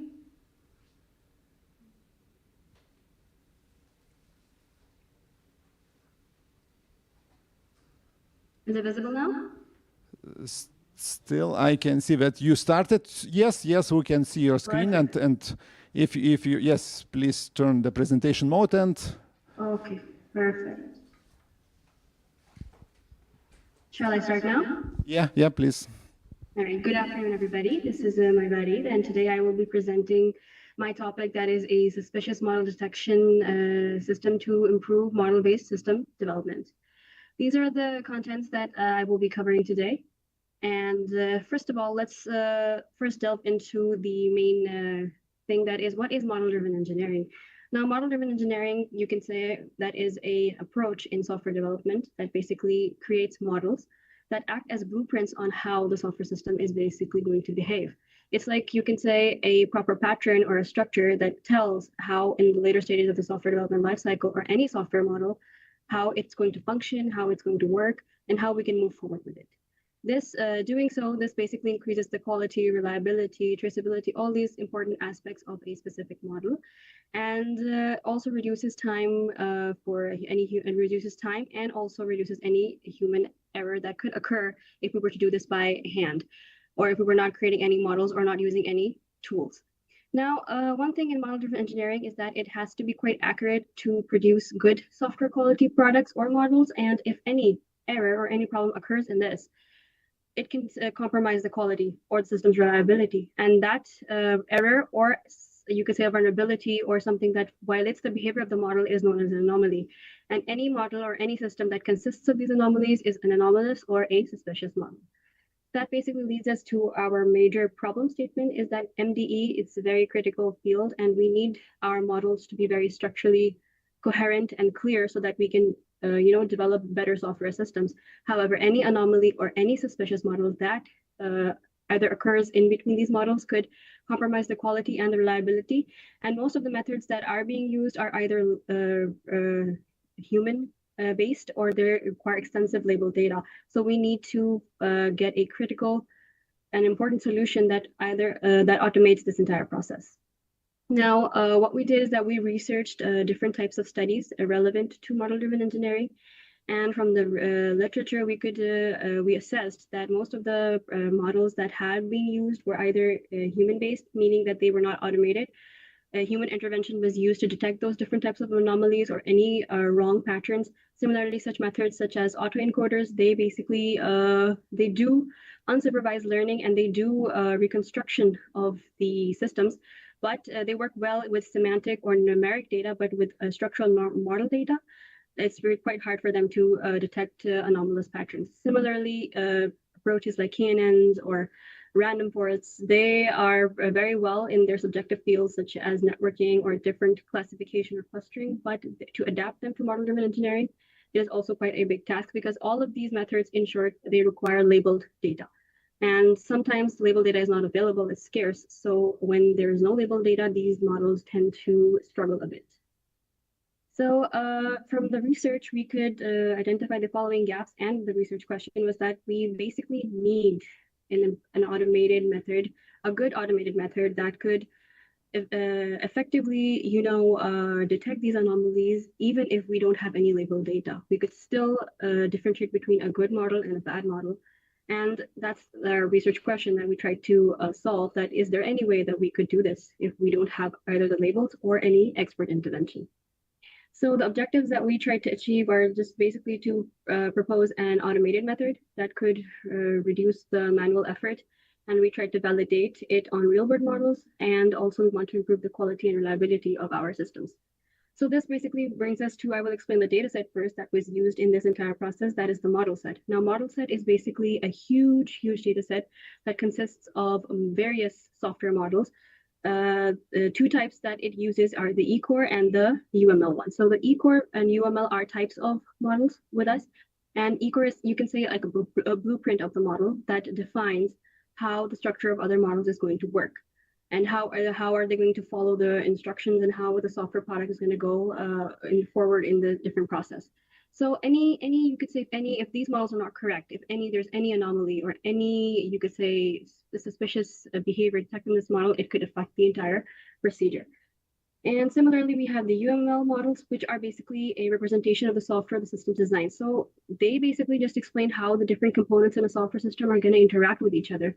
How are they going to depend on each other, and how are they going to move forward with each other? So this handles that any error or any anomaly in this pattern would basically be deviating from the actual behavior of how the classes or the constraints are supposed to be linking to each other and how they're supposed to move forward. So to resolve all of these issues, we proposed a method that is basically the isolation forest. We use the isolation forest algorithm, which is basically an unsupervised machine learning method that separates these anomalous models or the outliers from the rest of the data. And what we did, an overview of our methodology, is that we basically used the model set that I explained earlier, and we passed it towards different pre-processing steps, and we extracted important, you could say, features from it. So features are the most important component that would go into the isolation forest, and we use the principal component analysis. For that, what it does is that it basically reduces the dimensionality of our data, and it extracts all the important features, those that are contributing to the anomalous or the normal behavior, the most important aspects of those features. Those are then passed towards the isolation forest, and then they're evaluated on the evaluation metrics. So a little bit more about the isolation forest and how it actually works in this entire scenario is that once it receives the data, what it does, that it has different data points. Now, our models have been converted into numerical data points, and what it does is that because it finds the anomalies by isolating them. So like in a big cluster, you could say that it will split the entire set of data points into random trees. And in those random trees, it will then do further splits. Now, to detect an anomaly, what it does at any point or any data that is deviating from the rest of them is flagged as an anomaly, because it's not performing, or it's not as correct, not like the other points that are seen in the data set. So it's quite easy for isolation forest to just flag that and say, yes, this has a wrong behavior. This is not performing as it should. So this is an anomaly. This goes on one side. And the other models that are close to each other and are similar in behavior, they go on the other side of the other side. So what this does is that basically for the anomalous, it basically has to do fewer splits, because any rare or any abnormality that it finds, it just separates them because it has a shorter path. And for normal models, it needs longer and longer paths, because there could be many normal models, and then the isolation forest would have to first compare them together to see if they're doing if they're similar or they're not similar. And this isolation does this by the help of an anomaly score. What it does, it sets a range of a specific range, and then any points that are in that range are normal. Any that go below it are considered as anomalous. We have basically evaluated our approach using the following metrics, and to benchmark, because as I mentioned earlier, the autoencoder is also unsupervised, but it wasn't tested on the model-driven engineering aspect. We applied a simple autoencoder as well, and we compared the performance of both of them. So the isolation forest, because it has tendency to split the outliers from the normal models, that's why it performed more promising as compared to the autoencoder that basically has to reconstruct the output again, and it could miss some subtle, anomaly features and important points that required to the generation of this aspect. And you can see from the visualization is that the anomalies that are in the yellow, they're all clustered at one area, because it found out that, okay, these points, they're all rare, they're all abnormalities, so it put them on one side and the normal ones are on the other side, just to give a visual representation of how isolation forest is actually working. So all the anomalies are on one side, it could detect them correctly, and the normal ones are on the other side. And then I would like to conclude my presentation by just mentioning that our project on this isolation forest yielded relatively well promising results. And this could help improve the quality of model-driven engineering because once the anomalous models are detected in the future, they can be removed and the data set can be more cleaner. And for the future work, what we would do is that we would implement more different machine learning techniques to see how model-driven engineering or the model set responds to different types of techniques, how we can enhance the accuracy a bit more, or if we can do any other semi-supervised methods, anything that could help us in further enhancing the clarity and coherency of these types of models. So that is all from my side. Thank you very much for your time.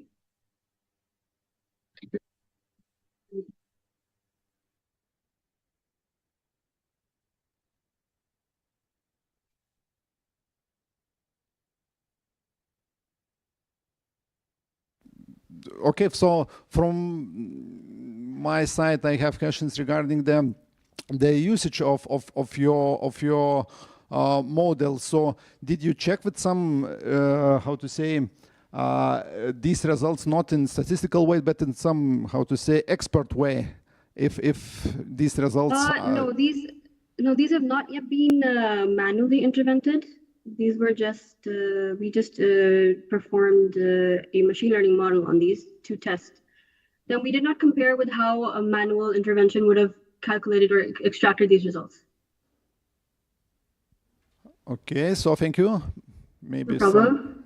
Maybe more questions. If not, so thank you very much Thank again. you. And sorry, but I cannot send you now some gift from outside because you are online. But maybe for next year or year after, you will come to Lithuania and in our conference, and we'll be here on site. So thank you very much again, and see you next time. So I couldn't understand your question. What did you say? Sorry, your voice got cut. Sorry, I just wished you that next time you will come here in Lithuania. You would come on site? Yeah, I will try my best to come on site too. Thank you. Okay. Okay, see you next time. Thank you again. Thank you, goodbye.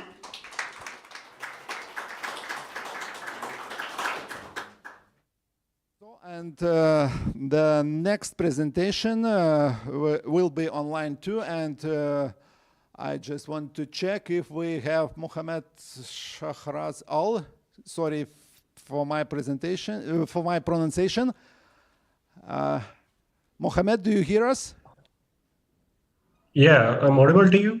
Yeah, we hear you too. So the last presentation in this session is related with model-driven framework. So the floor is yours, and I hope that you will fit in around 12 minutes, because at the end of your presentation, we will, I hope, that some questions for you. So the floor is yours, please.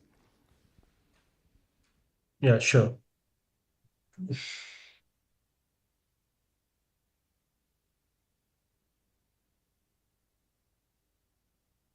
Now, hello, please. I'm Mohammad Shahrazari from King Abdulaziz University, Saudi Arabia.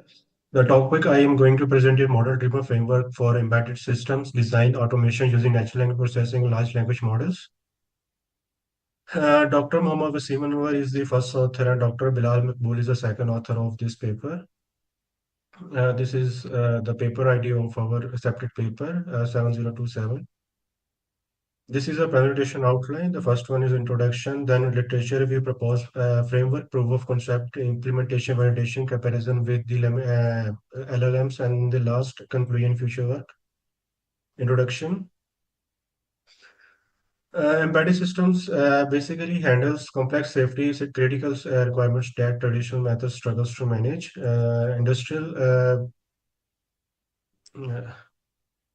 Just a minute. Industrial constraints such as high complexity, productivity, and short time-to-time market demands early verification requires a model-driven architecture basically provide a model-centric approach for embedded system development. And system requirements basically are presented through the PIMs using UMLs or DSMLs, and the PIMs are then transformed into the PSMs through the model-to-model or model-to-text transformation approach. And design verification is achieved through the formal verification and dynamic verification techniques. But there is a problem, and MDA provides abstraction but is inefficient for the modern embedded system complexities, and developing accurate and efficient PIMs remains challenges and error-prone process, and current modeling approaches are often tightly coupled with the low-level implementation details.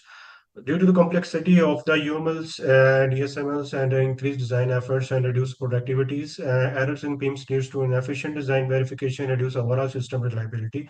And therefore, MDA alone cannot meet the simplicity and efficiency required in a modern embedded system development. Therefore, to address these challenges, integrating artificial intelligence, particularly the large language models with the MDA, enables automated and the intelligent generation of accurate PIMs from the textual requirements, enhancing automation, accuracy, and productivity. Literature review. The first author represented the METS frameworks by the utilization of the Sims-Amsel metric profile to define 10 diagram for the MET system modelly, and the transformation utilized the triad and body lookup, PSMS, and support both formal verification and dynamic verifications. But there is a high complexity in the modeling and require expert knowledge. Manual efforts also defined in the models. Second one presented the Gaspard models and employ UMLs and multi-profile for required modeling embedded systems and generate signals through the VHDSL PSM automatically, and design verification by simulation called level verification they perform. An automated transformation but performed by manual modeling phase is also implemented into that. There is also complexity into that models. And then the last, Daniel DeBarry proposed a framework applied LLMs for automated UMLs class diagrams where there is limited automated text to model translation system, limited validation performed through the manual inspection models, and the moderate automating by the LLMs prompting they perform in the automation level. There are high semantic errors, rates, incomplete diagrams, the dependency of the training data. To address these challenges, we propose the IMF FAS and NLP LLM-based framework, which actually automates the team's modeling using the core NLP process integrated with the LLMs or rule-based NLP, and the dynamic and adaptive transformation engine that support M2M and M2T with the minimal human inputs, and unified support for both FE and DV through the verified generated models, and the high automation with flexible AI and NLP integration perform that actually address the modeling complexities and minimize the human interaction adaptable to multiple modern languages. Proposed framework. This is the architecture of a proposed framework in which we actually propose the intelligent model driven framework embedded system IMF FEs is to automate the design and verification. It basically addresses that such given generating the PIMS directly from the textual requirements, and we are actually applied to the inputs to a IMFEs in the textual document describing embedded system design and verification needs. Additional NLP technique like the tokenization, part of speech tagging, so parsing are applied to extract relevant information automatically, and generating outputs include the PIMs that represent both system structure and the behavior. IMFFE supports both the rule-based NLP and LLM-driven automation for PIMs generation and customized NLP rules we actually applied, and that such as to target specific PIMs targets such as UML class, block definitions, stat diagrams. Separate NLP root sets are required for domain-specific modeling languages or a specialized profile. In this large language model like the ChatGPT, Gemini, and DeepSeek can generate the PIMs from text. However, training for the large language model for customized DSMs is often data-intensive and impractical. IMF FEs ensure flexibility model generation using NLP and AI methods. IMF FEs can integrate into both existing and new MDA-based approaches.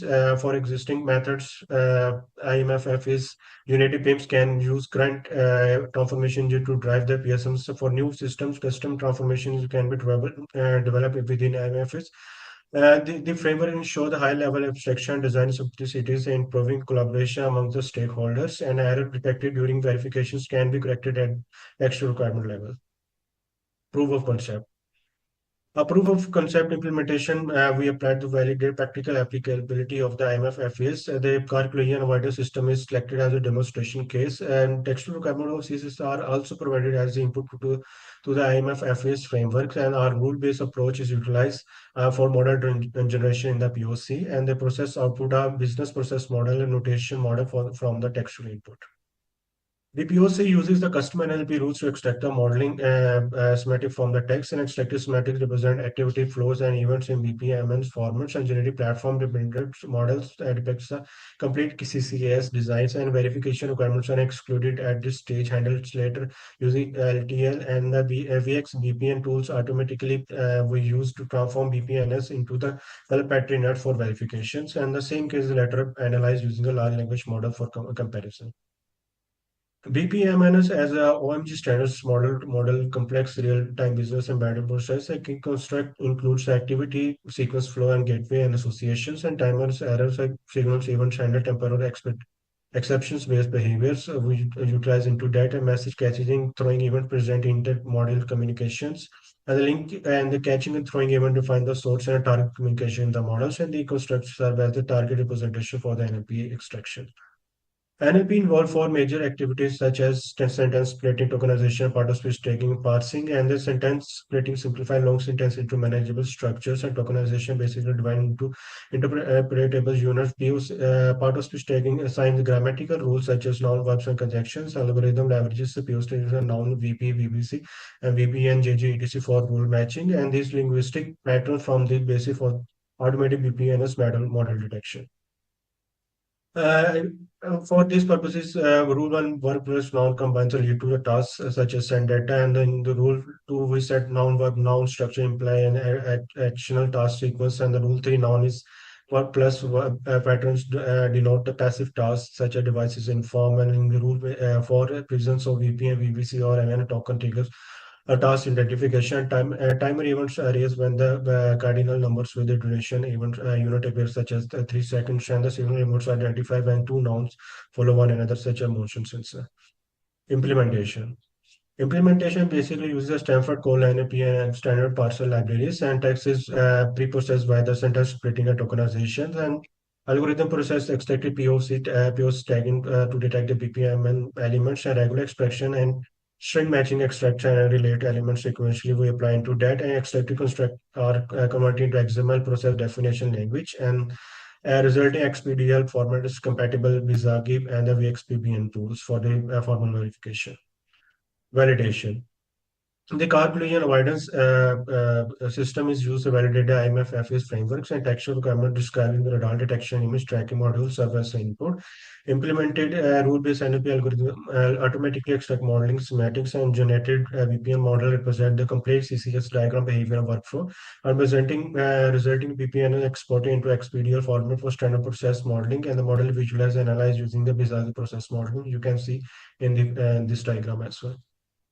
The generated BPN model is verified using verification extension for BPN's models, and VXBPN automatic transform BPNs into color patronage model for formal analysis, and verification properties are expressed using LTL formulas, and reachability and behavioral correctness of CCSS are verified through CPS analysis, and this ensures that all CCA modules have wave correcting under dynamic operation scenarios, and the validation confirm effectiveness is into the automated design of formal verification.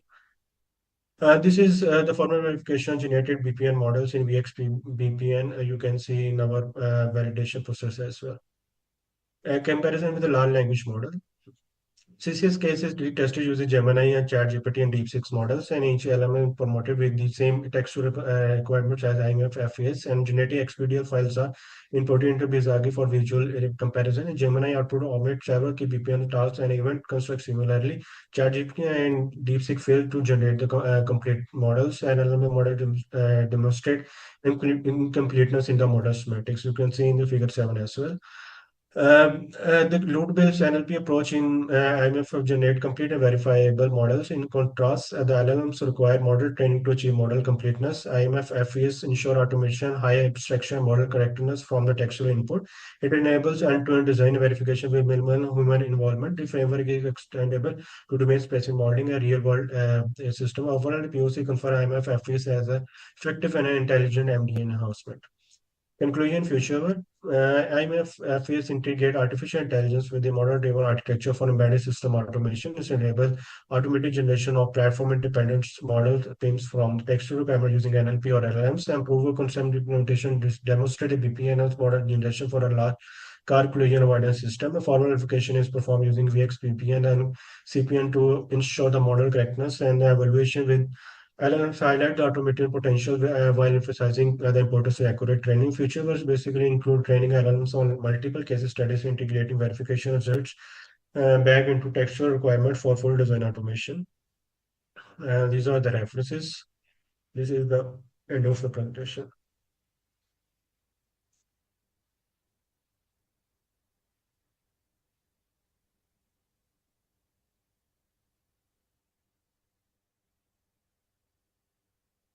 I have one question. So your model is suitable just for modeling embedded system, or is suitable for other systems too? We made it to domain specific to the modern driven architectures only. But in future, we are enhancing that to other domains as well. Okay, thank you. No more questions.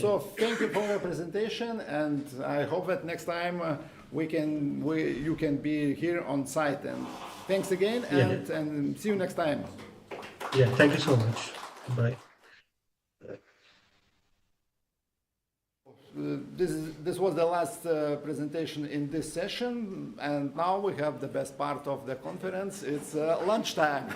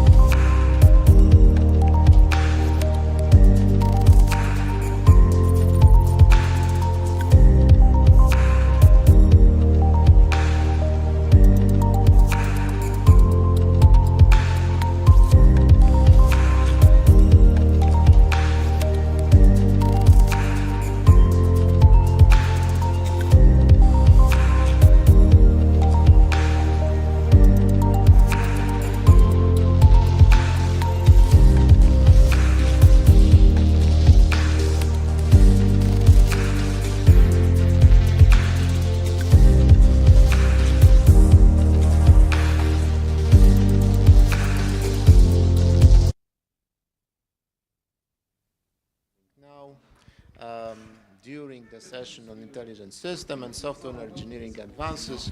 Our plan at 6 papers, 6 presentations.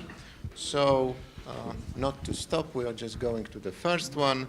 The first one is emotional speech synthesis approach using prosody-based clustering. And I have annotated that Zygmantas is to present. Perfect.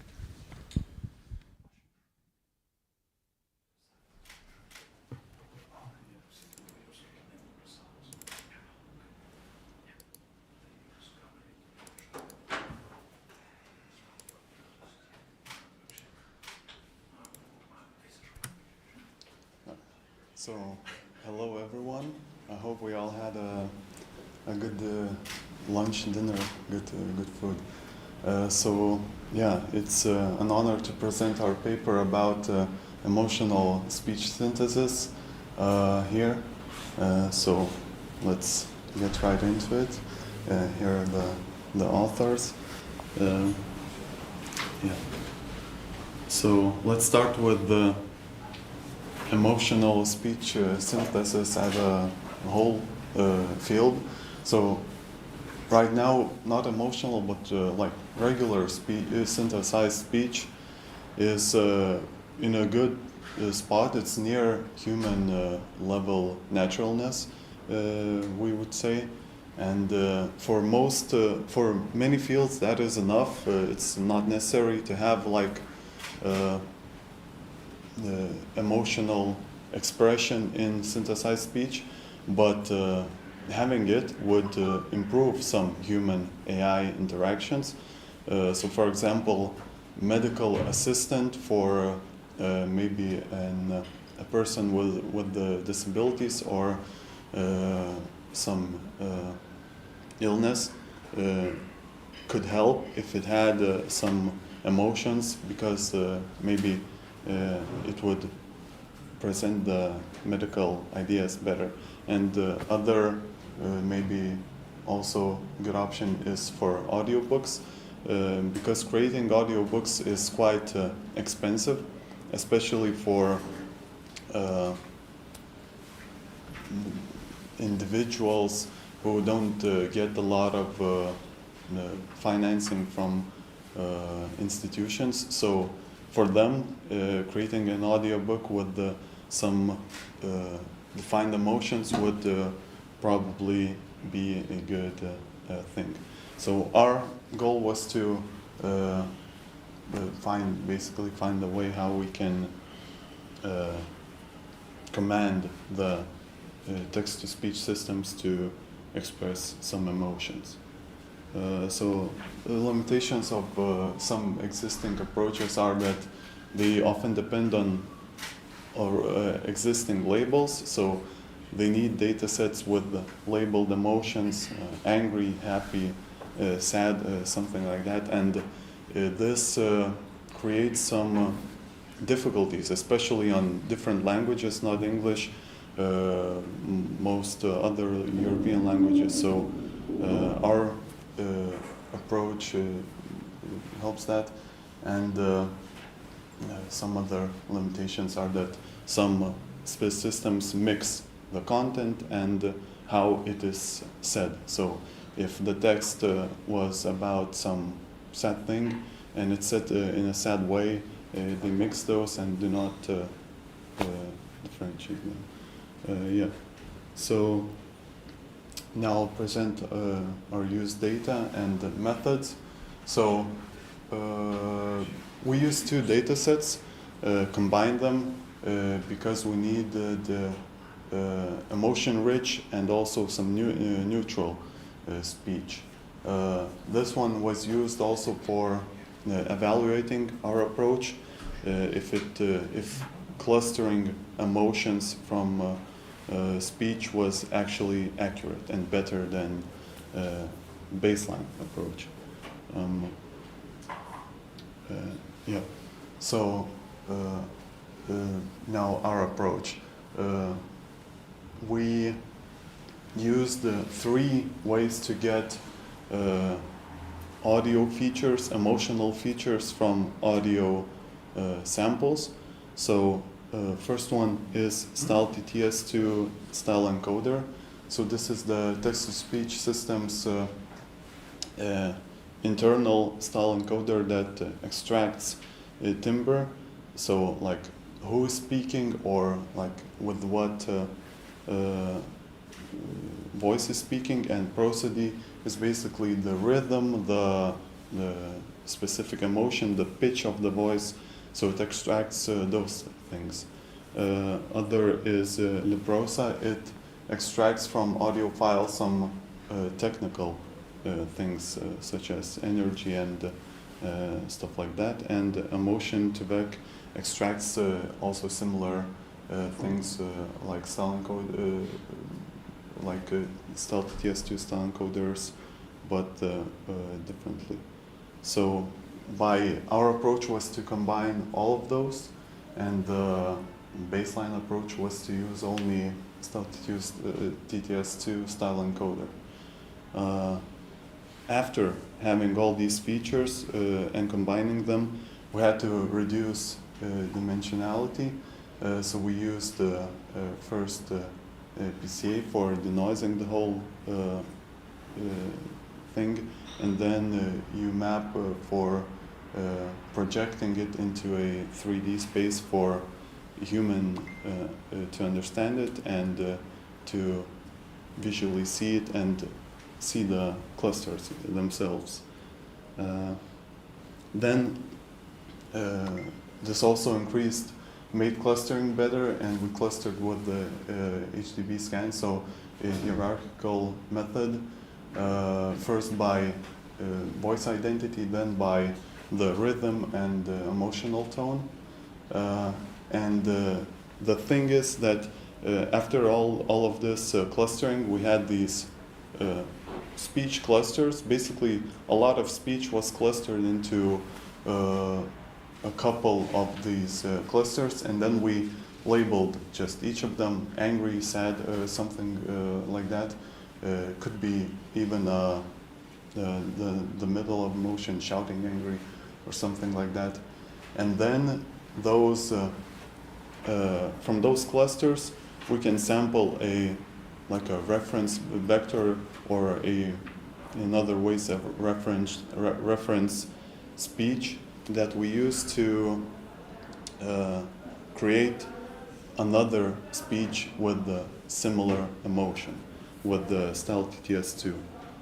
So now some visualizations. So this is all of these points are speech data points, and this is with the original basically baseline approach. We see that it's not clustered well. We have like two big clusters, and that doesn't really help us if the data set is really varied with a lot of emotions. Then we have only leprosa features, also very mixed, and we can tell nothing. Then once we used only emotion tvec features, we have some clear clusters, but still some of them are very close together, are not really defined. And finally, once we combined all features, we have kind of clear clusters, 5 of them. That's kind of good in this area, because if I remember exactly, this data set had 5 emotions, so you know it's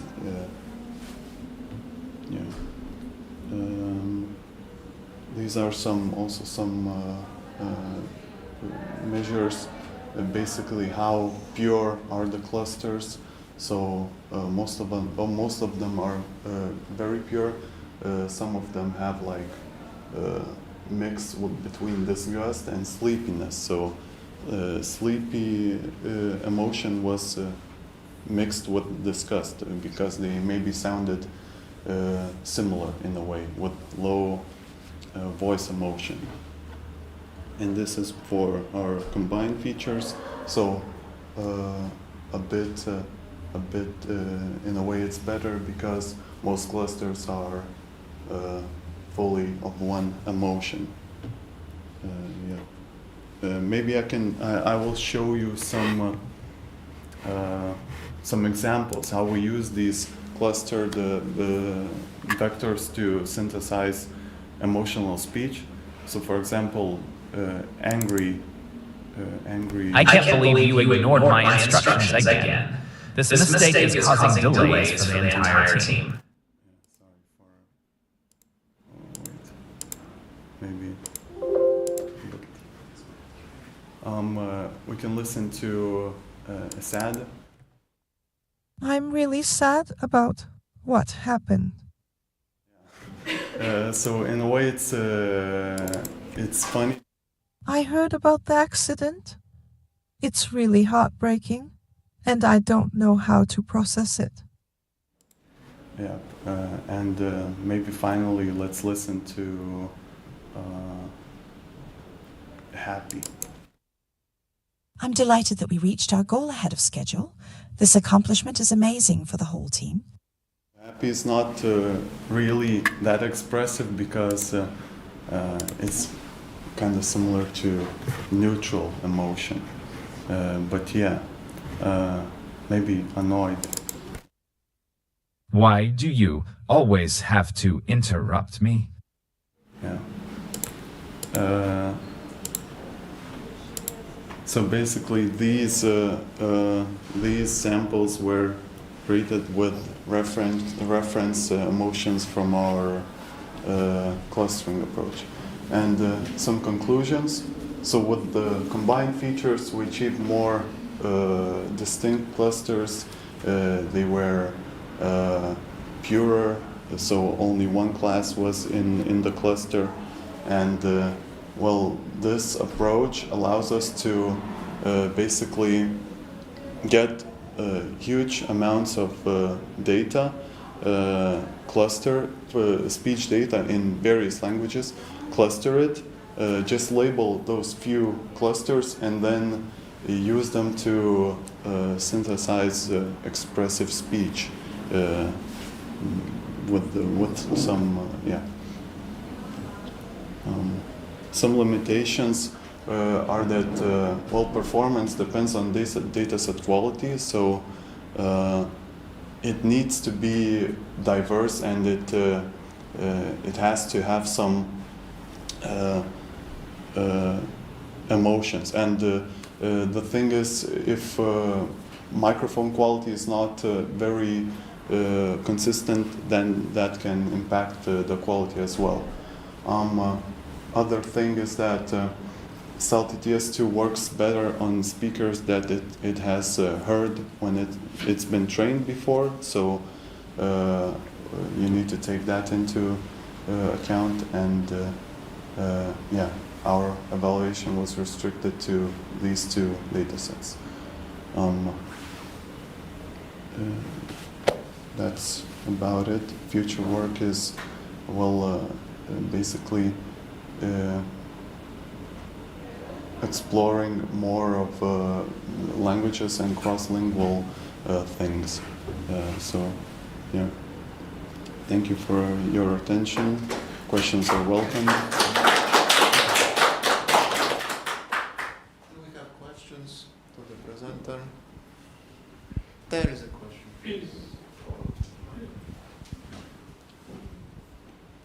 Thank you for the presentation.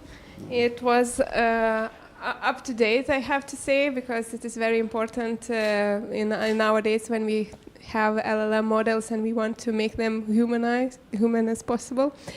But for me, I have in the applications, well, the question that is related to applications, what is the minimum duration of the sample of the recording that you can process? Minimum, so I don't really, but I think it has to be, what we used is I think over 3 seconds, so it has some, speech that. Because it's important when you talk about delays, when you want to process and get the class and probably have feedback about what is your emotion. So maybe you know whether the delay is, what is it important or it's not significant in your case? Oh, yeah, with the delay to create the speech, it's a bit higher than when not using like a reference emotion, but it's manageable and it can be in a ways optimized. So if this becomes like if there's a plan to merge this with the like LLM to make it speak more like human, the delay can be mitigated, I think, and there won't be like you say something to a model and you have to wait 5 seconds to hear a sad response, or something like that. Okay, thank you. If you can answer, because there was a gentleman I have one question. If you I just wanted to ask you first, nice presentation, thank you. I wanted to ask you, the data that you had are labeled? So no, the first one was labeled. We had 2 data sets. So the first one was labeled, the second one was not, and that's why we used the first one, which was labeled, to like measure how accurate our clusters were with emotions. We can see that maybe in this cluster all the speech samples were of sad emotion, and another they were like mixed between sad and disgusted. So the training was done on the labeled? The Stealth TS2 was trained on not unlabeled. Yeah. Nice. Thank you.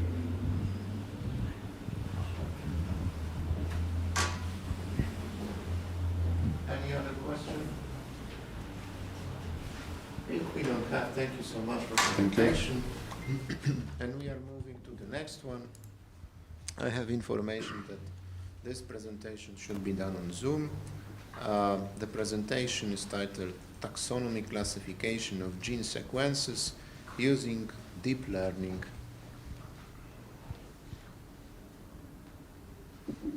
And we have presented. Can you hear me?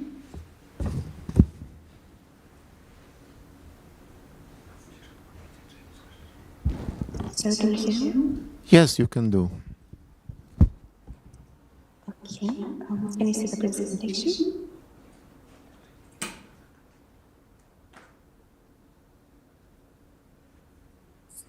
Sir, can you see the presentation? Yes. Thank you. Good afternoon, everybody. My name is Anna Zakharenko. I am a student at Kyiv Polytechnic Institute, and today I will be presenting a study on taxonomic classification of gene sequences using deep learning. I will start by defining the problem, then describe the proposed approach, share the obtained results, and conclude with possible applications and future possible improvements. Let's start with defining the task of DNA-based classification. The idea is that given a gene sequence of an unknown organism, one can identify its taxonomic identity based on the patterns in its DNA, which distinguish it from other taxonomic groups. This task has a wide variety of applications, for example, in clinical diagnostics of bacterial infection, and also in detection of contamination in food production or agricultural facilities. The traditional approaches for these tasks are based on pairwise sequence alignment, which is a process of comparing two biological sequences by adjusting them in such way that will maximize their regions of similarity. One of the most widely used tools based on alignment is BLAST, and although it is generally reliable and algorithmically explainable, it has several limitations. The most significant of them is the computational complexity, which leads to high computational costs and the long computational time. Also, this method relies on large, high-quality databases, which are, in many cases, are challenging to maintain and store. And also, it is worth mentioning that BLAST was not designed primarily for taxonomical classification, and therefore it outputs the list of high-scoring matches from the reference database, and these results need to be additionally processed to determine the classification itself. Given these limitations, the development of alternative approaches is a necessary task, and in this context, deep learning proposes a promising alternative because of ability of deep neural architectures to detect complex patterns directly from raw biological data without relying on alignment or any exact sequence matches.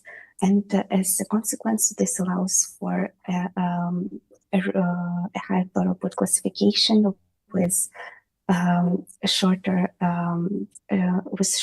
time requirements compared to the search-based systems. The proposed method frames the task as a multi-class classification problem, and the idea is that given a training data set with raw DNA or RNA sequences, and each of them categorized into respective taxonomical class, the model will be able to learn the distinguishing patterns that distinguish the sequences of every class from each other, and then generalize on new previously unseen sequences. The data set was retrieved from the Silva database, and it is comprised of bacterial RNA sequences. Each of them is represented by some combination of one of the 4 nucleotides, and also with a respective taxonomic classification as a label starting from phylum to genus. The sequences were processed with character-based filtering and also based on the length to maintain consistency and avoid excessive padding. Also, the sequences were hot encoded to represent each nucleotide as a 4-dimensional binary vector, and then the dataset was split into training, validation, and accuracy subsets. The final dataset included 22 bacterial genera. The proposed architecture consists of 3 convolutional blocks. Each of them includes convolutional layer followed by max pooling and match normalization.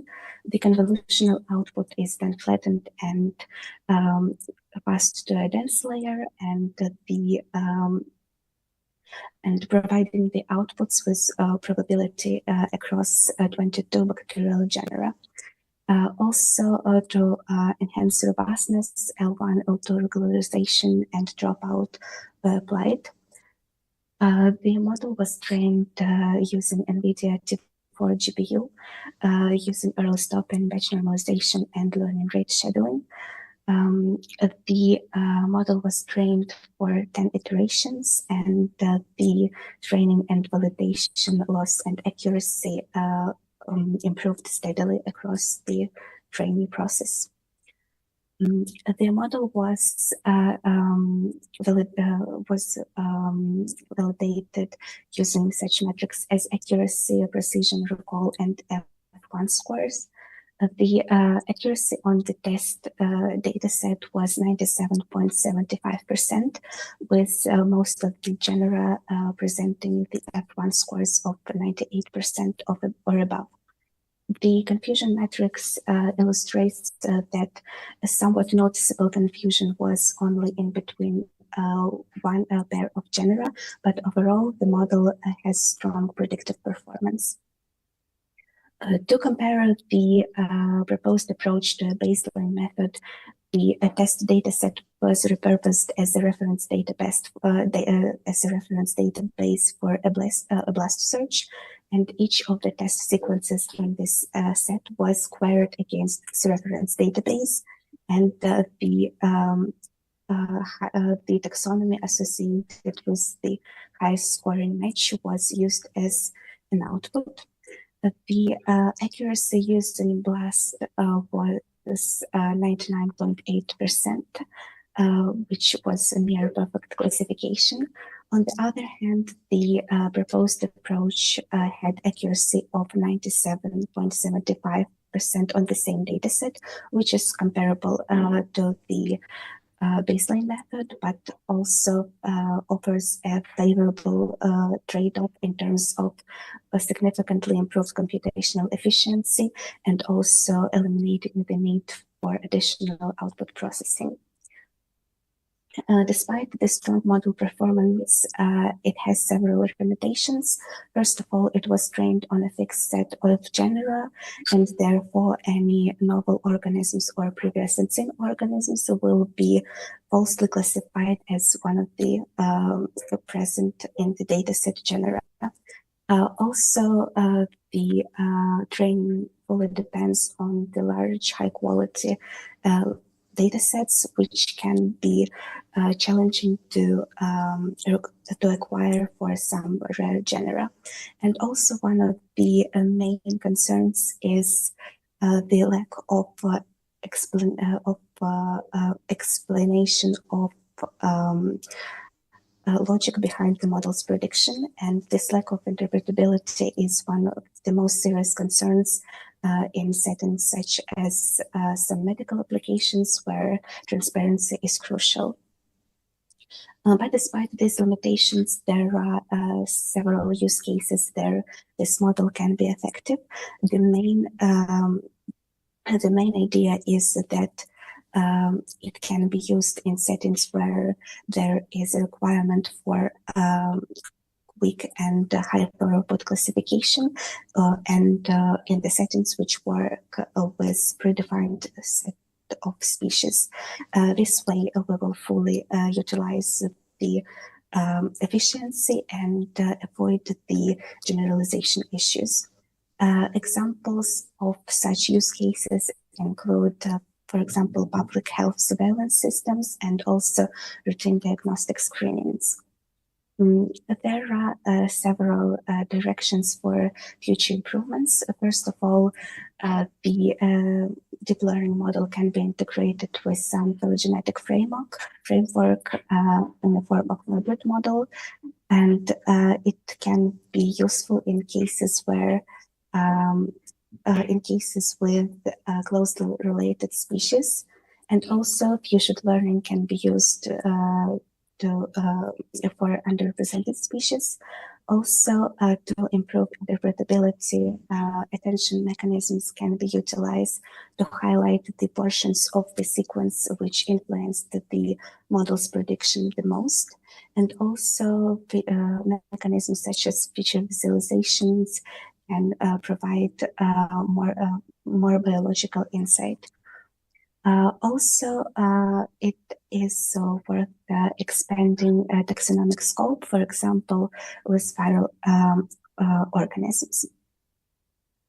To conclude, the proposed approach demonstrated practical accuracy and at the same time eliminated computational burden associated with baseline methods. This proposed approach can be used in real-life frameworks, but at the same time, there are several open challenges, such as generalization and interpretability. Thank you for your attention. Thank you for presentation. We have time for small discussions if there are any questions. Yes, please. Very small. So very small question. Okay. So why are you using CNN if this BLAST is better? Sorry, can you repeat, please? I haven't heard the last part of the question. Sorry? Can you repeat, please? Okay, so why are you using CNN if the blast is better? Well, it is not necessarily better. It is for sure a standard in the industry, and also it had produced a slightly better accuracy, but also there are several limitations in terms of which stem out from the use of alignment algorithm, and these limitations are basically connected to the computational inefficiency. So I wouldn't necessarily say that it is per se better. It definitely has its own use cases. For example, in cases where some novel species can should be analyzed compared to known taxonomic groups, then such tools as BLAST are the only option. But in other use cases where where there is a need for more downstream analysis, the proposed method might be more efficient. Will be more efficient. I see. Thank you. Thank you.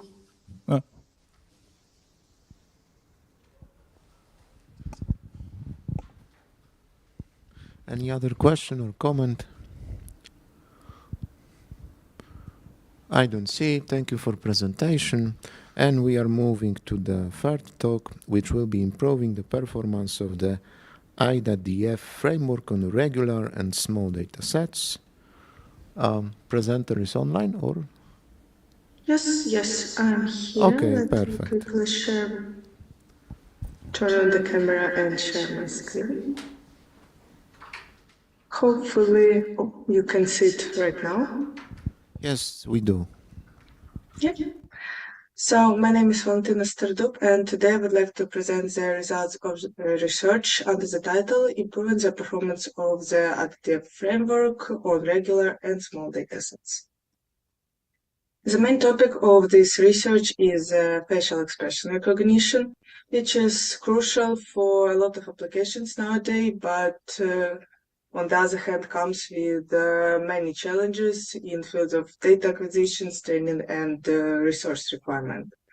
Therefore, our research is aiming to enhance the facial expression recognition architecture, existing architecture called IDA-DF, to improve its performance on both regular datasets, in our case it's AffectNet dataset, and small dataset, SFEW dataset. Facial expression recognition is crucial for many applications nowadays, including such as security, mental health, and human and computer interactions. However, it also possesses many challenges for the researchers working with it, such as real-world data variability, need for a large label dataset to train the model effectively, which leads to the very resource-effective collecting and labeling, as well as annotation inconsistency due to inability of the annotating group to properly distinguish the emotions and expressions. Therefore, there's a need for the method to improve the accuracy and the robustness of facial expression recognition model for both regular and small datasets. Here, for example, you can see one of the datasets that was used in this project. You can see the variability in the positions, lighting, etc., as well as some ambiguous emotions, which leads to annotation inconsistency and resource-intensive labeling. The problem is that facial recognition requires the large label dataset to train deep learning models effectively, and therefore is resource intensive for collecting and labeling. Therefore, our aim is to investigate the techniques that can improve the robustness and the performance of the existing ADDF model, including scenarios involving small datasets. Sorry. Our research had two branches to it. The first one was the improvement of the architecture. Here you can see the original architecture of the ADDF framework, and with the red boxes are marked the parts that we've been trying to modify. The modifications include transfer learning with the different backbones pre-trained on ImageNet dataset, modifications to the gradient settings and training of early layers in backpropagation, analysis of impact of batch size on the performance of the model, and addition of the more complex attention mechanism, attention mechanisms. The other part of the research was aiming for more of the investigation rather than improvement, and we were trying to understand the impact of the dataset size changes on the model performance. We have been gradually decreasing the size of the classes and analyzing how it impacts the performance of the model, hopefully trying to get some suggestions on the data acquisition management. For the first part of the improving the performance of the models, you can see that for the updated model on the both datasets, we've been able to improve the accuracy comparing to the previously reported results. On a regular size dataset, the FactNet dataset, you can see that the usage of more complex backbone efficient net was the most helpful in this task, as well as the inclusion of more complex attention modules compared to the original architecture. This can point us to the conclusion that having enough data, we can rely on more complex architectures to produce good results rather than trying to limit ourselves by the smaller and easier models. However, on smaller datasets, when we don't have access to enough data, including early layers in propagation, tend to have a positive impact on the results, since we are able to extract more information from already limited amount of data we have.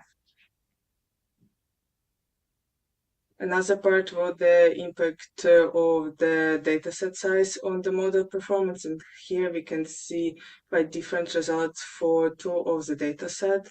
On a FactNet dataset, we can see that decrease in the number of the image per class had a minimal impact on the accuracy. You can see that from the graph, the decrease in 4 times per dataset only to 1.5% drop in accuracy. And in that case, we can see that usage of the small subsets of the original dataset is still a viable option. However, for other dataset, we can see that by reducing the class size, we faced the decrease in the accuracy. Therefore, we need a better understanding of the resources management for the data collection and the impact on the accuracy when we are dealing with the facial expression recognition models. As for the future direction, we can focus on more complex approaches in many parts of this framework. For instance, we can focus on more advanced pre-processing approaches based on more complex pre-processing technique to use train or pre-train parts of the model, as well as more advanced attention-based models. Another part to look into is transfer learning with the field-specific data for pre-training. Currently, we've been using the backbones pre-trained on the ImageNet dataset, which is quite a generic dataset. However, we expect to have the improvement in the results if we use large facial expression recognition data set. And another quite popular nowadays approach to the improvement of the results is usage of GANs to get the ability to generate realistic facial expressions and therefore enhance the training data sets.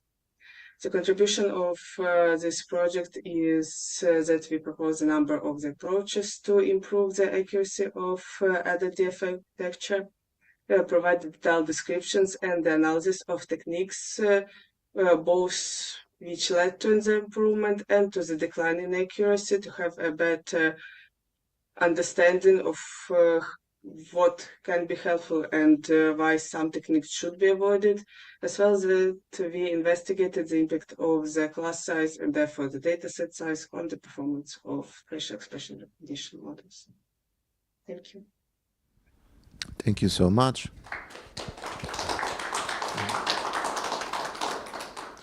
And again, let's have questions, like one, maybe two, just small questions.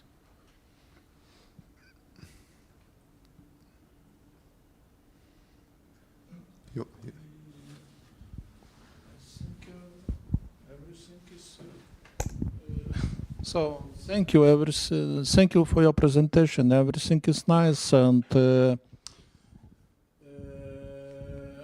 what are the practical applications of your approach? In general, facial expression recognition can be used in multiple tasks, from security purposes to some person-to-computer interactions.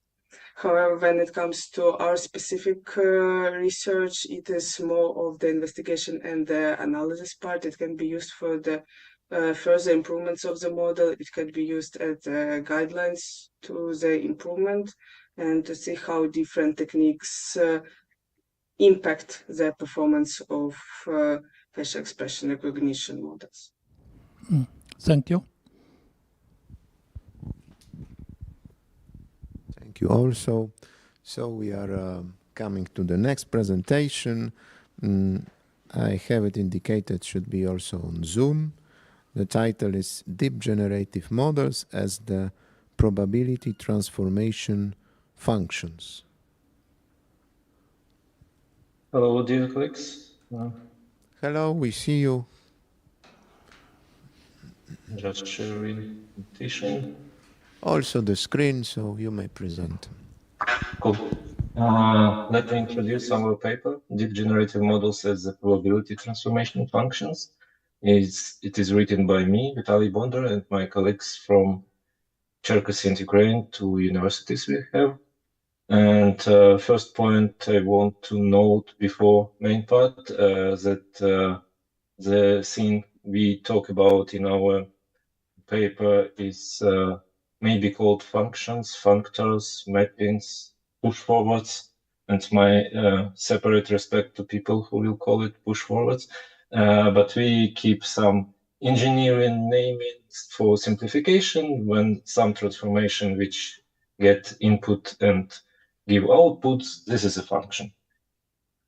So what is our motivation? Actually, current state of the field of generative models looks like these islands.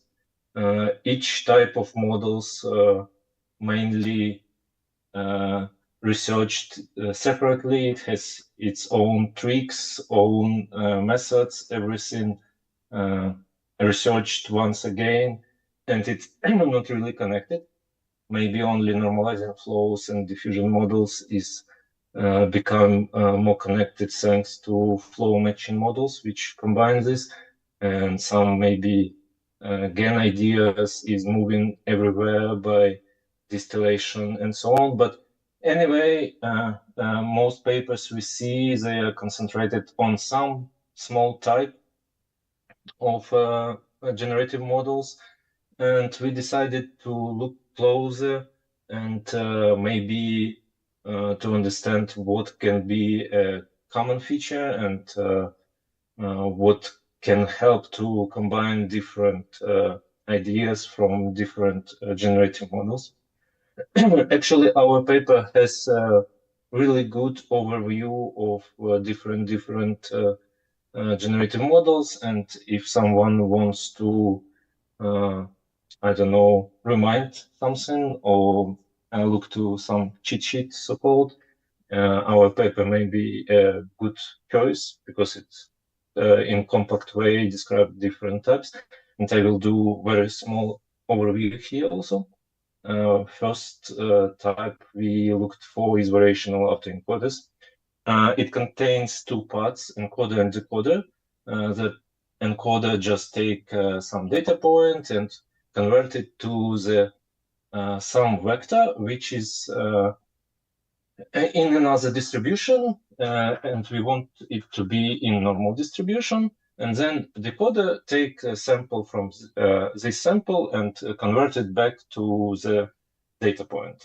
And we train this by the combination of reconstruction loss and Halbach-Weber divergence to make the normal distribution as close as possible. And for what is important for inference, we use only the right side. We use a decoder which take sample from some distribution Z and output sample, hopefully from our distribution X. Next generative model is generated adversarial networks, and it again contains two parts, generator and discriminator. Generator makes almost the same stuff. It takes some point from distribution Z, converted to data point of target distribution X, and discriminator try just to distinguish or score the realism of data points and compare some real and fake data. You'll know this, and we train it as a minimax game when discriminator try to classify better where is the real, where is the fake, and generator try to fool discriminator and to be classified as a real. Again, important that in inference time, what we use is generator, which take a sample point from Z and output the sample point from target distribution.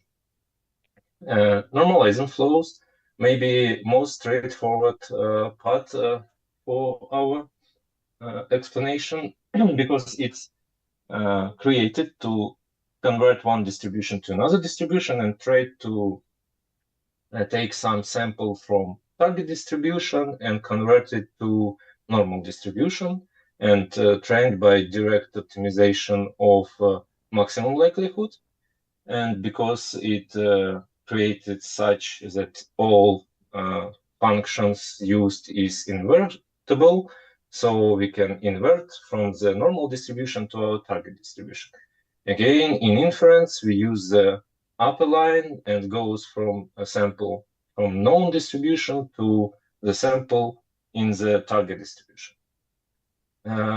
Very close by the image, but maybe very different in the meaning of mass background is diffusion models, which move from the target distribution to the noise batch in the diffusion process and try to train such functions that make a small denoising steps, and by making it in the limit, this denoising will move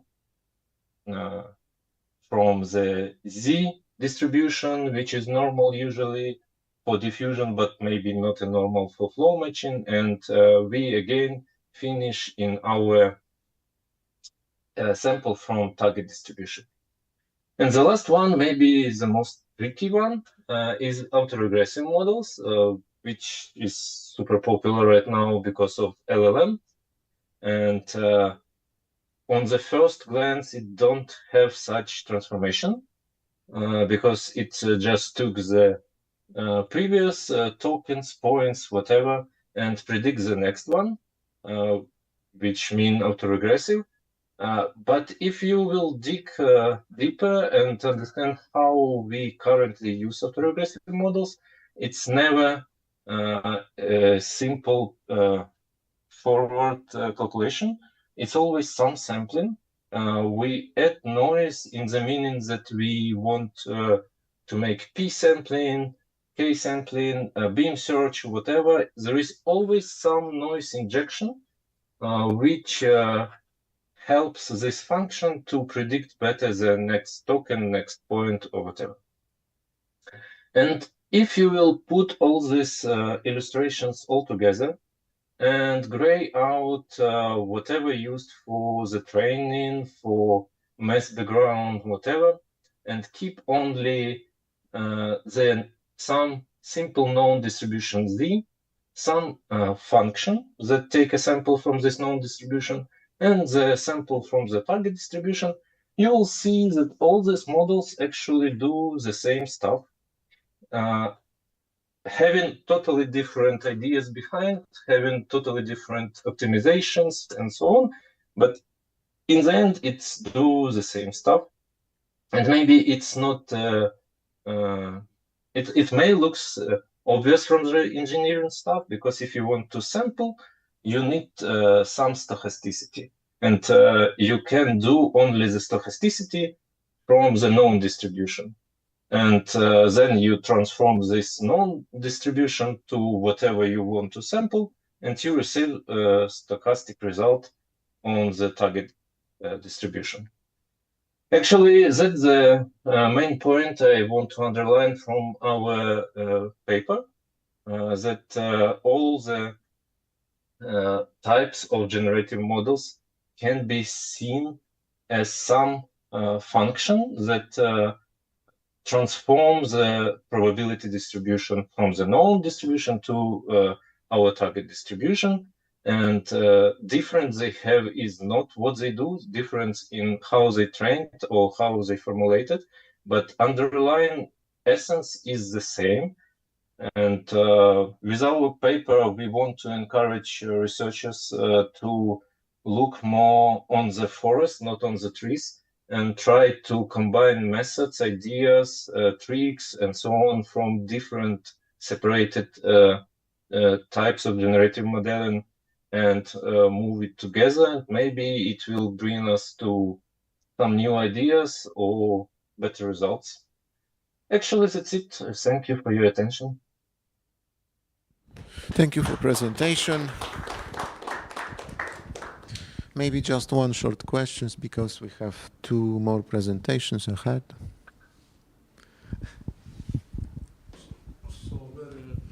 So very short question. I maybe missed something. So where these probability transformation functions are described?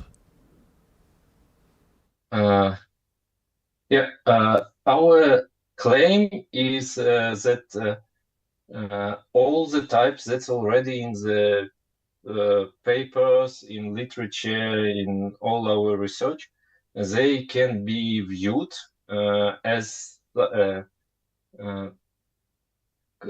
maybe as some fundamentally as this probability transformation functions.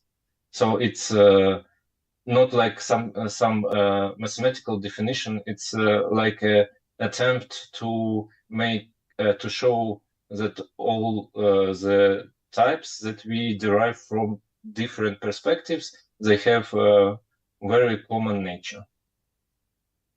Thank you.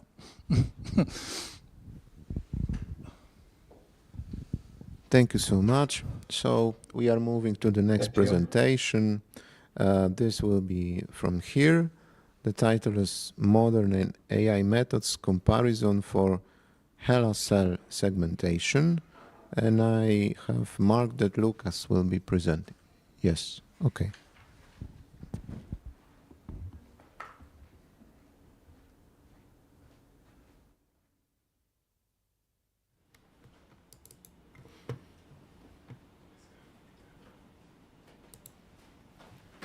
So, hello, I'm Lucas, and my topic for today will be modern AI methods for HeLa cell segmentation comparison. So, for an intro, why do we need this at all to segment the HeLa cells? It is for high throughput image segmentation, as it is necessary for individual cell extraction for various research, like fluorescence experiments, electrophysiology experiments. We need to segment each cell to extract the data from each of the cell, like brightness from it. And there are many different segmentation methods, models exist nowadays, but most frequently is still used UNet with its many modifications. But nowadays there are more modern new methods that are capable of object-based segmentation, as UNet is only capable of semantic segmentation, which is pixel-based. So for more modern segmentation models, we investigated LCNN 50 and the YOLO 11 version, and compared them against UNet and compare them themselves. Yeah.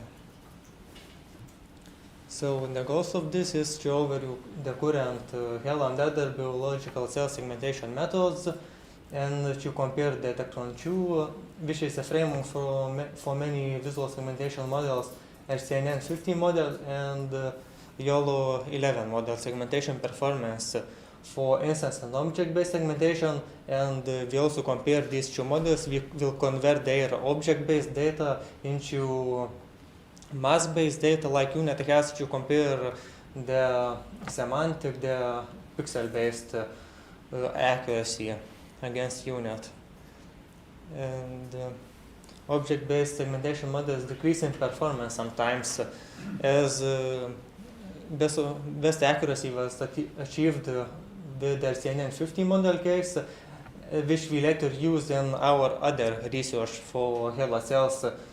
And as we needed to increase its accuracy a bit, in this research we also provided a created algorithm to alleviate some issues, some drawbacks for LCNN 50 model to greatly increase its accuracy.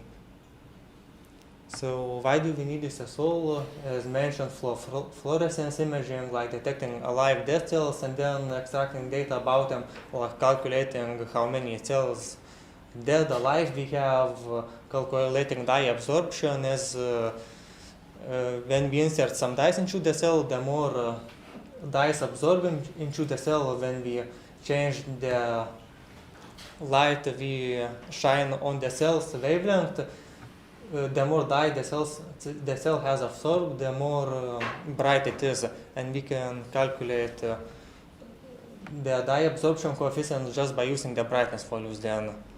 And detecting if cell is transfected, so cell transfection is when hemi channels open, it lets two cells connect together. So we can detect that again just by calculating the dye absorption. As the more hemi channels open, the better the connection, the more dyes move through the cells. And this is important because those dyes can represent can present the nerve signals we have in our body.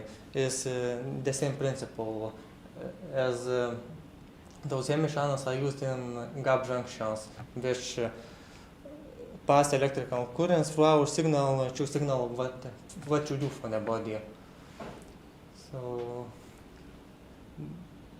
yes, and we can assess extra parameters using the data, not just when for our research, but we can also have extra parameters extracted like brightness, shape, size, texture, and other things to later in other research assess, find correlations with other things in the cells. So in literature, as mentioned, UNet is mostly used in these modifications, but there is a problem because in research what I noticed, the accuracy for UNet model varies for the base UNet model without modifications varies from 60 to 95% accuracy, and that is because there are many different cells Like here, these cells are quite simple, and such cells have high accuracy, but for the ones like we here on the left, we researched, accuracy greatly drops and it reaches only like 60% or even less. Whereas in most research papers, it is very simple cells. And for HeLa cells, which are rather complex, there are only few papers researching them, their segmentation performance. So the models we researched were the base unit model without any modifications. We only segmented for instance, for semantic segmentation, for pixel performance. For the unit, there is also a unit model that uses watershed method to have object-based instance segmentation, but we didn't research it as we wanted to compare against base unit. So this research could be as a reference for other models, the base unit without any modifications. And the next one is Masker CNN50 model, which we compared with the base model, and then we added an extra overlap filtering performed, basically some post-processing to increase its accuracy by a bit. And the YOLO version 11.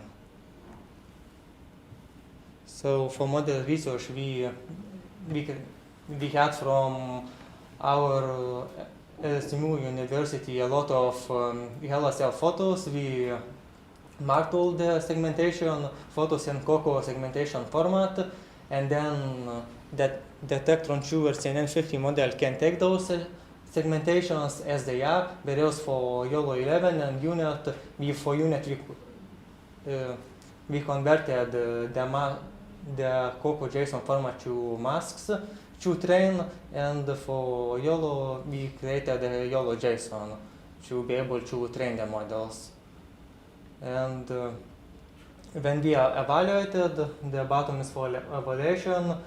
Again, YOLO outputted YOLO format, and the Tectron-2 outputted COCO JSON format. So we converted everything back to masks, so we could also evaluate not just object-based accuracy for instance segmentation, but also compare against unit for semantic segmentation pixel accuracy.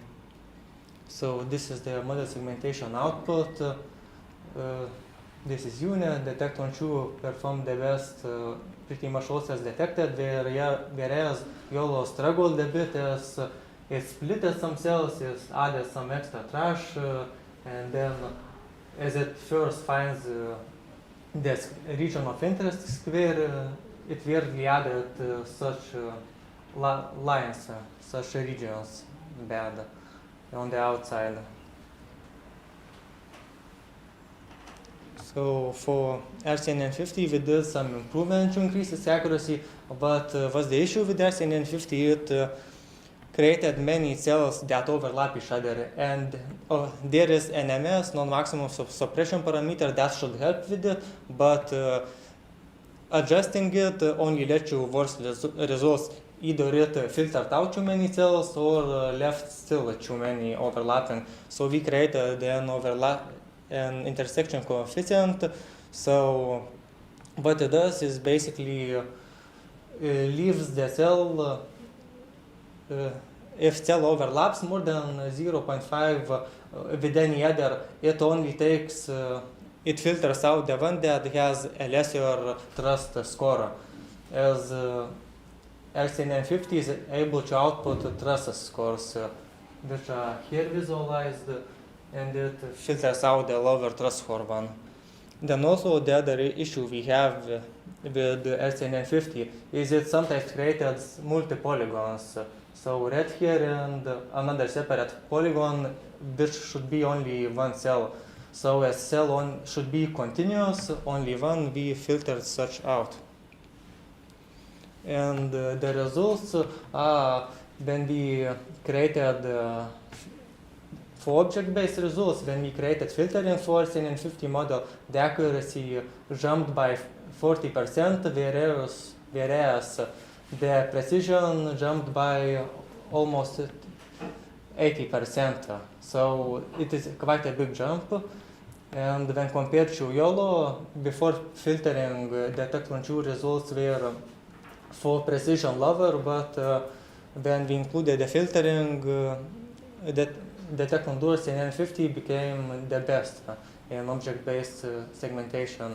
Whereas for semantic segmentation results, again, CNN50 model is the best, and filtering did an improvement of 1%.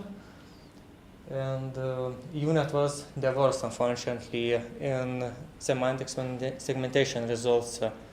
Even YOLO 11 outperformed in the testing data. So yeah, models use case, best model is ICIST, and as I mentioned, we use it for below fluorescence research and electrophysiology research. So for fluorescence research, we had many cell photos like taken every 30 seconds, and we needed to segment the cells, and plot over time the brightness data to find if there is any correlation with the transfection performance, the dye absorption, when compared with the brightness. And this is the model use case, basically, when the cell is segmented, and it has all these extra quantitative parameters like brightness, area, so on, for the experts in biological research to check. And this is, first of all, we segment the cells in such image, and then we overlay the segmentations in such images for different kind of brightness calculations for electrophysiological research here. And this is also for transfection detection. When we have all the brightness values, the background, the cell, we are able to detect if cell has transfected or not. So red is not transfected, whereas green is transfected. We can basically take the difference between the brightness of the background and the object itself to detect it. No AI needed, just a threshold value is fine. So for conclusions, detect1 or CNN50 model is the most accurate in both object and semantic segmentations, and it outperforms both YOLO 11 and base UNet. And UNet performed the worst, but of course we didn't research many UNet modifications. This is just to have a base comparison for base UNet, as it is most widely spread. So accuracy of CNN50 is 84% and precision is 97%, which is, according to our biological experts, was fine enough for them to do their fluorescence and electrophysiological research for HeLa cells. And the additional filtering for CNN50 model improved its accuracy by 40% and precision by 17%. That's it. Any questions? Questions from the audience?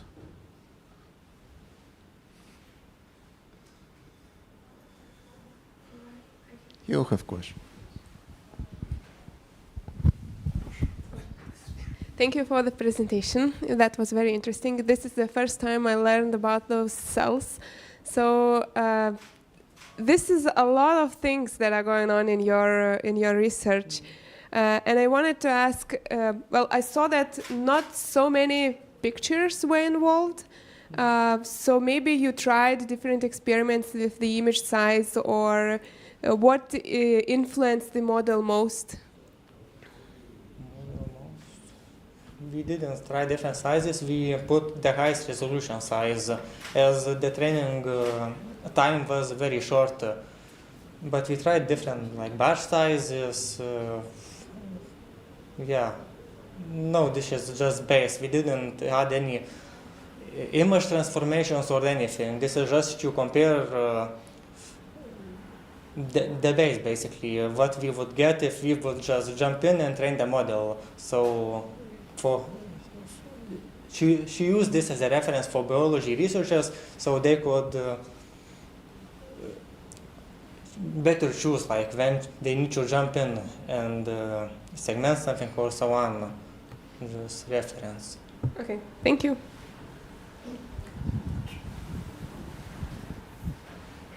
Thank you for the question. Thank you for presentation. So we are moving to the last one with the schedule. I have it also marked as Zoom presentation.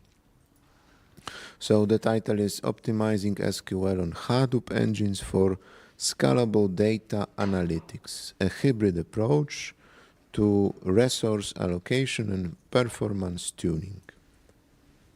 Hello, we see you. Hey everyone, good morning. If you can Can you share hear the me? screen, yes, we can hear you. If you can share Okay. the screen, then Yeah, let me share my screen.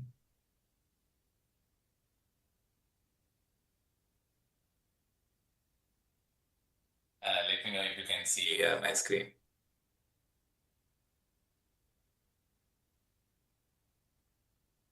Can you see my screen? yes. Okay, okay.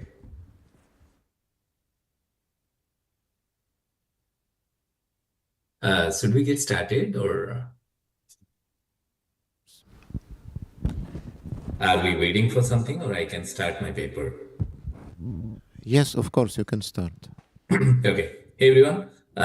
Good afternoon, good evening, good morning. Not sure. I mean, I know people join from different locations, and I know it's getting late for you. This is the last session. Everybody must be craving for coffee.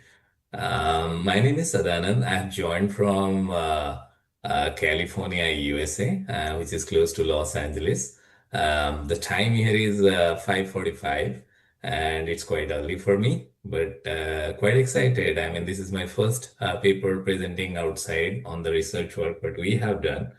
My profession is like I work as an IT manager, though I have an accounting degree. So my primary expertise is around Oracle Financial. So I work on multiple ERPs, the back end of which, when I say ERP, it can be Oracle applications, it can be Microsoft Dynamics, or it can be Workday Finance. So there are multiple ERPs, and in the back end, we use a lot of SQL queries. Okay, there is a lot of data in system, and we use a lot of backend queries. So these ERPs or these software systems like Oracle, Microsoft Dynamics, they use a lot of SQLs.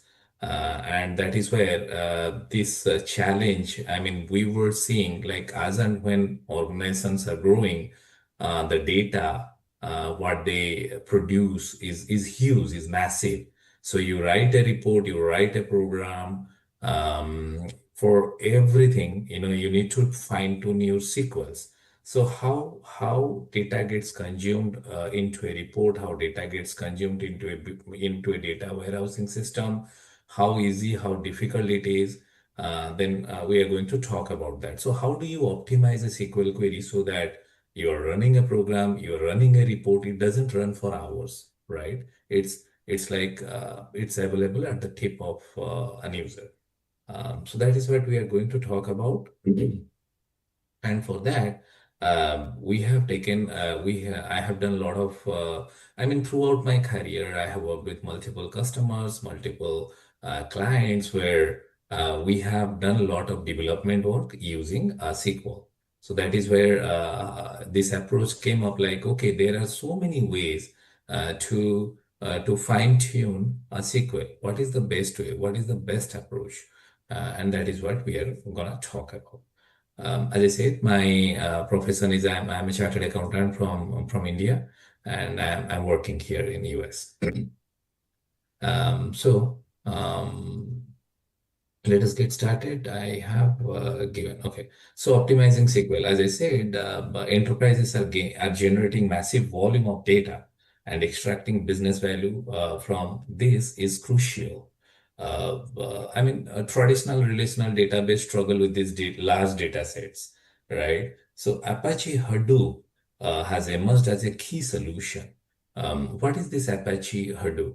Okay, it's an open source framework that enables the distributed processing of large data sets across cluster of computers. So this is going, we are going to talk about various techniques and strategies for optimizing these Hadoop engines to ensure scalable and efficient data analytics, how data gets analyzed, how data gets extracted, how Hadoop engine is going to work. We are going to talk about that. So there are few keywords like SQL. SQL is nothing but a query language, structured query language. Hadoop engine is a framework. Data analytics is massive volume of data, and there is cloud. I have highlighted a few sections in yellow just for the presentation, but my paper will not have these highlights. Okay, so so to introduce. Nowadays, a lot of companies, corporates are moving or relocating their process to AWS, to different kinds of cloud solution, right? When it comes to cloud, data is a key aspect. How data gets analyzed, what kind of methodologies are used to analyze data, that is what we are going to talk about. So cloud offers, definitely cloud solutions offers a lot of adaptability, and the intricacy of large information responsibilities and stage decision makes manual tuning unscalable. So because all this, because of there are a lot of restrictions in cloud, you will not be able to fine tune manually. You need systematically fine tune I will just give you an example of a report. For every month end, finance users will be asking for an aging report, like how much amount I have outstanding to be paid to suppliers or how much I'm going to receive. Those kind of reports needs to analyze the entire database, and it has to see that as on a specific date, this much amount is outstanding. It can be 1,000 records, it can be million records. So that is where this kind of fine tunings are going to be helpful to retrieve the data. I will take a pause in case there are any questions.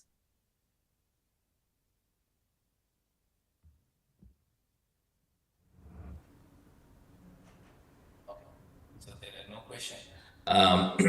The paper is organized as follows. Okay, we have different sections in this paper, and what we have done. So this paper is about what a survey of related works, then characterizing the streaming targets, talks about iterative methodologies, and what is the result we got from that. Then there is a then there is a model-based approach, and which we found that model-based approach to be appropriate and mostly used.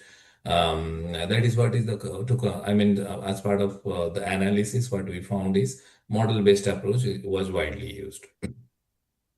Now, yeah. So well, this theory was evaluated with multiple clients or customers. So client one was a huge web-based business organization utilizing Apache Hive to Hadoop 2. And there is client number 2, they are a travel strategies organization. Then there was another organization in stage 3, that is an administration organization.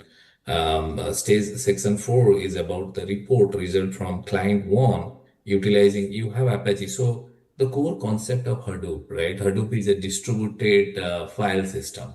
So this is the storage unit of Hadoop designed to store very large files with streaming data access patterns.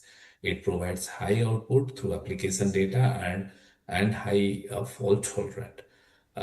Then there is MapReduce. MapReduce is nothing but a programming model and processing unit of distributed computing. So that is what we have analyzed, and we will go over it. So what happens when you put SQLs on Hadoop engines, right? To simplify data analytics on Hadoop, several SQLs on Hadoop engines have been developed. So these tools have provided a familiar SQL interface for querying data stored in Hadoop. Some of the popular Hadoop has multiple engines. Some of the popular engines are like Apache 5, Apache Spark SQL, Presto. There are a lot of engines which Hadoop has, and we are going to go over that. So there was an optimization function when query optimized. So I gave an example of a report which every customer looks for, right? During month end, during period end close, during year end close, and all those reports, how do you optimize? Like there is massive volume of data. So there is a optimization function which was used and the streamlining capability, I mean, about expense and execution, there was a matrix defined to assess the performance of cost and fine tuning of the sequels.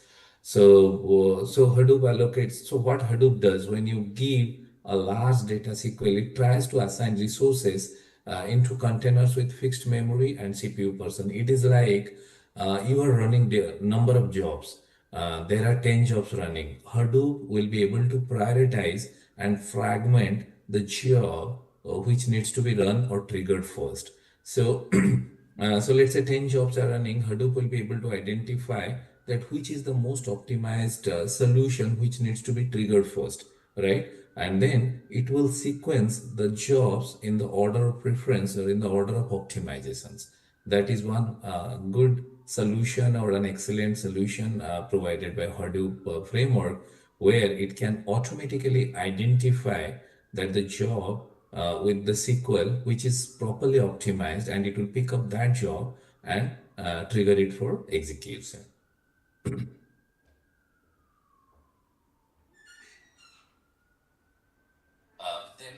When a SQL runs, to maximum efficiency can be obtained by parameterizing. So when I say parameterizing, when you run a SQL, a report, there are different parameters. As I said, the example, you are running a supplier aging report, like how much balance I owe to the supplier. So there are different parameters you can put for fine tuning the query. You can put like for which books, or for which organization, for which business unit you are trying to pull it.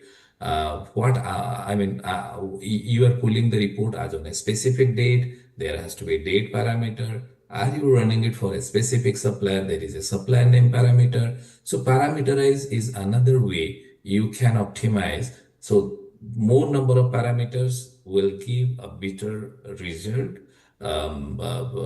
based on the data entered, right? So if it is a single supplier, it may take less time. If it is a lot of suppliers, it's gonna run for some time.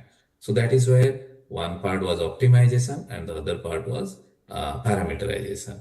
So then there was an iterative method. So iterative method is every query is executed multiple times with different configuration parameter to identify the optimal set. So there is a, so Hadoop is going to identify, so every time you enter a report, a job with a set of parameters, so it gets executed multiple times. The more number of times it gets executed, the performance is going to be even better. So the query is run and the object of metric such as, sorry, there is a spelling mistake. So we found, okay, every time a query is running, what is the resource utilization? When we say what is the resource utilization is like how long it took to execute the query. Was it 10 minutes? Was it 1 hour? Is it 2 hours? So this is an iterative method where you keep noting down the time it takes to get executed. Then like parameterization, what the research also talks about partitioning. The query, you break it, partition. Partition is like you are breaking it into multiple parts, dividing the tables into smaller, more manageable parts based on the values of a specific column. Then you can bucket it. Bucket is like it further decomposes the data into more manageable files. So there are different ways. I'm sorry. There is vectorization, that is processing of data in batches or rows, and in of one row at a time. Vectorization can significantly improve the performance of operations like scanning, filtering, and aggregations. Then there is CBO. CBO is nothing but cost-based optimization. that uses a statistics about the data to generate most efficient query. Then there is predictive pushdown, there is file format, there is optimization. So there are many ways you can optimize the query within Hadoop.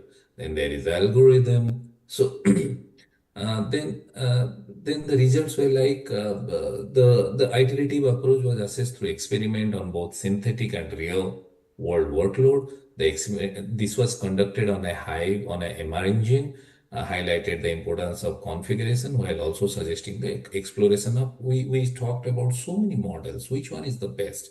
Which one? It suggested the time taken, how much time it took, the query was run for how much time, with how much data volume, was it 20 to 40 GB? That's a big number. It was placed on AWS. On AWS, how long it took to run the query, what is the resource utilization percentage, what parameters were run. So all those things were analyzed as part of this query. So there are a few diagrams of iterative workload. Then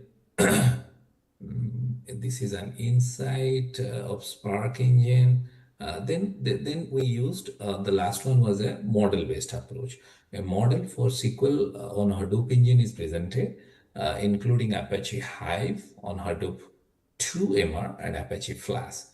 This model effectively generates recommendation and optimizes. So there was algorithm, there was result, and in conclusion, in this paper, what we did, the challenge of selecting optimal configuration parameter for SQL job on large data platforms, specifically on Hadoop engine, like a model-based approach. The result demonstrated that by dividing the data into smaller data set, into more manageable parts based on a specific column, the tuning can be possible, and we got result in a faster preference, and the outcome was successful. So the result demonstrated that the model-based approach outperforms both default and expert-related configuration on real customer workload. So out of so many methods, a model-based approach was selected because it helps to fine-tune the query, to optimize performance, to give better results. So I think that's about it. That's about my topic. Are there any questions? Thank you so much. Just maybe one question from the audience. Yeah.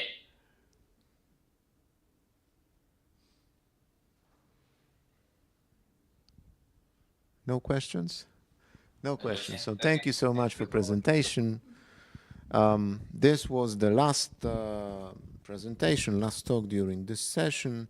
So I'm closing the session now, and we have a short break. Thank you so much for participation. Thank you. Enjoy your break and have a great day. Next year. Thank you so much.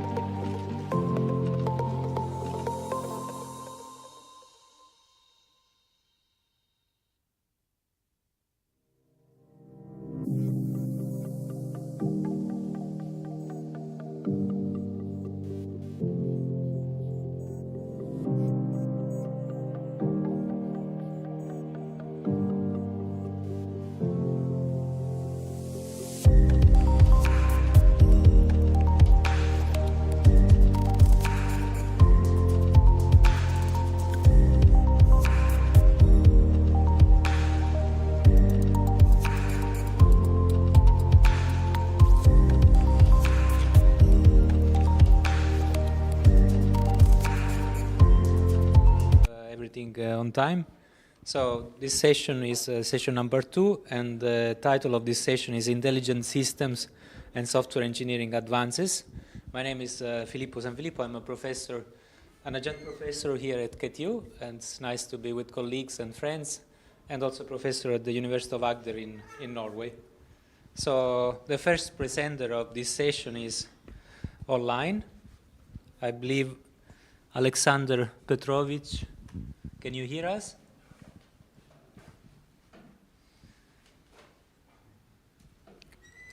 Alexander, are you here?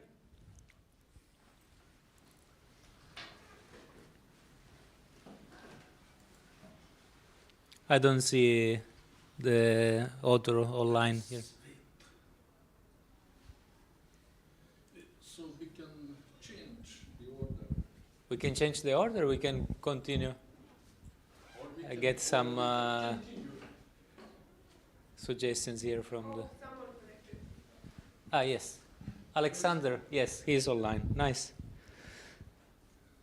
Alexander, can you hear me? Hello, everyone. I can hear you. Great. We can see and we can hear you.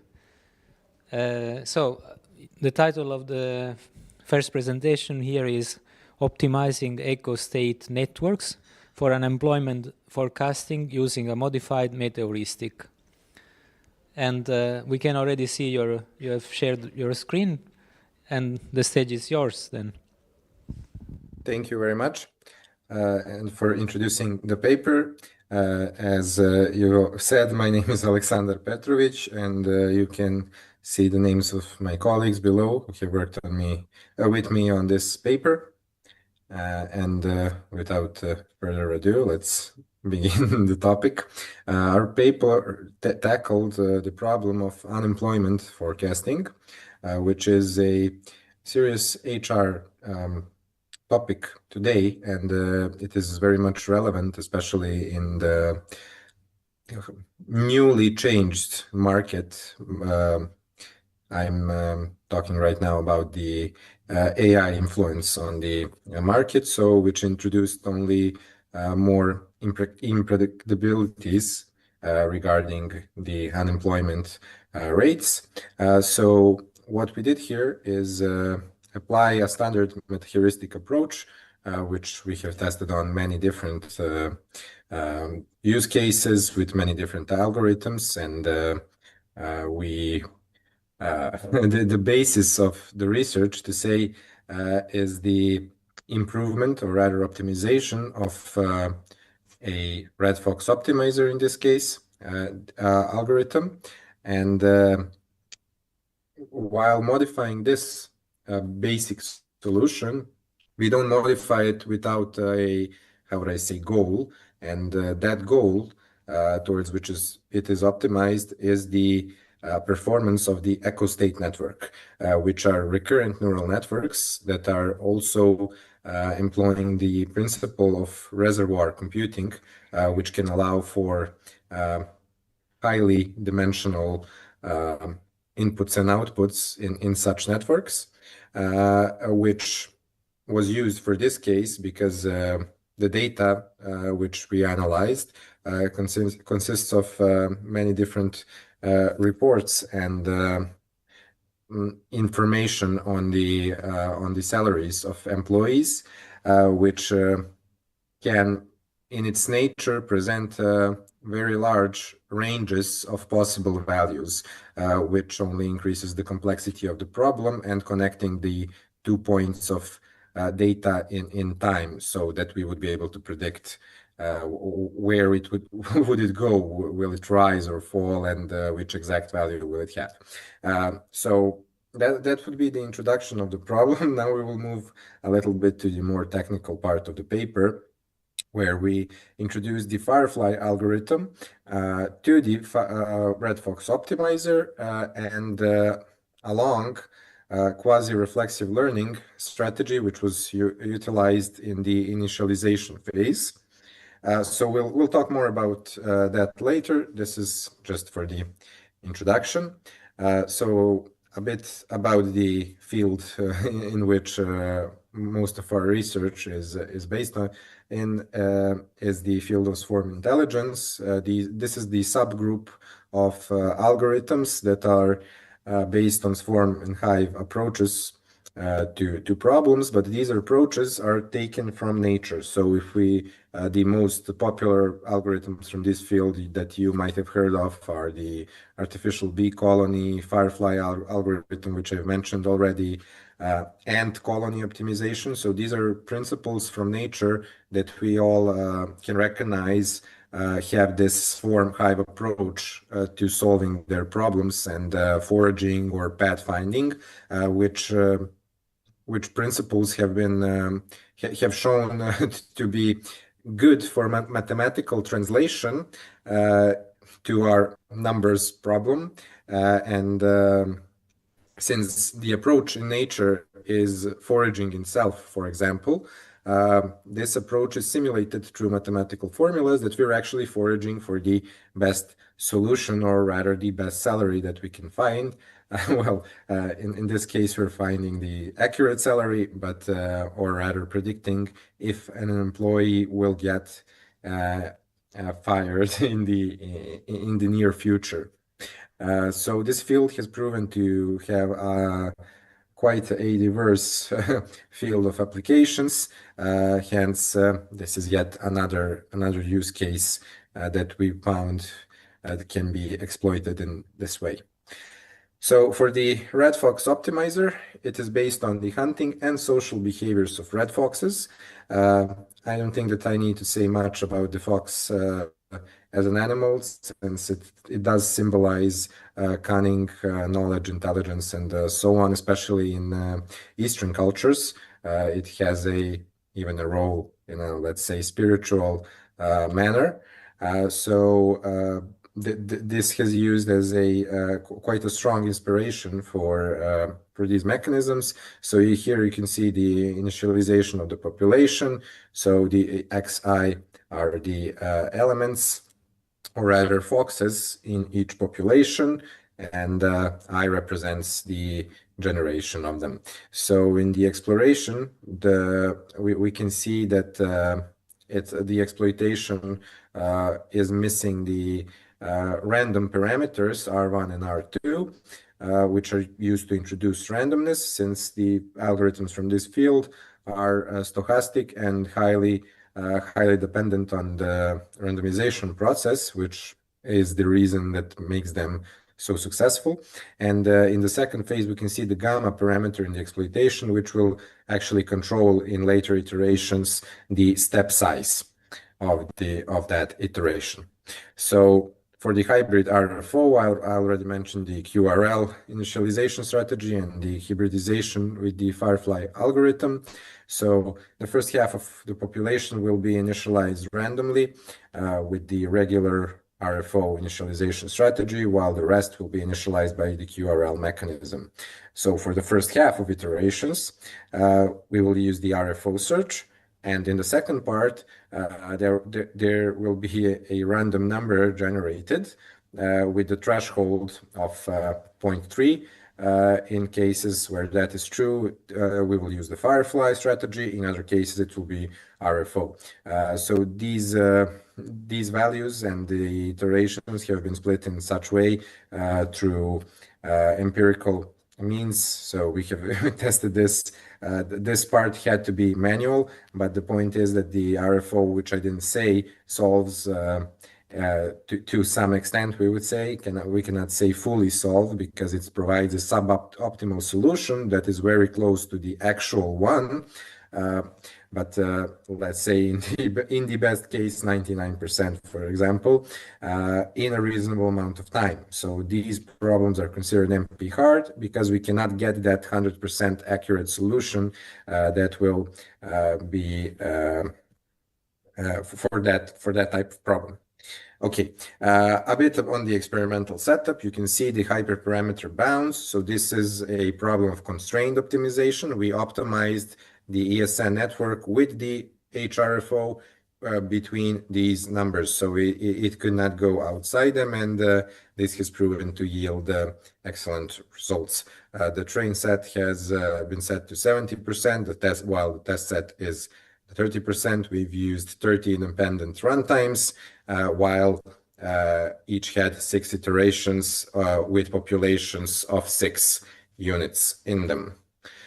As for the results, the ESN HRFO obtained the best value, or rather the lowest error in this case, but the RFO obtained better values for worst, average, and midpoint values, while for the standard deviation and variance we had Colshade, which proved to be the most stable by far from other algorithms. However, the proposed solution still obtained the best score. So that category is, we would say, most important, but the other categories can be used here as indicators for further improvements, and some, let's say, maybe design flaws that are yet to be discovered by further experimentation. For the overall metrics, we can see the HRFO obtaining the R squared and the mean squared error best scores, and below you can see the each of the best models. So each of these is the best model from those 30 runtimes that had scored these values that you see here. So those are the values we compared, and those models have been created or optimized by RFO with, or not, sorry, not RFO, the ESN optimized by all the different algorithms yielded these results as the best with optimization by that algorithm. So these are compared in the tables above. That would be all from me. I would just conclude that the importance of unemployment rate is high, and further investigation is to be performed, and definitely some other iteration of the HRFO or RFO in general. Yeah, but the potential is recognized with this algorithm, and once again, this is the best score that was achieved.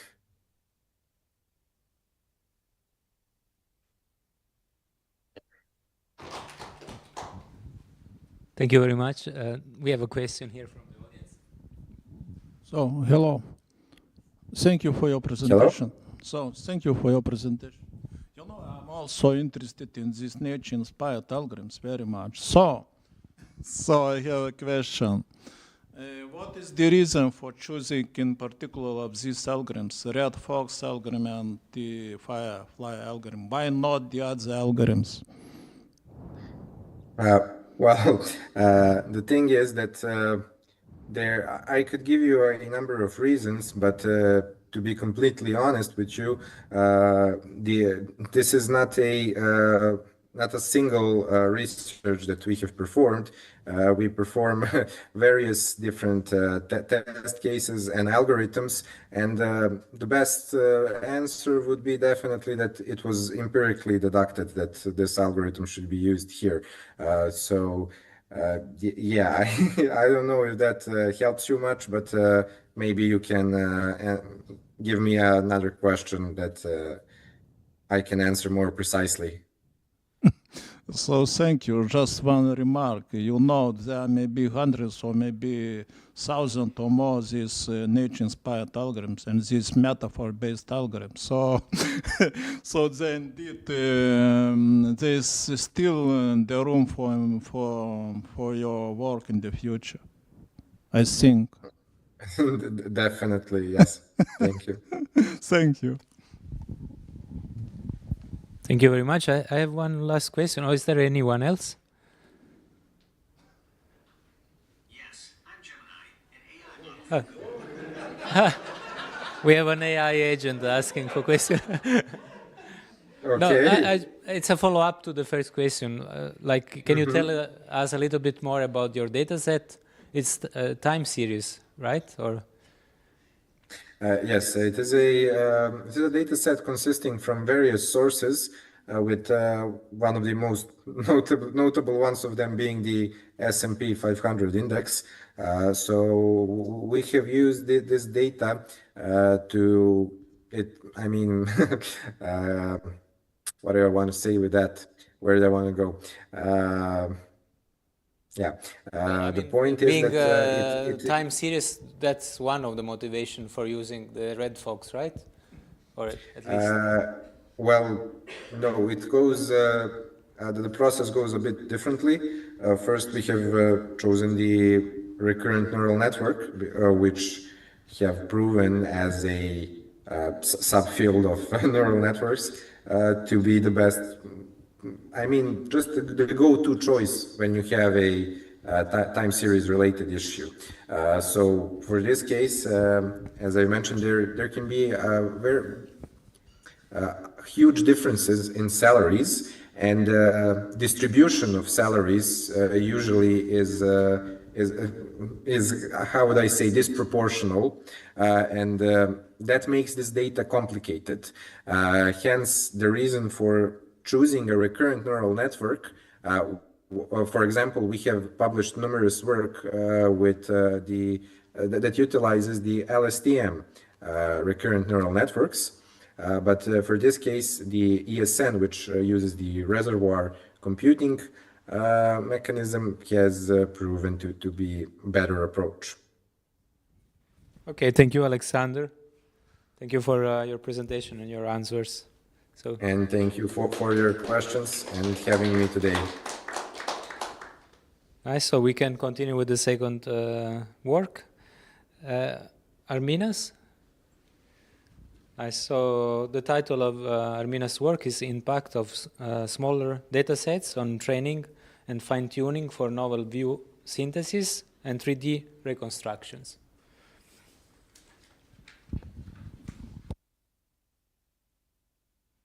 Do I need the microphone or? I think there is on the table, there is one more. Or no, can you use this one? Thank you. Good day, my name is Arminas Šidlauskas, and today I'll present you my work, Impact of Smaller Datasets on Training and Fine-Tuning for Novel View Synthesis and 3D Reconstruction. Now, the presentation will consist of a few points. First, I'll present what novel view synthesis is, what it produces. The product will be multi-view images, how those multi-view images can be used for 3D reconstruction, how this model chaining works in general. Then I'll go on to my research. I'll explain what I was researching, how I generated the data sets, how I picked the models, and then I'll show comparisons, numerical comparisons, and then visual comparisons. So to begin, what is novel view synthesis? Novel view synthesis can be described as a generation model type which generates objects or environments, the same objects or environments, but from a different camera perspective. So in the upper picture here we have some sort of a plushie as an input, and the model is supposed to generate outputs of the same plushie but from a different angle. Now, these usually work with a diffusion model basis. It can also be generative adversarial network basis. Now, how they work is they take in a few inputs. One would be source image. It's the input image. Then they also take in a source camera position. This camera position would be the input one. And then you give it also the target camera position. Then the model outputs you a target image. Now, what we need to know is that when you have a lot of these generated images with camera angles, we can call them multi-view images, and there exist various models. Some of the more popular ones would be neural radiance fields and Gaussian splatting, which allow to reconstruct 3D objects or environments using multi-view images.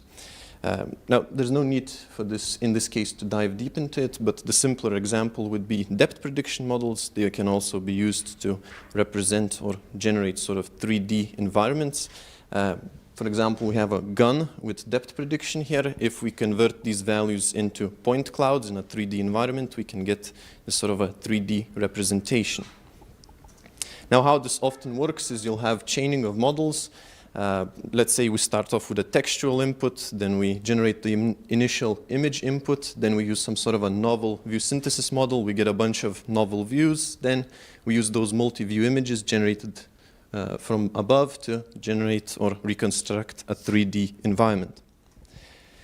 Now, when I was researching a few of these novel view synthesis models, I noticed a lot of them make a claim with little to no basis that you need very large data sets to train. So for example, one model I was working with, 0, 1 to 3, it made a claim that you need a large data set, and they themselves trained their model on 800,000 3D objects. Each of these objects was then taken to snapshots. Each of the objects would get 12 snapshots, and then we get a total data set size of 800,000 times 12. So my idea was to find out whether these models can be trained to some extent or fine-tuned using a smaller data set. So what I did was take a smaller data set, a ShapeNet data set, and I, in a similar manner, created a training data set of the same 3D object. Then we take snapshots. Each snapshot contains a picture of an image of the object from a certain angle and an extrinsic matrix. It's a camera position matrix. Now, results were evaluated in a few ways. One of these is 2D evaluation, the other one is 3D evaluation, and then I'll also give visual evaluations. Now, I prepared two models for this, and I took one pre-trained model, the original one from 0, 1 to 3. So going top to bottom, we have the fine-tuned model, model, which was taken the pre-trained model and then fine-tuned using the small data set. The middle model is the reference model from original creators, and the last one is a trained model from scratch using only the smaller data set. Now, I evaluated using a few ways. One is a structural similarity index measure, and the other is Frechet inception distance. From the table itself, we can see the average values. We can see that the fine-tuned model produced the best results, although rather just slightly above the standard model, whereas the trained model, the bottom one, had slightly worse results. What was interesting was looking at the distribution of these values and how they worked as a whole. From distributions, we can see that the IRQ range with fine-tuned model and the pre-trained model were the better ones, and they had and the fine-tuned model, as a matter of fact, had the fewest outliners, only 2.5% of outliners, whereas the standard model and the trained model, the bottom two, had a lot more outliers with around 4% of them. Now, I also did 3D evaluations. These were done using two metrics. One is chamfer distance, which basically measures the shorter distances between points and then takes the sum of them. And the other was volume intersection over union. Volume intersection over union works in the same way as normal intersection over union, but just applied on 3D environment, for example, voxelized 3D environment. From this, I noticed that chamfer distance once again showed the best results for the fine-tuned model, whereas volume intersection over union did show the best results for the pre-trained model. The averages were the best. Although with the pre-trained model, when I looked at the distributions themselves, they did have the widest distribution of values. So although it had the best average, it had also a wider distribution. Now, lastly, I would like to show visual comparisons. With numbers, you don't often see some certain quirks that these situations can produce. And what was interesting was that when training with only a smaller data set, the trained from scratch with a small data set model produced objects. It produces correct objects, as we can see. For example, a car. However, it often would fail to produce correct angles of the objects. So you want a car like this, but it produces it at a different angle, although it does produce the correct object. It doesn't always happen, as we can see with the bottom, with the bowl. It produces correct angles at times, but not at others. So this was an interesting observation on why it can often sort of lead to odd results. Whereas when we talk about fine-tuning it using the smaller data set, I noticed that the results were quite a bit better, and they were actually rather accurate, more accurate than the pre-trained model, at least from visual inspection itself. So thank you, and are there any questions?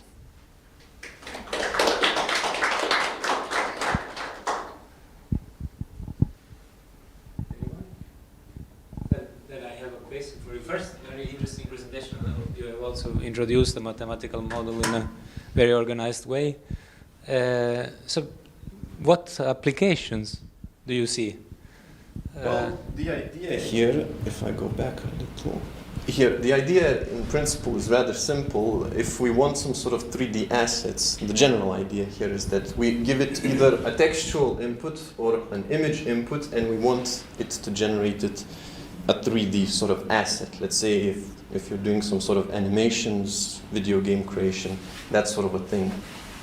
So, and what do you see about future possibilities? For example, we have an ongoing project where we are going to use similar techniques to generate materials, not only the shape of the objects, but also materials.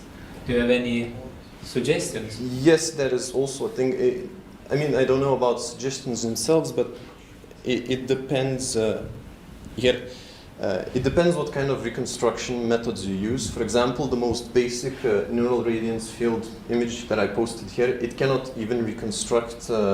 It cannot reconstruct colors, just the mesh itself. It allows that. But further iterations allow you to reconstruct meshes with color, with material, with separated materials. So, in general speaking, but if you want to take a quicker route, you can take Gaussian splatting. So in general, what you have to know is if you want a quick reconstruction method, you take Gaussian splatting. It's much quicker. But if you want the most accurate imaginable one, you take NeRF methods. But these NeRF methods obviously have a downside that they might take a while to train. Some even can take a day or so on powerful hardware as well. Thank you so much. So, there's another question. Sorry. Please.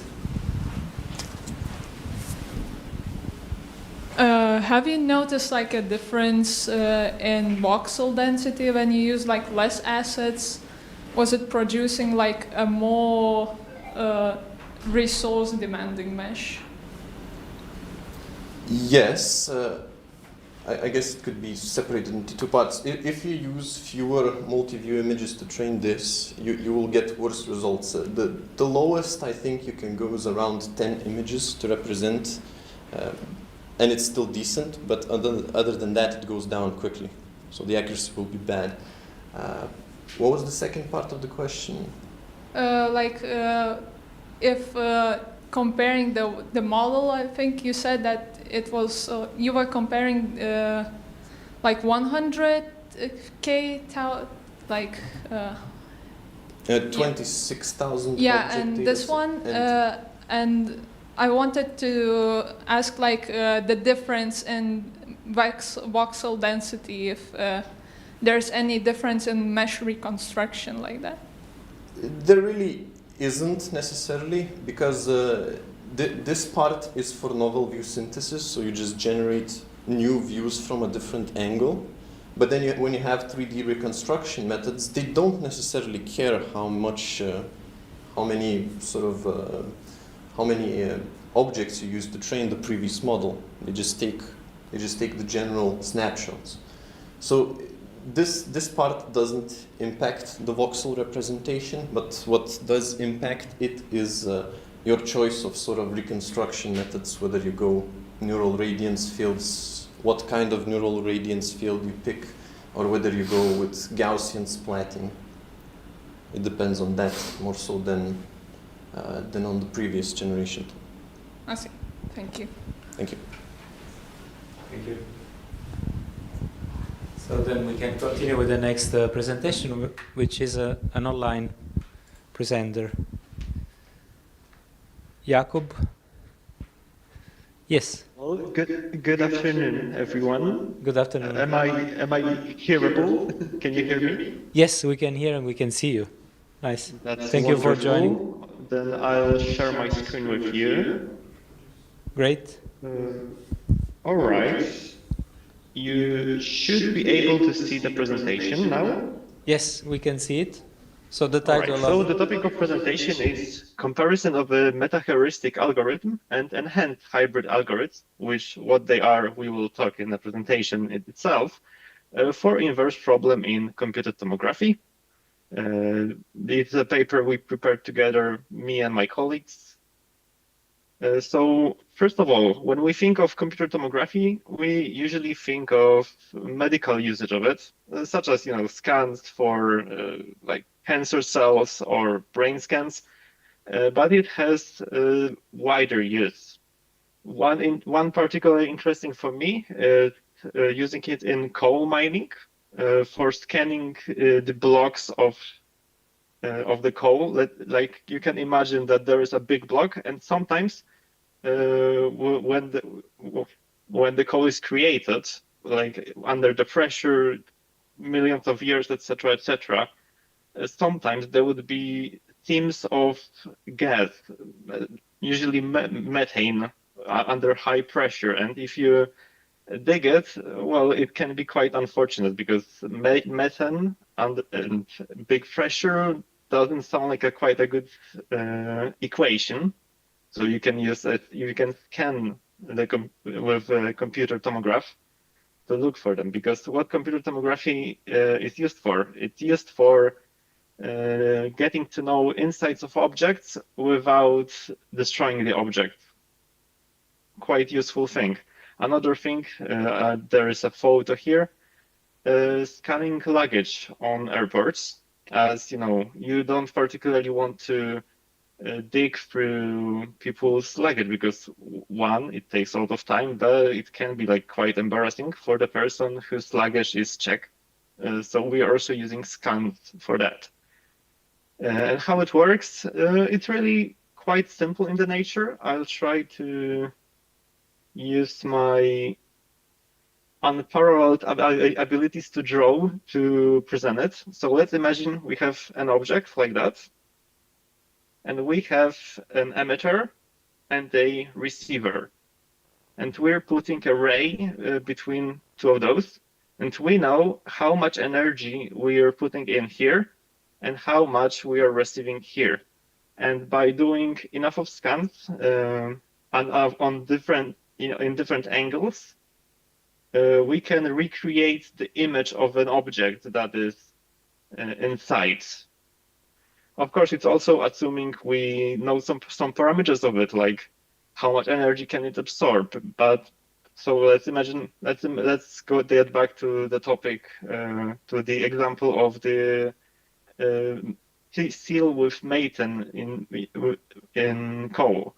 We know how much energy coal would consume, and we know how much energy would consume methane. So by using these informations, we are able to create quite a clear picture of what's inside. All right. So, however, while it's a wonderful technology, it also has some limitations. The first one, the biggest, quite literally, is size and availability for performing a full scan.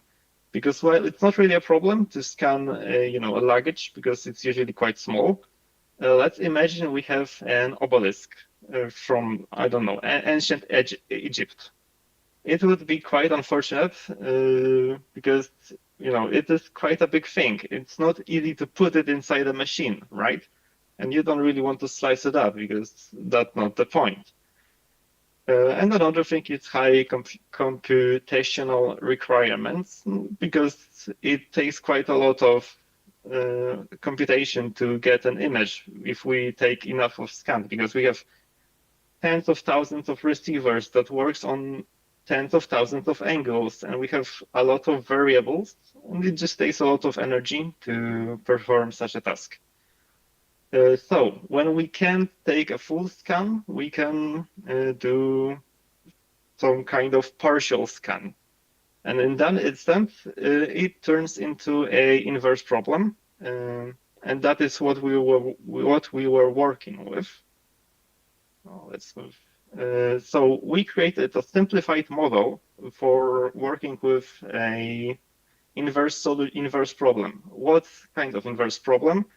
Well, in that instance we know the end result. That is, in this instance,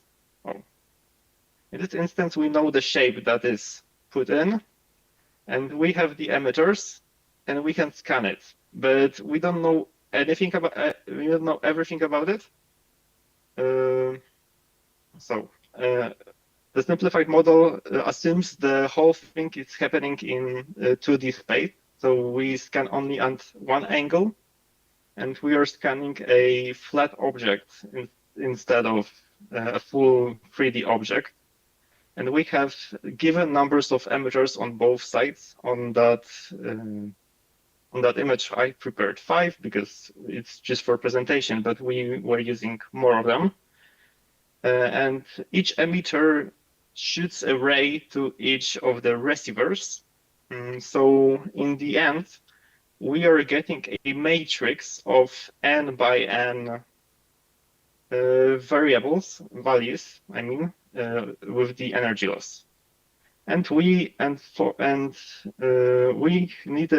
to make it into some kind of fitness function.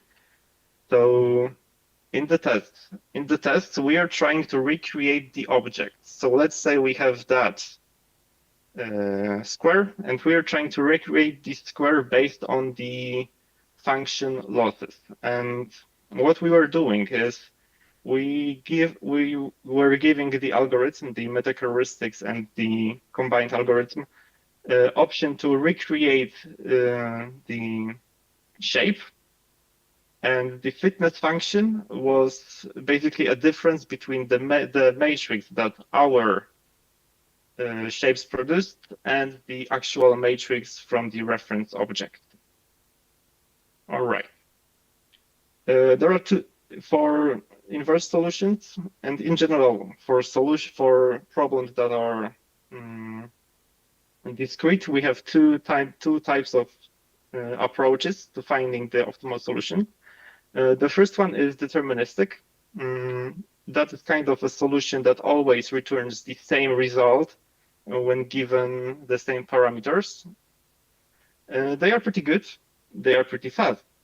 However, there is one big limitation for them. That is, they need a certain starting point that is already decently good to find a good result.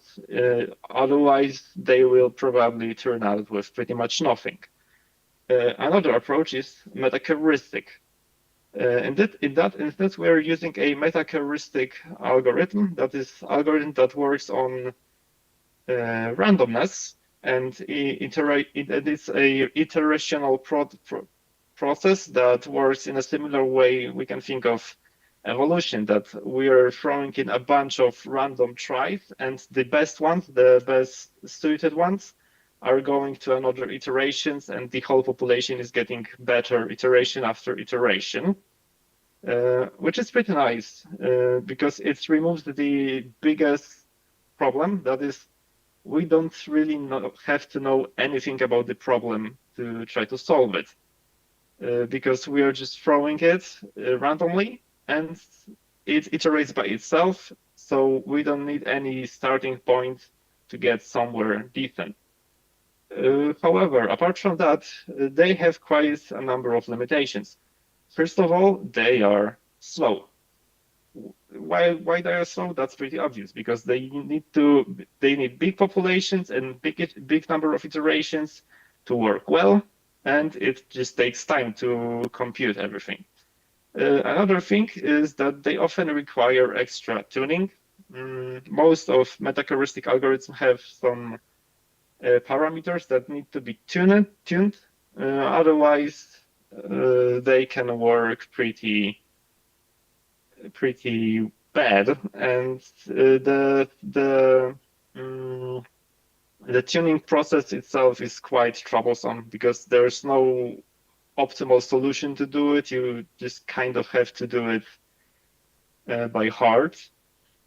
And another thing is that they often run into the problem of diminishing returns. As you increase the number of iterations, you put in a lot of extra additional time that can or can't or that might result in better results or might not.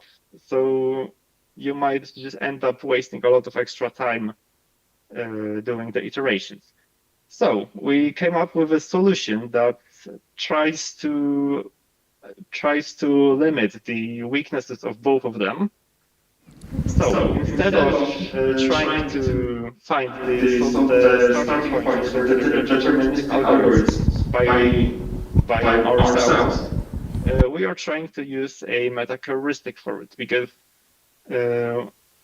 while as I said, meta-heuristic have problem with diminishing returns. So instead of doing a lot of iterations with big populations, we are running a smaller number of population and a small number of iterations with a meta-heuristic, not really to find the final solution, but rather to find a good starting point that we can then transfer to a deterministic algorithm that can use that decent starting point to get us a good result faster.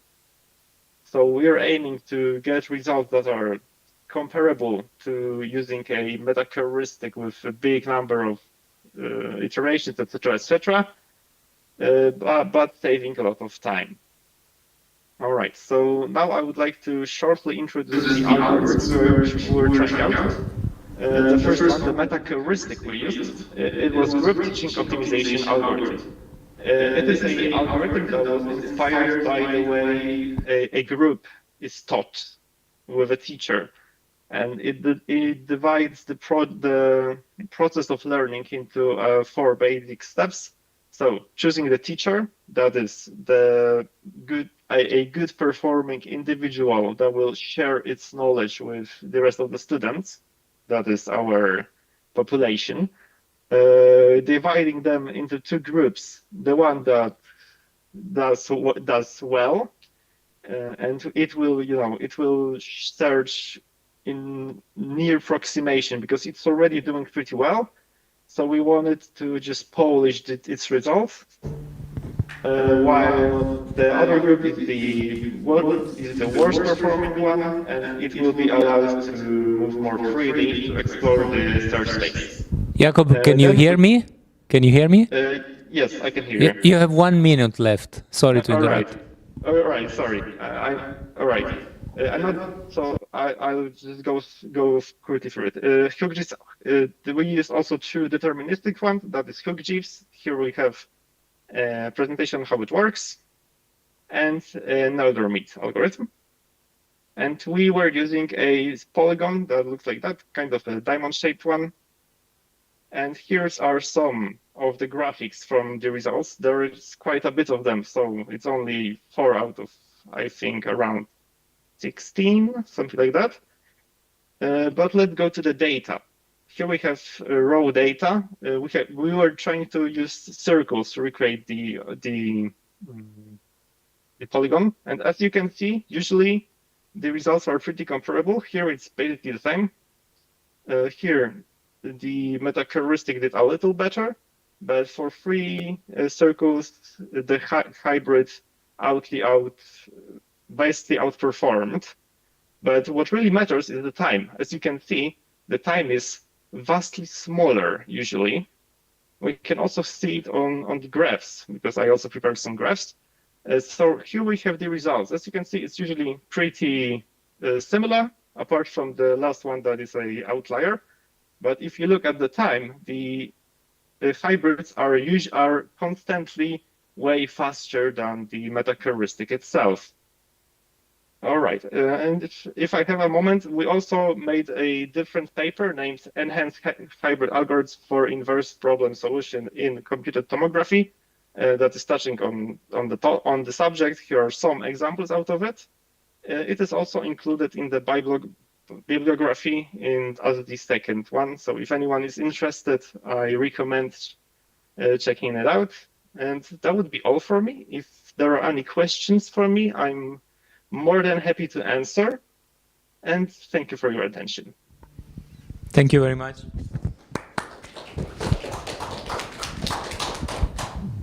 Thank you for your presentation. I maybe missed something. So, a very naive question. What do you mean by deterministic algorithm? Is this some kind of local search algorithm in the used in combinatorial optimization? By deterministic algorithm, I mean basically algorithm that when given a number, when given a starting point, always return the same result. So the result is what is determined by the starting point, as different to to the meta heuristic that works randomly. So even if you start in the same place with the same everything, you always get a little bit different results. And that is not the case for those which I named deterministic, that is Nelder-Mead and Hook-Gibbs in this example, because they always return the same result for given inputs. Okay, I see. So thank you. So. One more question? So then in the interest of time, we say thank you to Jakob, and we can continue with the next presentation.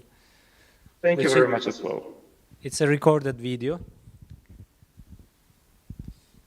So the title of the next presentation is Dynamic Injection of LoRa Adapters via Prompt Semantic for Modular Stylization in Diffusion Models by Alicia Polovchis.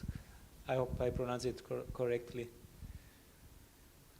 Hello everyone, my name is Agnieszka Polowczyk, and together with Alicja Polowczyk, we are from the Faculty of Applied Mathematics and the Silesian University of Technology in Poland.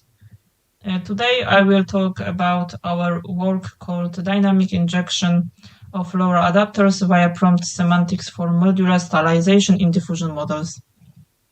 In short, our goal was to make diffusion models smarter. So we wanted them not only to generate images based on what the user writes, but also to understand how these images should look in terms of style.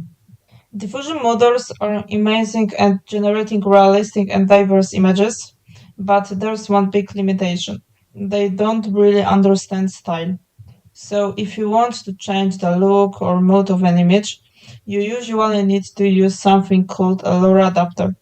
LoRa is a small module that fine-tunes a large diffusion model to a specific style, like wood carving or anime. So the problem is, every LoRa requires a trigger word, a secret keyword you have to include in your prompt, like wood figures or ZB. Without it, the adapter doesn't activate. That means the user has to memorize all these strange tokens, which is not intuitive or scalable. So our goal was to remove that step completely and build a system that automatically detects the right LoRa adapters based only on the meaning of the user's prompt. Let's quickly review how diffusion models actually work. They have two main phases. The first one, forward diffusion, where the model gradually adds Gaussian noise to an image until it becomes pure noise. And second one, reverse diffusion, where a unit learns to remove that noise step by step. All of this happens in latent space, which is a compressed representation of the image. At each denoising step, the unit predicts which part of the noise to remove, and a text encoder like clip tells it what the user asked for. So we start with noise, and through many denoising steps, we reach a clean image guided by text. So now a few words about LoRa.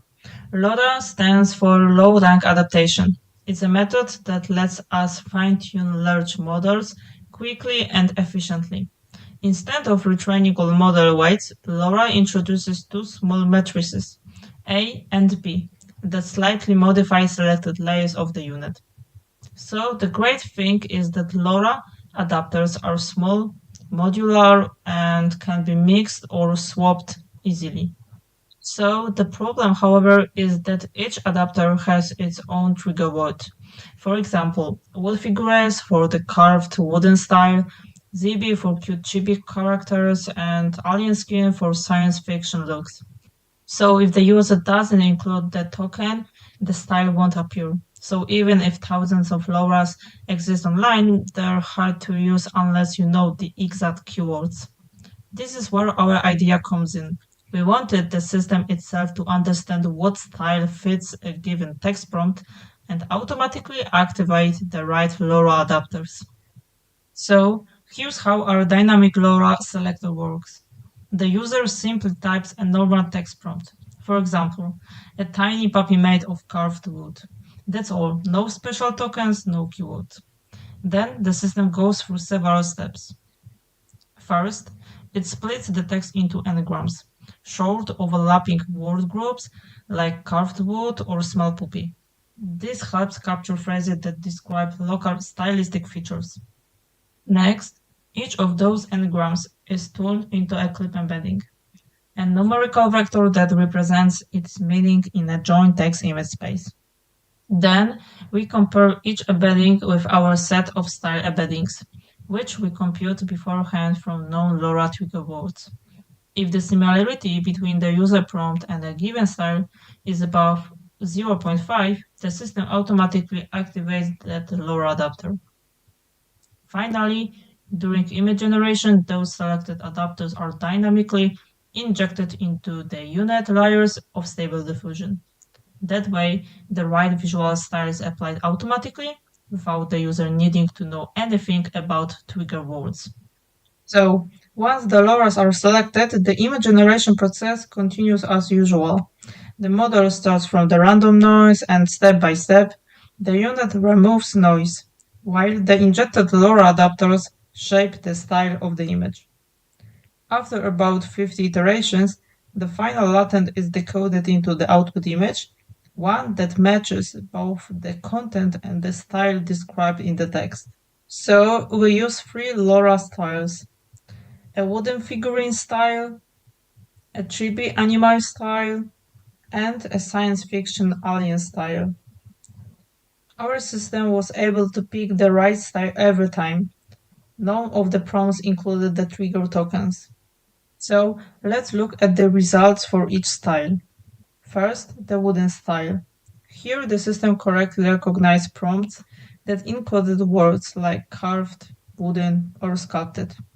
In these cases, the coding similarity between the prompt and the wood figure style vector was always above 0.5, which automatically triggered the wooden LoRa adapter.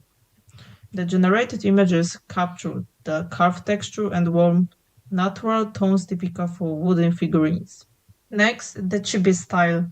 For prompts containing words such as cute, tiny, or small animal, our system consistently selected the ZB adapter. Again, the similarity values exceeded the 0.5 threshold, and the results clearly showed the soft, round shapes and big expressive eyes characteristic of the chibi aesthetic. Then, the alien style.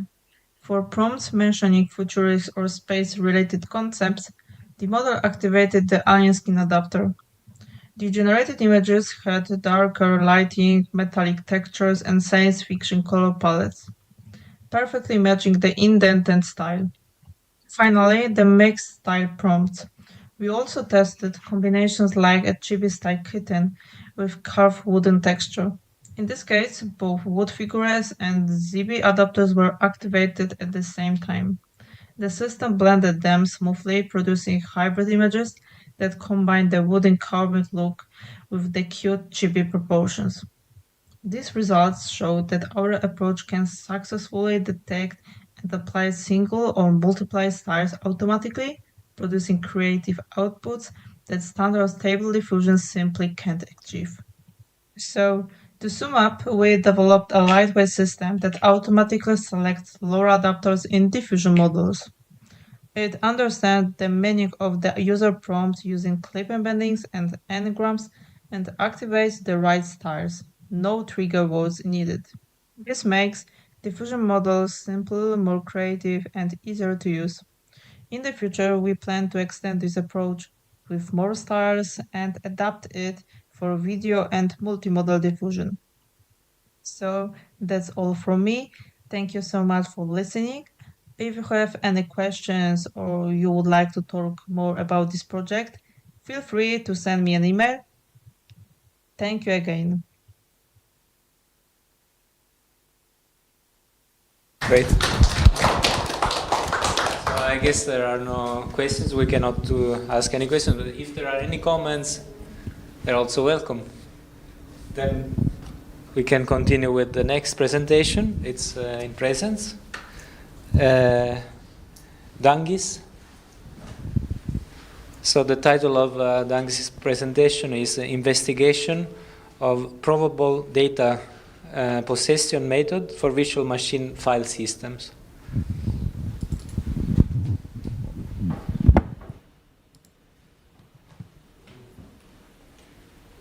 Hello everyone. We do investigation of a provable data possession method for the virtual machine file system. My colleagues working at the same department at the informatics faculty. The proposed virtual machine file system security model is based on a provable data possession method. Later I call that method PDP, which ensures data integrity and provides certainty that the data is in the third-party server. It means on the remote server. The investigation of that model performance characteristics such as hash value, generation time, protecting time, blocks dividing time, and corrupted file detection probability is presented. The security model method looks as a basic process. If a client have a virtual machine file system, client can calculate or generate timestamps and produce virtual machine file server and send it to a remote site to the server and store it to the database. Client produce virtual machine file system which consists of big amount of blocks, and whole virtual machine file system is divided to the blocks, and hash value calculated from every block separately and stored in the client's database. The original PDP method was proposed by Atenis and other authors. There is a process of the integrity check in the remote server. As you see, when a client sending the request R to the server calculated and generated response P and verification of virtual machine file system and sending the response to the client. Client should verify availability, authenticity, and integrity of data according value stored in client's database, and that PDP method can use for verify the reliability and integrity of the data stored on remote servers. When we start experiment, we do simple things. We measure time of calculating the timestamp of different virtual machine file sizes. Smallest virtual machine file size was 10 gigabytes. You see biggest and biggest, and 100 kilobytes. And we see that it's a linear dependence time, calculating time from the file size. And next step we check it and evaluate efficiently. When there was 10% of corrupted information, we check it with divided with different block sizes. The same virtual machine file system of 10 gigabytes, we divided to different block sizes and calculate probability. And as you see in the slide that when we're dividing to 1 gigabyte, there is efficiently is very small, and when we're dividing virtual machine to very small to 50 gigabytes, we getting probability near to 1, and it means that we need to check a small amount information, and we get that in the some blocks are information corrupted. Then we check it when there are 1 block corrupted, 2 blocks corrupted, 3 and 4, and as we see, when more blocks are corrupted, their efficiency of that method is biggest. And when we check on half of information, we getting near to 0.9 probability that information there is corrupted inside virtual machine image. And the last slide, we get results that when there is a 10% of data corruption, we getting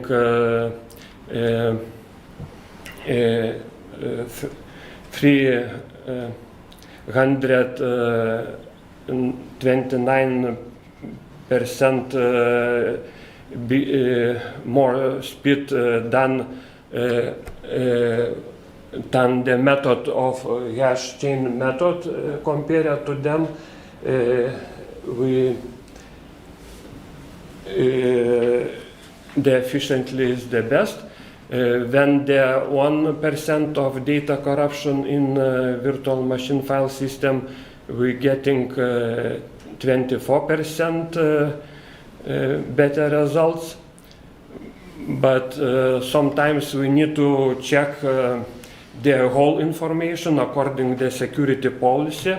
And when we're using PDP method for the probability calculating, then for the whole and all information to check, we need to use PDP2 method, and it takes more time if we compare it to hash chain method, because there is dividing time, and we need to sum each block and dividing time, and then sometimes we get the big amount of checking of time. And conclusions that PDP hash methods were analyzed to look for effectiveness way to check integrity of a virtual machine file system. As you know, if we store information in remote servers or in cloud services, we need to pay for if we using resources, yeah. And PDP method we allow to us to save resources and so on. The PDP method would be useful for large file system when periods for backups are long, but are often activated integrity check. And that strategy that applies the PDP method and full scanning only to create a backup allows for assuring the same security level as using less resources and time. Thank you very much. Question?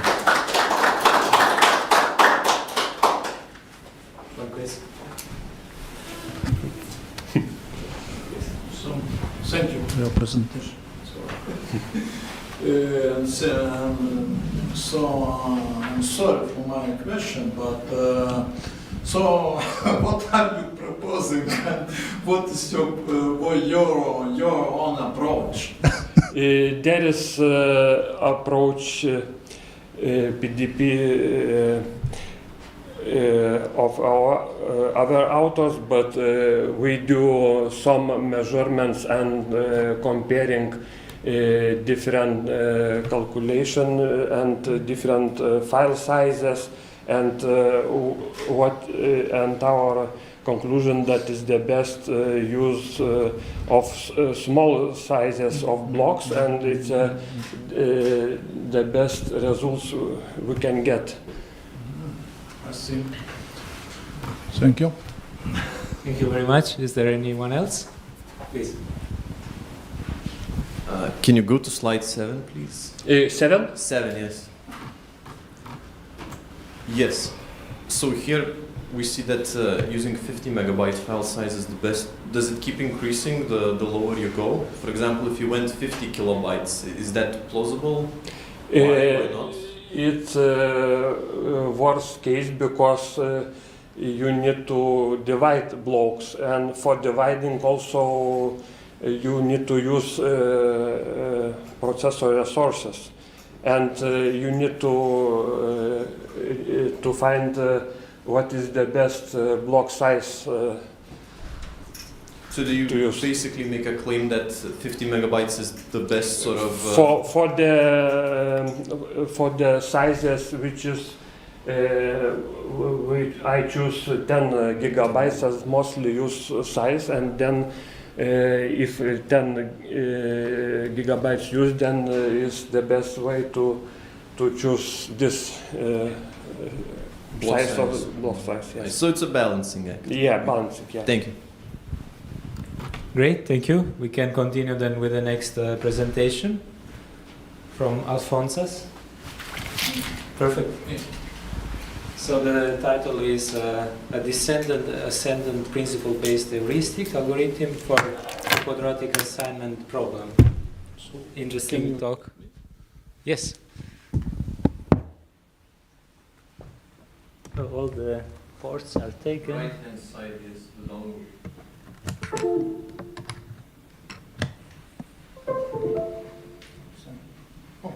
Is the first one? Oh, yes. Okay, nice. Okay, yes. Thank you very much. Can you zoom in?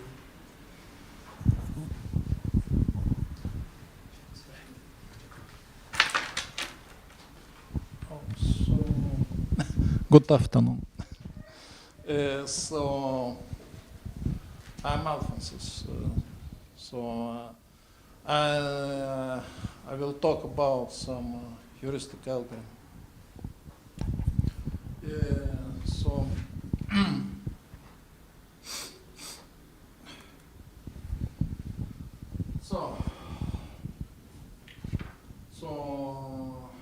my talk is just for first introduction, then the principle of our algorithm, then some technicalities of the algorithm, then case study, then some results of the algorithm, and finally remarks and some recommendations.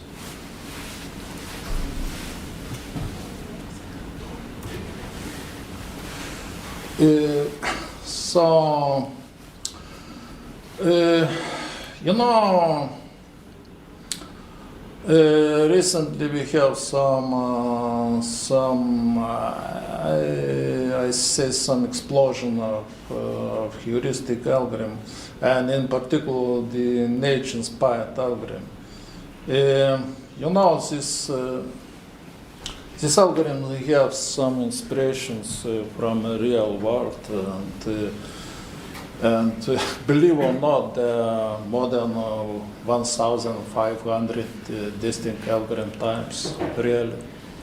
So, and about 50 new algorithms every year, at least in the last years. But our algorithm is not nature-inspired algorithm.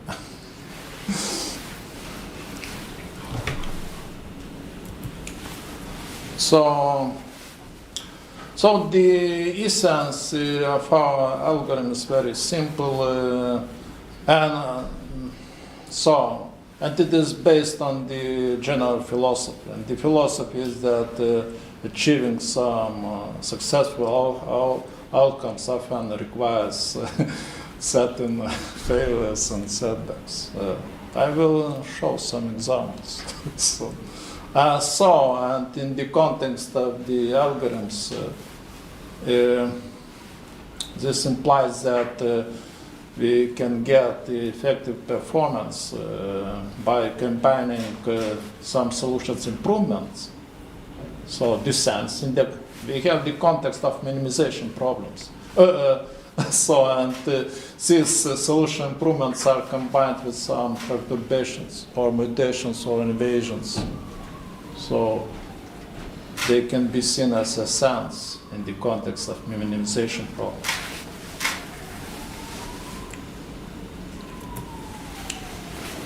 This is simple visual interpretation. This is success versus time. Yes, really.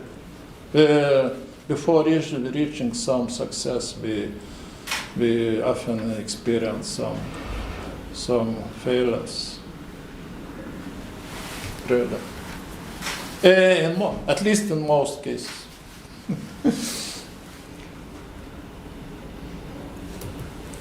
And there are many real-world examples. See, for example, economic recovery, some booms of nations. Then see urban growth. Then we have some demographic expansions and populations growth. Then we can have plenty of success stories of thriving companies and corporations. Then we have also many success stories in stock trading and investment. Finally, we have many examples of personal and TV achievements in sports, and so on and so on. So this is only the philosophy of the algorithm.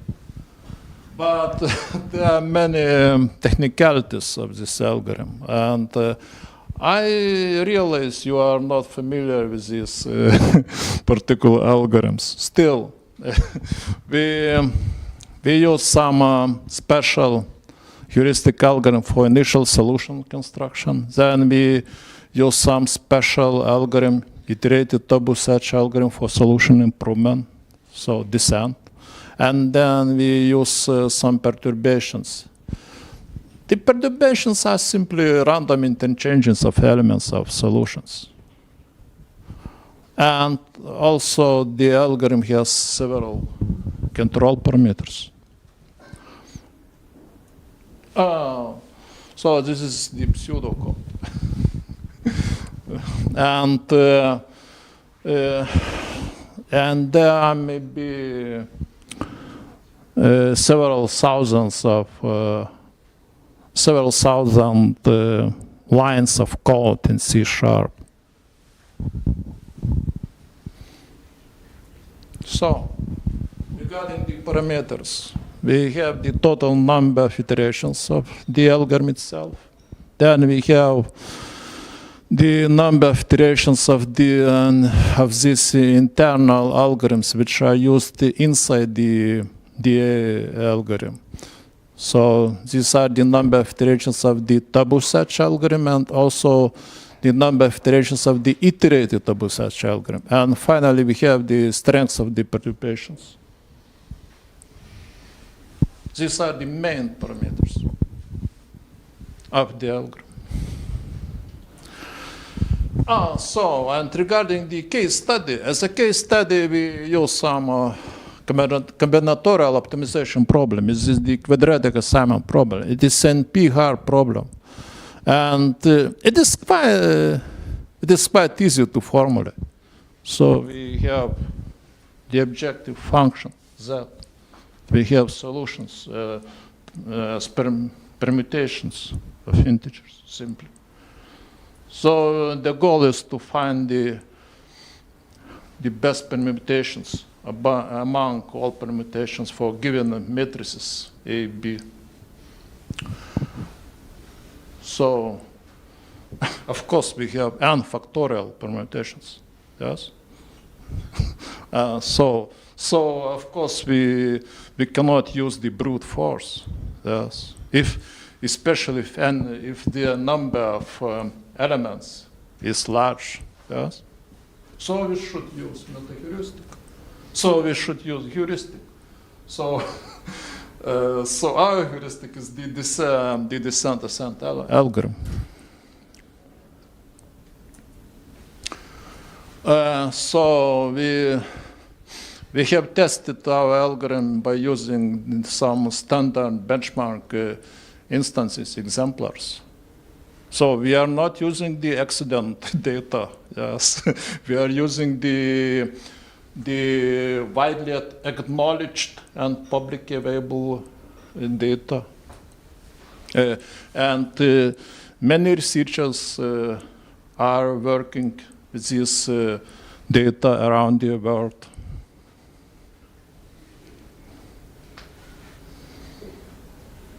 So now we have some empirical results. We have conducted some simple experiments. We wanted to see what happens when what is the behavior of our algorithm, and we wanted to test the usefulness of this idea. So at first we have experimented with different number of iterations of the algorithm. So you can see the deviations from the optimum of solutions. These are the deviations in the y-axis. So you can see these deviations are smaller and smaller when this number of iterations increases. This is natural and logical, yes. But this confirms the usefulness of our idea. Then we experimented with these internal iterations which are used within this descent-ascent algorithm. And in this case, the tendency is not so obvious. You can see. So, for example, if we increase the number of taboo search iterations within this our algorithm, then we have only some fluctuations in the results.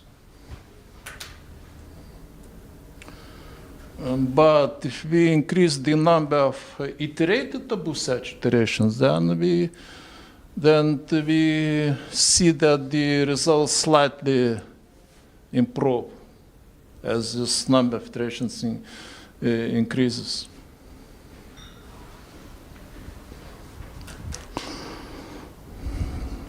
Okay. And then we have experimented with the strengths of perturbations. So we are using the normalized values for the strengths of perturbations. Again, we cannot see any obvious tendency of the results.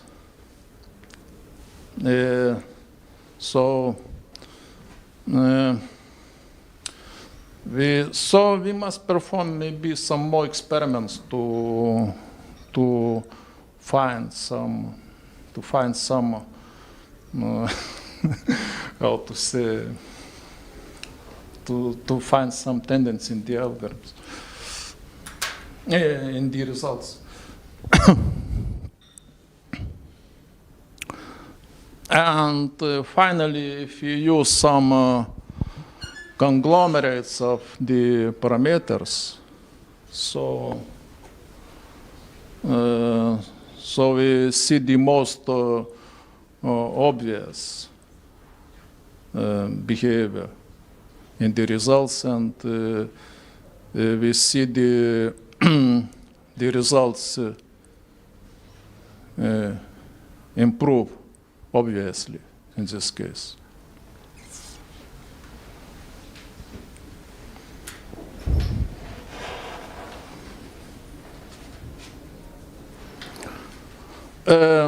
We also have performed some long runs, and in most cases we achieved 0 deviations for the solutions. This means that all our obtained solutions were optimal, except very, very few. But these long runs took very, very much time.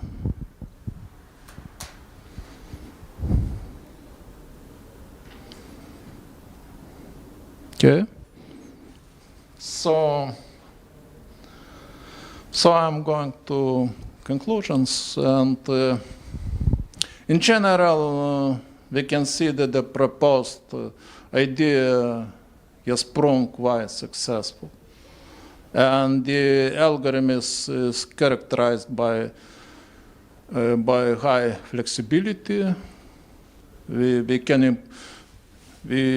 saw we can improve the efficiency of the algorithm by adjusting the different control parameters, and these parameters effectively influence the algorithm's behavior. And then one of the key findings is that the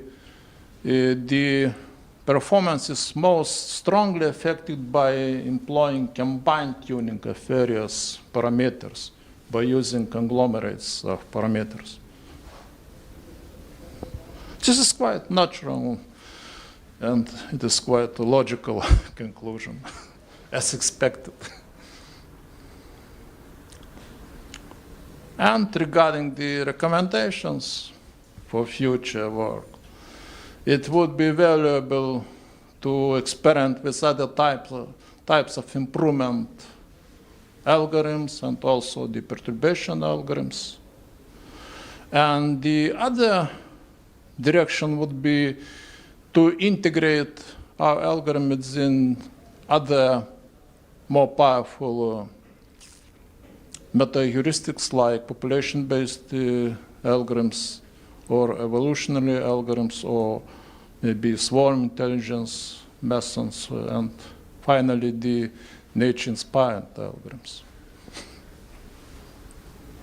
That's all. Maybe questions. so thank you. Anyone? Please. Yes. So I perhaps don't need, or the record needs. So my question is, you mentioned long runs of your algorithm.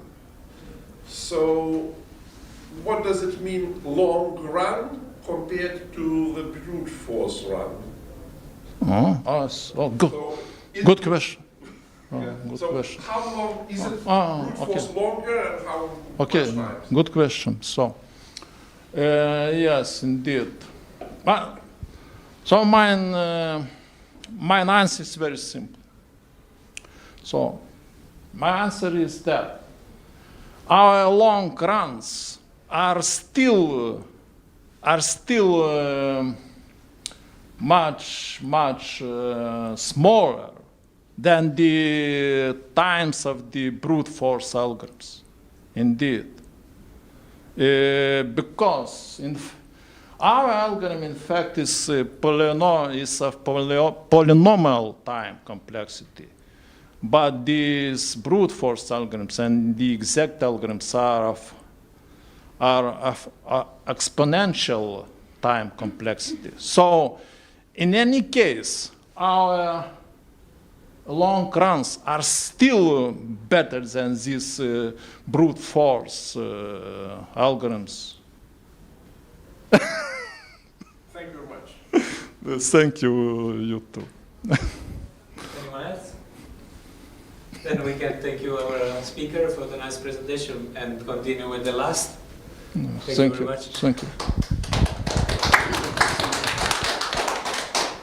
And the last one is online presenter. Jakob, the same presenter we have already met earlier. No one is connected, or?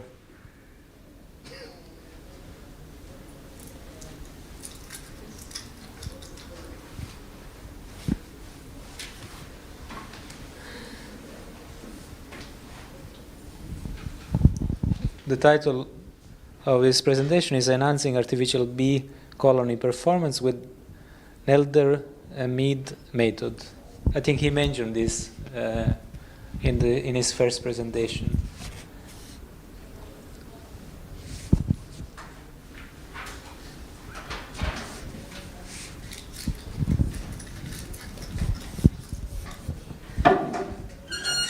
Is he coming?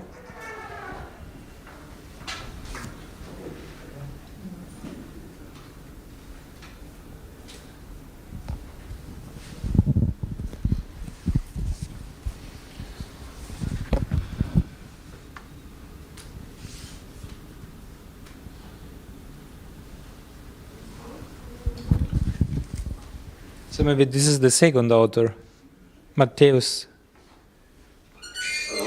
Yes, we can hear you. Can you turn on your camera? I'm trying, but my Zoom program crashed, and we now use web browser. Okay. Are you able to share your screen?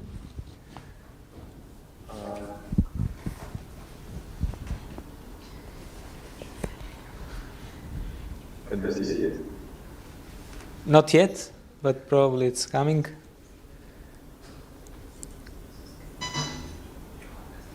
We saw it for a millisecond. I will try reloading this page, okay? And I will connect it together. All right.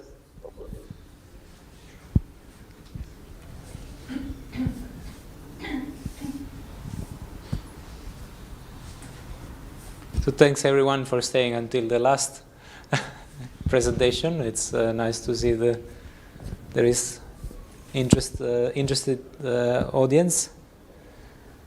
And we can also take the opportunity to thank the organizers and the guys there in the back that are doing their best.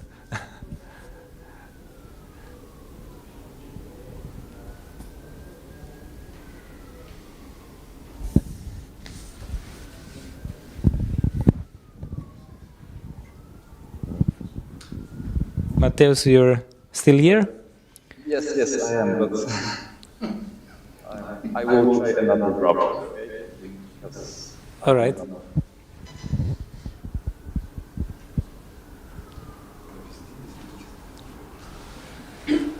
Do we have his slides? No.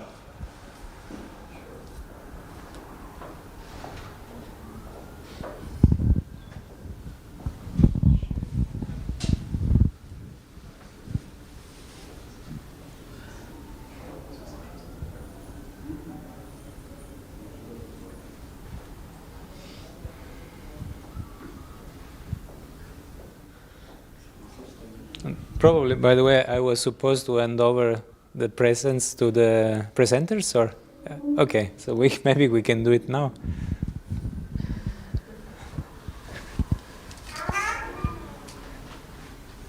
So this is for you.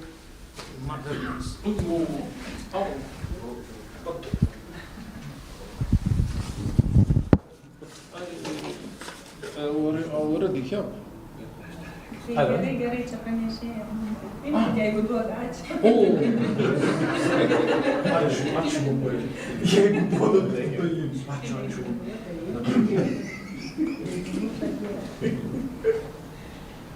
Turėsiu.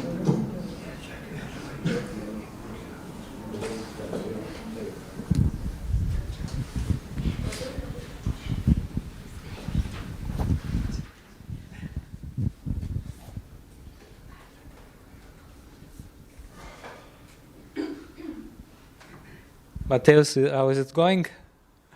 It's the last presentation. People are waiting for you.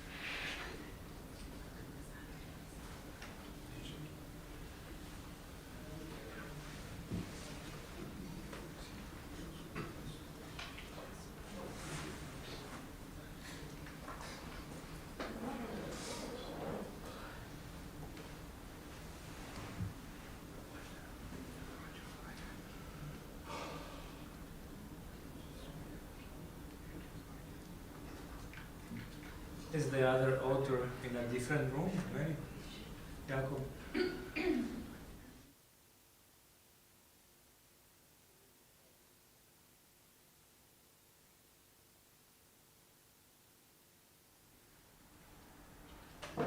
Not John.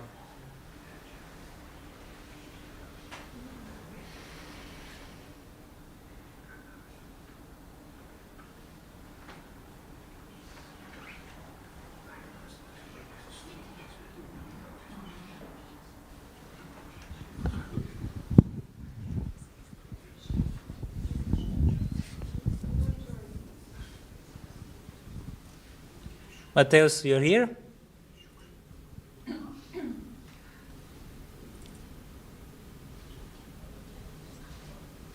We can see your screen now, but we cannot hear you.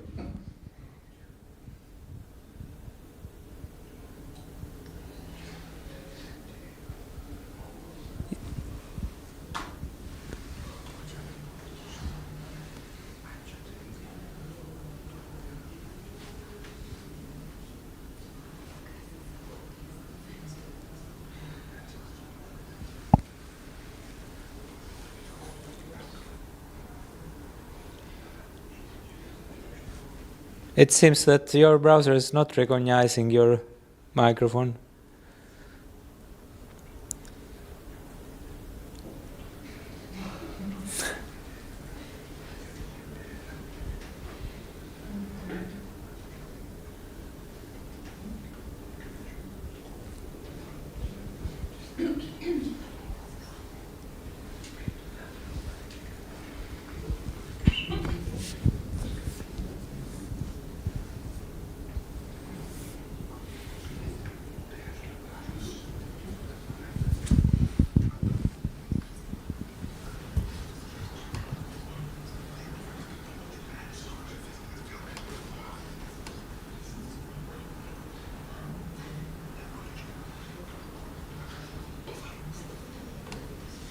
Hello, can you Yes, hear me now? we can hear you now.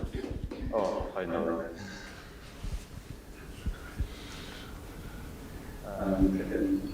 my screen? Not yet. Oh. You want to, improvise, and we can try to close our eyes and imagine your presentations. You can just introduce the topic orally. He can send slides in sharing. Or you can send the slides via email. Via chat. Okay, hold on, I will send this.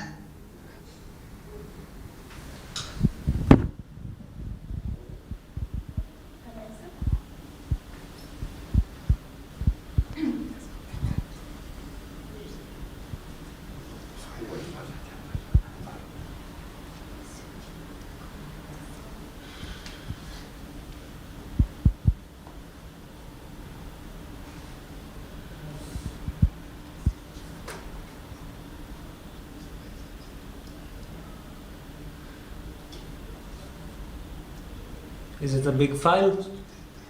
I was trying to send it to chat. Yes. By the tracking, but if it works, I will send the link.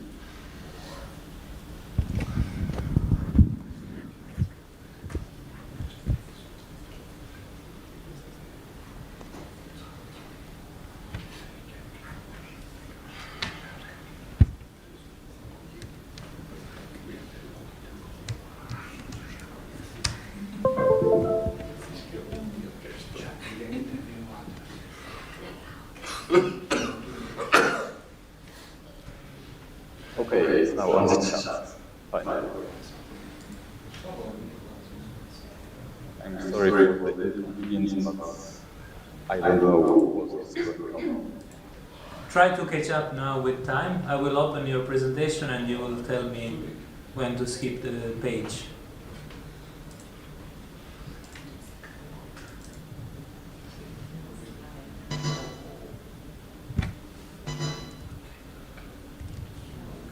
So I'm going to share the screen.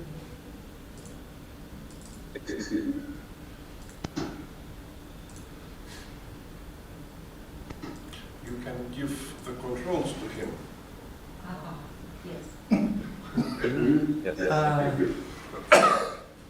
Okay, please try to catch up with time. Yes, okay. Hi, my name is Mateusz. I'm a computer science student at the Silesian University of Technology. In this presentation, I will talk about enhancing artificial bee colony algorithm performance with Nelder-Mead method. You can Google. Okay. First, let's talk about optimization problems. They can be found in many different areas of our everyday life, such as finance, engineering, and machine learning. For this reason, it is important to research ways of improving their performance. You can go to another slide. Research algorithms can be divided into two main categories, deterministic and meta-heuristic algorithms. Deterministic algorithms always yield the same results for given parameters. They are quite fast, but they tend to get stuck in local minima if they begin the search in a random position. For those reasons, the meta-heuristic algorithms were created.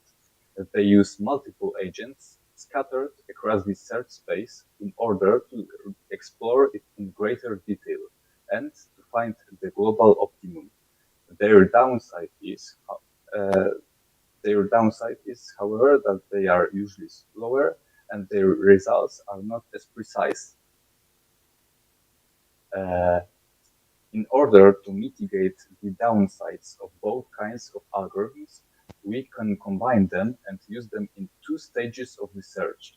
In the first stage, the meta-heuristic algorithm is used to explore the search space, and in the second stage, the deterministic algorithm is used to get a precise result. Can I go to another slide? Another slide, please. Okay. For this presentation, we select previous one. For this presentation, we selected two popular algorithms and used them in combination to see this approach are. As the meta-heuristic algorithm, we chose artificial bee colony, which is inspired by bees' food foraging behavior. Another slide. As deterministic algorithm, we decided to use the Nelder-Met method. It is an older algorithm, but it is still used due to its performance. To benchmark those algorithms, we tested them using two fitness functions, Rastriggin function and Rosenbrock function. They are known to be difficult to optimize due to local minima and multiple dimensions of the search space. Here we can see a graph of Rastriggin function. The main difficulty in optimizing this function is its high multimodality, which means that it has a large number of local minima, but it has only one global minimum. The Rosenbrock function has a narrow parabolic-shaped flat valley which contains the global minimum. It is difficult for optimization algorithms to converge because the valley is so flat and curved. That's another slide.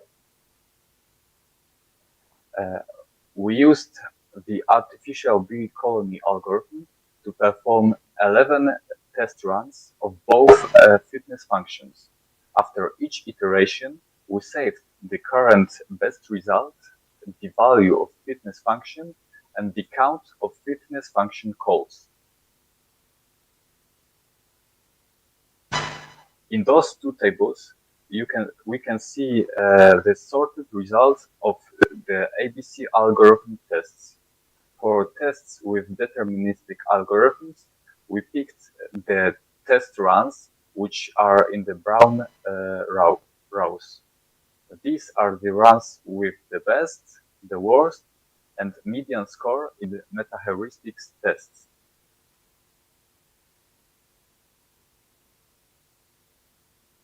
To test Nelder-Met algorithm, we chose 3 positions from each of the previously selected runs at 25%, 50%, and 75% of the whole run. This way, we can examine in which iteration of meta-heuristic algorithm is the most optimal to switch to the deterministic algorithm.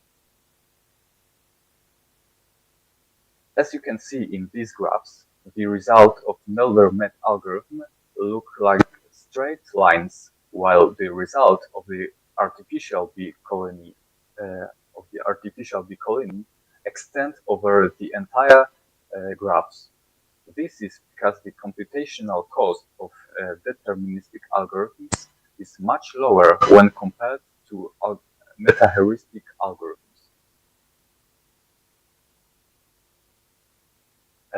The deterministic algorithms can produce results of good quality quicker than meta-heuristic algorithms. However, as we can see in this example, when they started from an earlier stage of ABC search, they often ended up in a local optimum rather than in a global optimum. This shows that a good starting point is essential for the Nelder-Met algorithm to achieve the desired result. In the charts, it can be observed that in the case of Rosenbrock function, the outcomes of Nelder-Met algorithm are a lot better than the ones of ABC. In most ABC runs, the algorithm is struggling in finding the precise location of global minimum, while Nelder-Met does so with just a few hundred function calls. It shows that in this kind of problem, using Nelder-Met is more suitable than using artificial bee colony. with 5-dimensional Rosenberg function, is very similar and the difference between both algorithms is even greater. Here we can see a summary of the observations. When testing with the Rastringin function, the main benefit from the hybrid approach was faster execution. Combining deterministic algorithm with meta-heuristic one can save a lot of time by obtaining the results with less function calls, while not sacrificing the quality of the result. In the case of Rosenberg function, the main benefits of the hybrid algorithm were better results. In some cases, the meta-heuristic algorithms may fall short in finding the exact location of the optimum. In this situation, the deterministic algorithm can be utilized to find the searched value with specified precision. Thank you for your attention.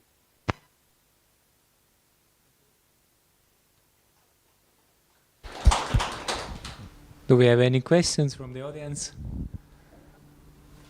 No. Okay. Thank you very much. You are a PhD student, right? Can you hear me? Yes, yes. Good, good. I hope you also have learned from this experience. Next time you have to be a little bit more proactive. Okay. Thank you. Thank you.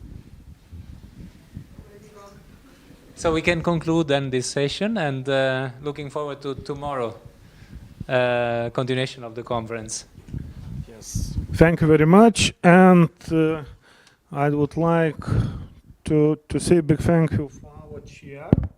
Yeah, so certificate and of course kind of souvenirs. Thank you. Okay, so today, first day of conference is closed, so hope to see you tomorrow.